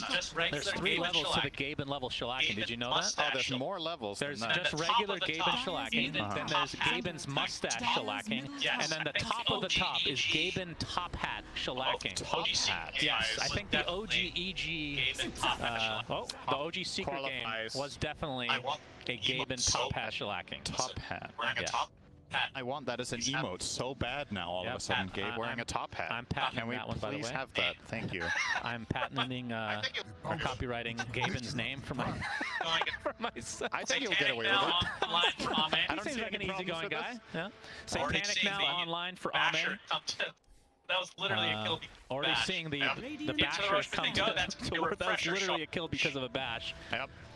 Into the Roche pit they go. That's going to be a refresher shard Roche, which that will almost certainly go to Faith Beyond. Although you could have the double refresher for nothing to say. Double, now I'm hungry. And down he goes. He actually pops the BKB. Huh. I guess he didn't want the Haunt in to steal all the goodies. Here the RP. Makes sense. For 23 Savage into the right clicks we go. I hear the RP. This is for 23 Savage. Into the right clicks we go. Into the grave, 23 Savage goes. All right, I have a bit of a trivia here, Shannon. Okay. Let's see how much closely you've been paying attention. When was the last thing something good happened for T1 in this game? Is it A, 10 minutes ago, B, 15 minutes ago, C, 20 minutes ago, or D, 25 minutes ago? I'm going to say 50. I'm going to say 10. Okay, I am checking. The last dot on the... It's about 10 minutes ago. Thank God. They killed Lion. Good call. Thank you. Yeah, this is a absolutely annihilated. Keep in mind, this is not the tournament line on, not the tournament life on the line. True. If T1 were to lose this, they will face up against Alliance, and LGD will continue on to play. I believe it's the winner of VT versus VP. Which, regardless of that outcome, if that ends up being the case, will be a really hype one. BKB now online for Faith Beyond. And onto the high ground potentially we go here soon for LGD. Swift Blink next on the list. Still not a whole lot of building damage. Ursa. So you can see, still not a whole lot of building damage, but they can kill heroes like none other, Cinderin. Yeah, I'm trying to find a solution right now for T1 for how to approach a fight. So since they can't deal damage to the BKBs, you need a way to poke these 3 BKBs the enemy cores have, reset, and then re-go. Sort of crazy. I think it's going to have to come down to some sort of crazy static storm that they get set up through maybe an Ag Storm Vortex. Oh, the jump. They'll get that one. The final one. It's been 10 minutes since he died, apparently. Yep. So it was reset the counter. Something good happened for T1. When did T1 kill last.com? No. Relocate is coming. He's going to zip away. Zephyr probably not going to be Relocate is coming, but he's going to zip away. Zephyr probably not going to be so lucky. He gets whipped into oblivion, and the bash ensures the kill for Ame. It's going to be relocated back here. You know what they could use the mid is a level. Clean up some illusions. Drill that truck. You know what they could use is a leveler. True. That might be the best item to get for PSG LGD right now. Up to the high ground. Indeed. Spectral Dagger with the Gale. Ursa doesn't care. From Faith Beyond. That's going to be a freebie for the kill on Cuckoo. Does have buyback. I don't even know. Have we seen Poison Nova this game? Have you noticed? It's been cast. Wow.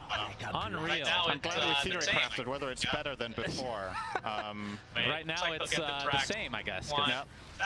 It looks like they'll get this Rax and T1.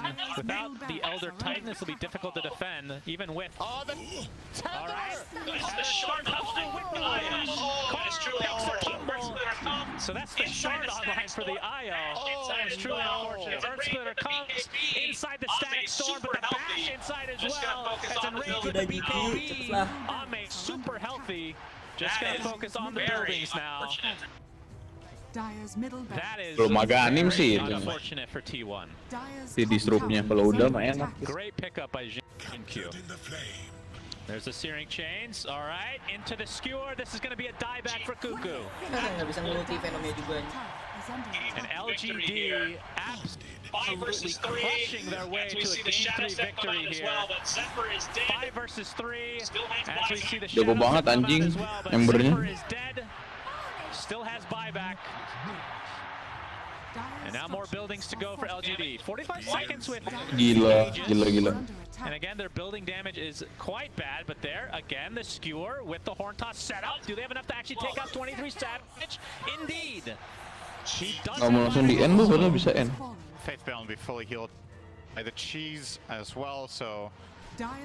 It almost looks like PSG haven't even been fighting yet. They have full resources on every hero except Lion, missing a little bit of mana, pretty much. And that is 2 full sets of Rax down. This is maybe mustache level. This is maybe mustache level. Mustache level. Yeah, this is mustache level. I mean, they do have 9 kills. So. Notice the voice chat line being used by Cuckoo there. Nothing touches the heart like my Venom. Arguably, your Venom doesn't touch anything, rather. Yeah, I would like to see anjing, tetap aja, cowok. Poison Nova before it's over, please. Let's go. The jump in. Io's taking a lot of damage, but they're turning it on to Carl. Mati lagi anjir si ini Stromnya. Meanwhile, Ursa just eating everybody alive. GG is called. Poison Nova not cast, Cinderin. And LGD take Game 3 in very, very convincing fashion. And this is the team that we've been seeing throughout the entire group stage and now in the main event. Yeah, when LGD are on, they're on, man. That was just not even close. Like. LGD lambangnya ganti ya.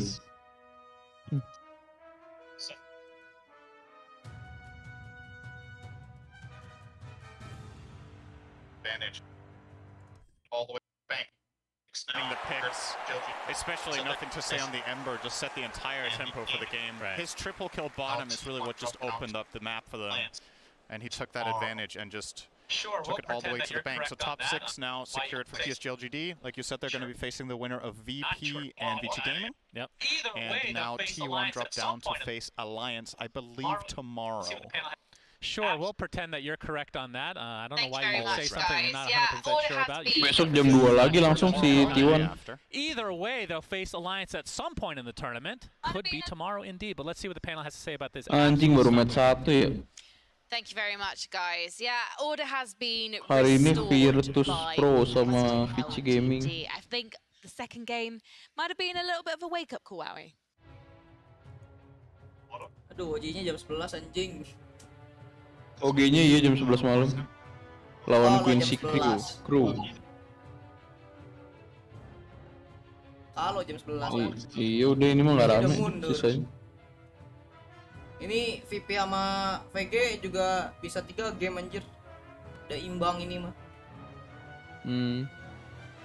Spirit Fanatic juga masih rame lah. Tai. So if you try to like Meteor Hammer, you can only do it to the right of yourself.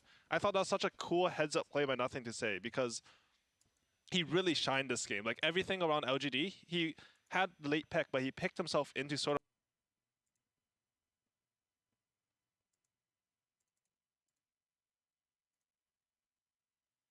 really shined this game. Like everything around LGD, he had late pick, but he picked himself into sort of.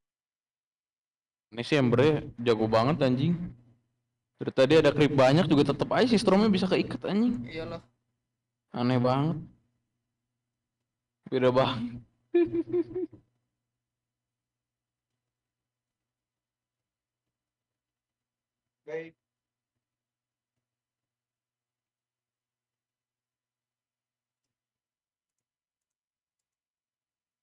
Really shined this game. Like everything around LGD, he had late pick, but he picked himself.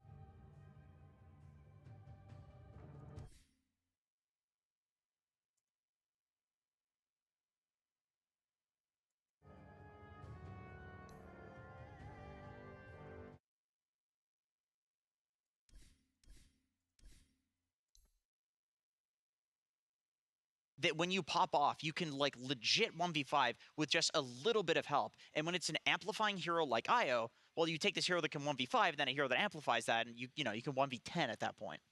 Tsunami, LGD, looking like the best team in the world, so.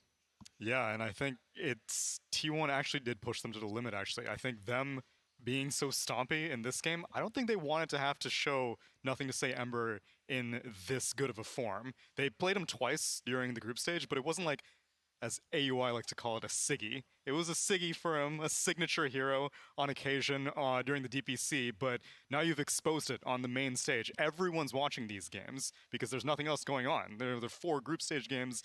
You can't focus on it all, but here, one day maybe there'll be a crowd watching it as well, but every other team is keeping their eye on it right now. And now they're like, we can't let him get last pick Ember, especially if we don't have any disables. Yeah.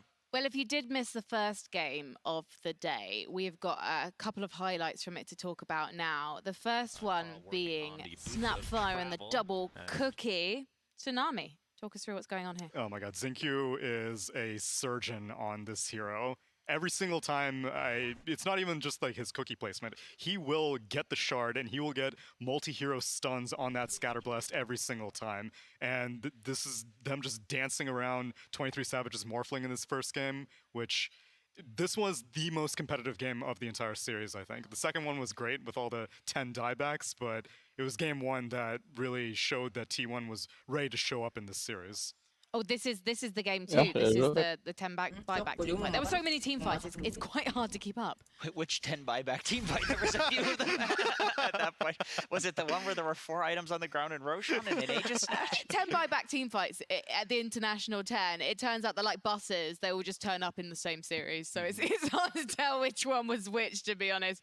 But what a series. Okay, yes. Now looking at your Tasha, I'm reminded that this was... It was a mustache level performance, I'm being told. There was a power tier ranking that they made during the NADPC. I'm only privy to it. I don't have a top hat. Hopefully we don't see a top hat at this event because that is a very one-sided event, and hopefully we're getting all those out of the way now so we can all be very competitive moving forward. Really, really, really quickly. Explain the tiers of the shellackings, please. Oh God, we've made a video about this. Did you really?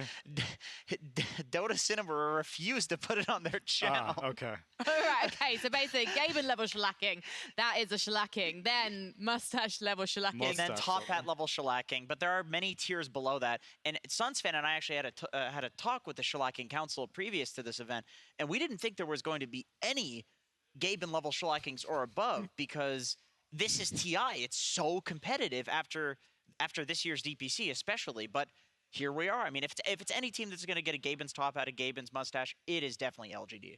I've never seen Gaben in a top hat. Well, it's because, you know, it's TI and there's no shellackings happening around here, so. All right, well, we have got Sir Action Slacks standing on the sidelines right now, or even sitting because we like to keep it cozy here at TI10. So let's find out what he had to say to why. Absolutely, like keeping it cozy too. We have Y, one of the greatest in the world, and also Helen, who is also one of the greatest translators in the world. So good to have you both here. Thank you for joining us. All right, so where is the Pudge Techies? I don't want to talk about the game, all right? I want that Pudge Techies. Faith Beyond is letting me down here.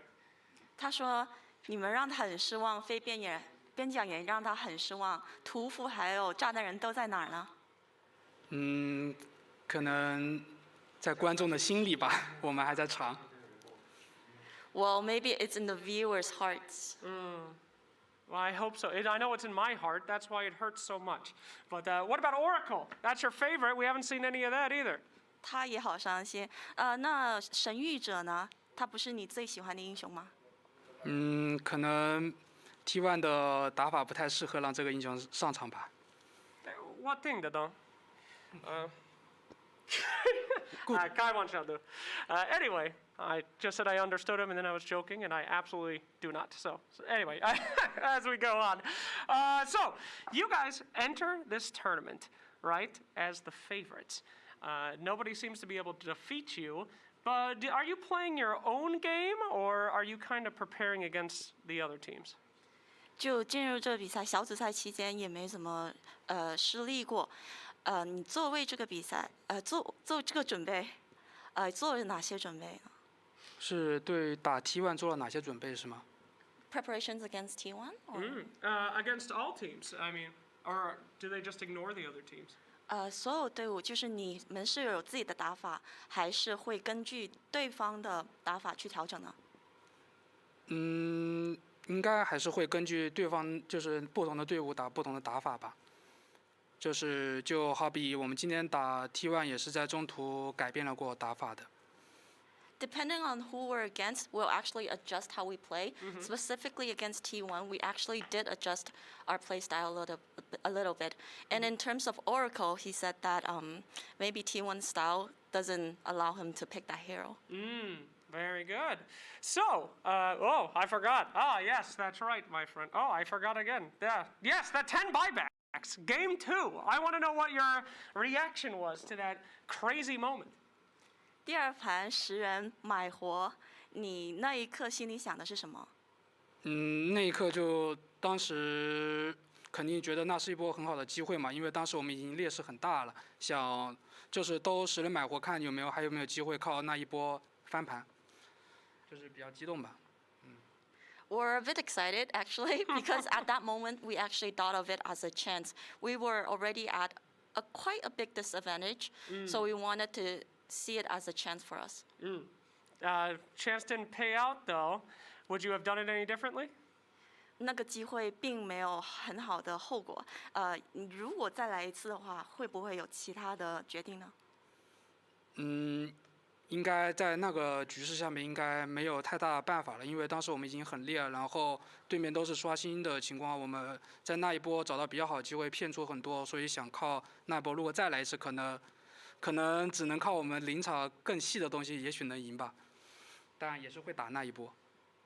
I think if we had to do it all over again, we would still take chance because we did bait out a lot of skills already, and they had refreshers.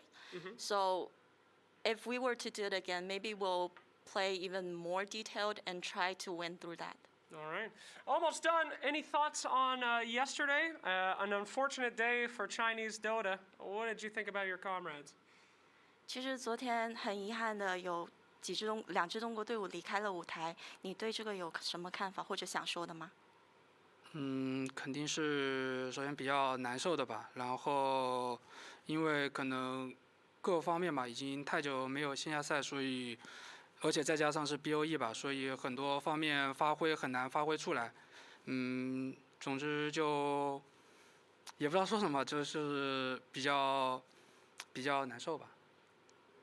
I feel a bit sad, but due to all sorts of reasons, because we haven't had a LAN in so long, and there are other reasons to why they didn't perform to their best, all I can say is that I feel a little sad about it. Yeah, well, I agree. I feel sad too about it. Those were some good teams, legends. Okay, final question for you. You guys had almost 0 losses in this entire thing. Only Secret and T1 have pulled a game from you. Are you afraid of any team at this tournament? 最后一个问题，整个比赛当中，只有 Secret 还有 T 赢过你们，你们有没有自己比较害怕的队伍呢？肯定更加的害怕的是自己临场上的东西吧。然后尽管就是不同的队伍在面对不同队伍的时候，总是如果我们输掉了很多东西，都是能收获很多的，所以也比较感谢 T1 跟 Secret 吧。Well, if we lose, it's a lot a lot of it is to ourselves, not performing at our top notch. However, with every loss, we do gain experience. So thanks to T1 and Secret. Okay, well, what a dignified answer. Thank you so much, Y. It's no wonder that you guys are on such an amazing spree, and I'm sure we will be seeing some more winners interviews with you two coming up soon. But for now, back to you. Jay, thank you so much to Y, Helen, and Sir Action Slacks. Here is a quick update of the bracket. As you can see, LGD, they've secured themselves top 6, but we have got another upper bracket matchup coming your way very shortly. It's going to be Virtus Pro versus Vici Gaming, and then we'll be saying goodbye to 2 more teams in the lower bracket as we head to our first lower bracket best of 3s later today. OG versus Quincy Crew is going to be wrapping things up. But before that will be Team Spirit versus Fnatic. And before we get on with VP versus Vici, we have got another hot competition coming your way because, of course, it's tradition that we have the short film contest. So here's Slacks and Effie to talk you through the runners and riders.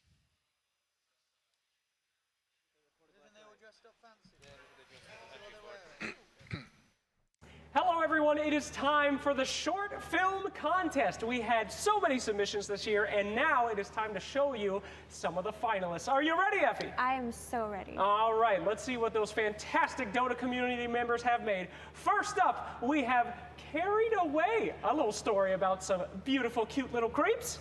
And next, we're going back to basics. We are defending our ancient with Overthrown. That beautiful little catapult. And finally, Time to Push. You ever want to see some HD Dota heroes? Well, you're about to. Let's take a look.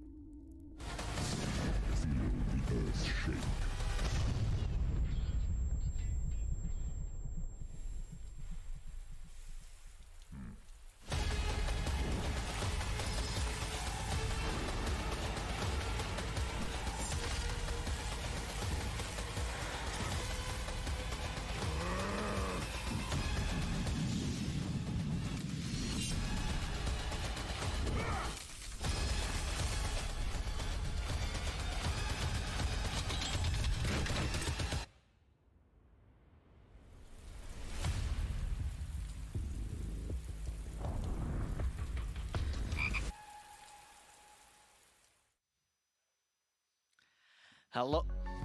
Hello, and welcome back. We're here on the main panel. My name is Avo Plus. I'm joined by Lizard, Gods, and Lacoste, who just follow me today, really. Yeah, I'm following you throughout the whole event. You know, we've been doing panels together. We've been chilling in the green room. Now we're on the main panel. So Yeah, I know. It's good to have you here, Avo. Or should I say Avo? That's better. I appreciate that, yeah. Sometimes. No. Before we get into the Dota, I just want to talk about the videos we just watched. Any favorites here? Gods, I know you were really excited to talk about that catapult video. I love the one, the Beastmaster raising the catapult from a young age. Lacoste saying should have been feeling some tangos maybe, could have maybe gone a bit further. Yeah, just, add a bit more Dota theme to it, but the Beastmaster face was priceless there. Yeah, I love that one. The salute at the end as well, Oh and the my God. shining star. Yes. It's perfect. What do you think for the short film contest? Do you think it's about like the production value, or did you care about the storyline? The I love story the is story, important, yeah. right? I want to Yeah. feel emotionally invested. But also, I mean, the thing is, I think all these films we've seen, they have great stories, but then they also have amazing designs, drawings, sounds, everything. There's so much. Every year they get better and better. There's so much talent in Dota community, and here I am, I can't even draw a straight line or a relatively And they- round circle with a and they pen. call us Yeah, talent. yeah. The real talents are the ones, making those short movies for the contest, yeah. I completely agree. I mean, that card of the catapult movie made me, feel things. I was like, now I understand how Trent feels, for example. I must be the catapult is like his newborn child. And of course, what other hero, what better hero than a Beastmaster to raise the pushing catapult, right? Yeah. It reminds me back of the old days when you used to like get the Helm or the Enchantress. You used to always dominate the catapult, and that was a strategy everyone went for. He's definitely a fatherly figure. That's It how is. he looks like. Yeah, because he takes care of his beasts as well, Of course. right? That's very nice. Is there any other video that you would have liked to see that you were seeing in the short film contest entries that you would like to point out? Slax's gyrocopter video from longer. No. Chandelier. No? No? No love for... Are you talking about the... never mind. This the- was an old the- one. It never made it in, I don't think. But, Was it the old video where he pretends to be the gyrocopter voice? Yes. That is, that's... I'm glad to say You're I gonna said stick no. with your no? Yeah, I'm glad I said no. Yeah, that was... Okay. Any other Slacks videos that you'd like to point out, guys? Anything that you really think should be... Good. No? No. Any of his voice lens videos? Any Omni-Night videos? All right. We got a Sorry. healthy amount of Slacks already here at TI. Yeah, hold it. Yeah. Wait till he hosts this panel. That's gonna be coming someday. Yeah, he has no people to find, so he has to find the talent instead. Gonna be interviewed here, but we do have a very exciting matchup coming up next, right? I know you're all very excited to talk about Dota, but you guys should be checking out the short film contest in general. The entries can be found on the Dota website themselves, on the Dota Short Film Contest website. So do check it out, as we're gonna be ready for VP versus Vici. As they're gonna be able to walk out other booths. Expectations for this match, guys? It's going to be a tight one. This match, Yeah. VP versus Vici Gaming, it's hype. And two very different playstyles. I'm really curious to see how they match up. Lacoste? I'll go with Virtus Pro. I'll explain later. I wasn't asking that, but okay. Virtus Pro, we're gonna see them walk out first. Or sorry, Vici walk out first.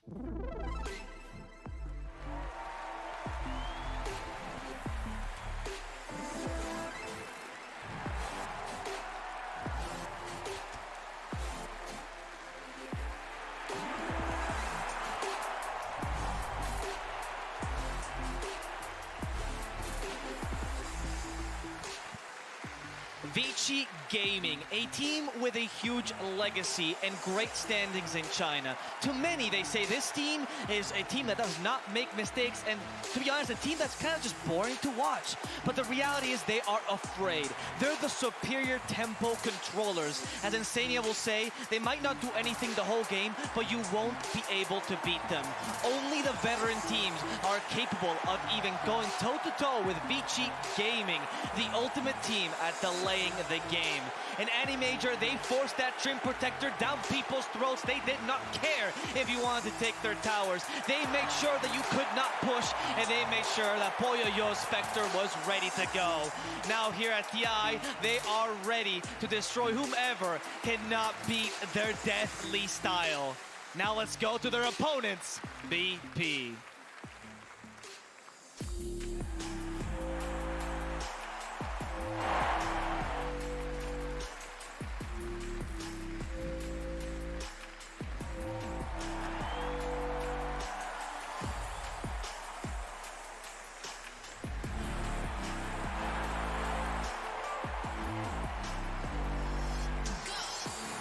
Now for VP, Virtus Pro, an old organization with the Eastern European scene that is now bringing new blood into the scene. And this new blood has had some question mark performances. Previously, people said, oh, they can only perform online.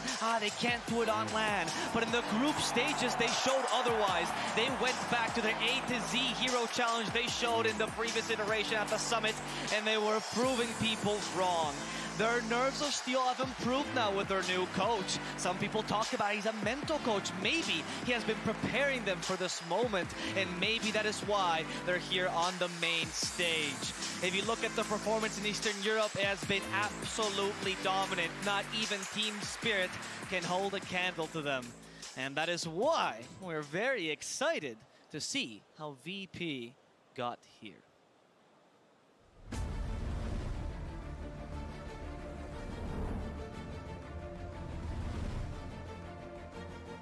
He just scrolls on up to the high ground with the finger. Down goes Palantimos. He does have buyback if he would like to go in, but he's be holding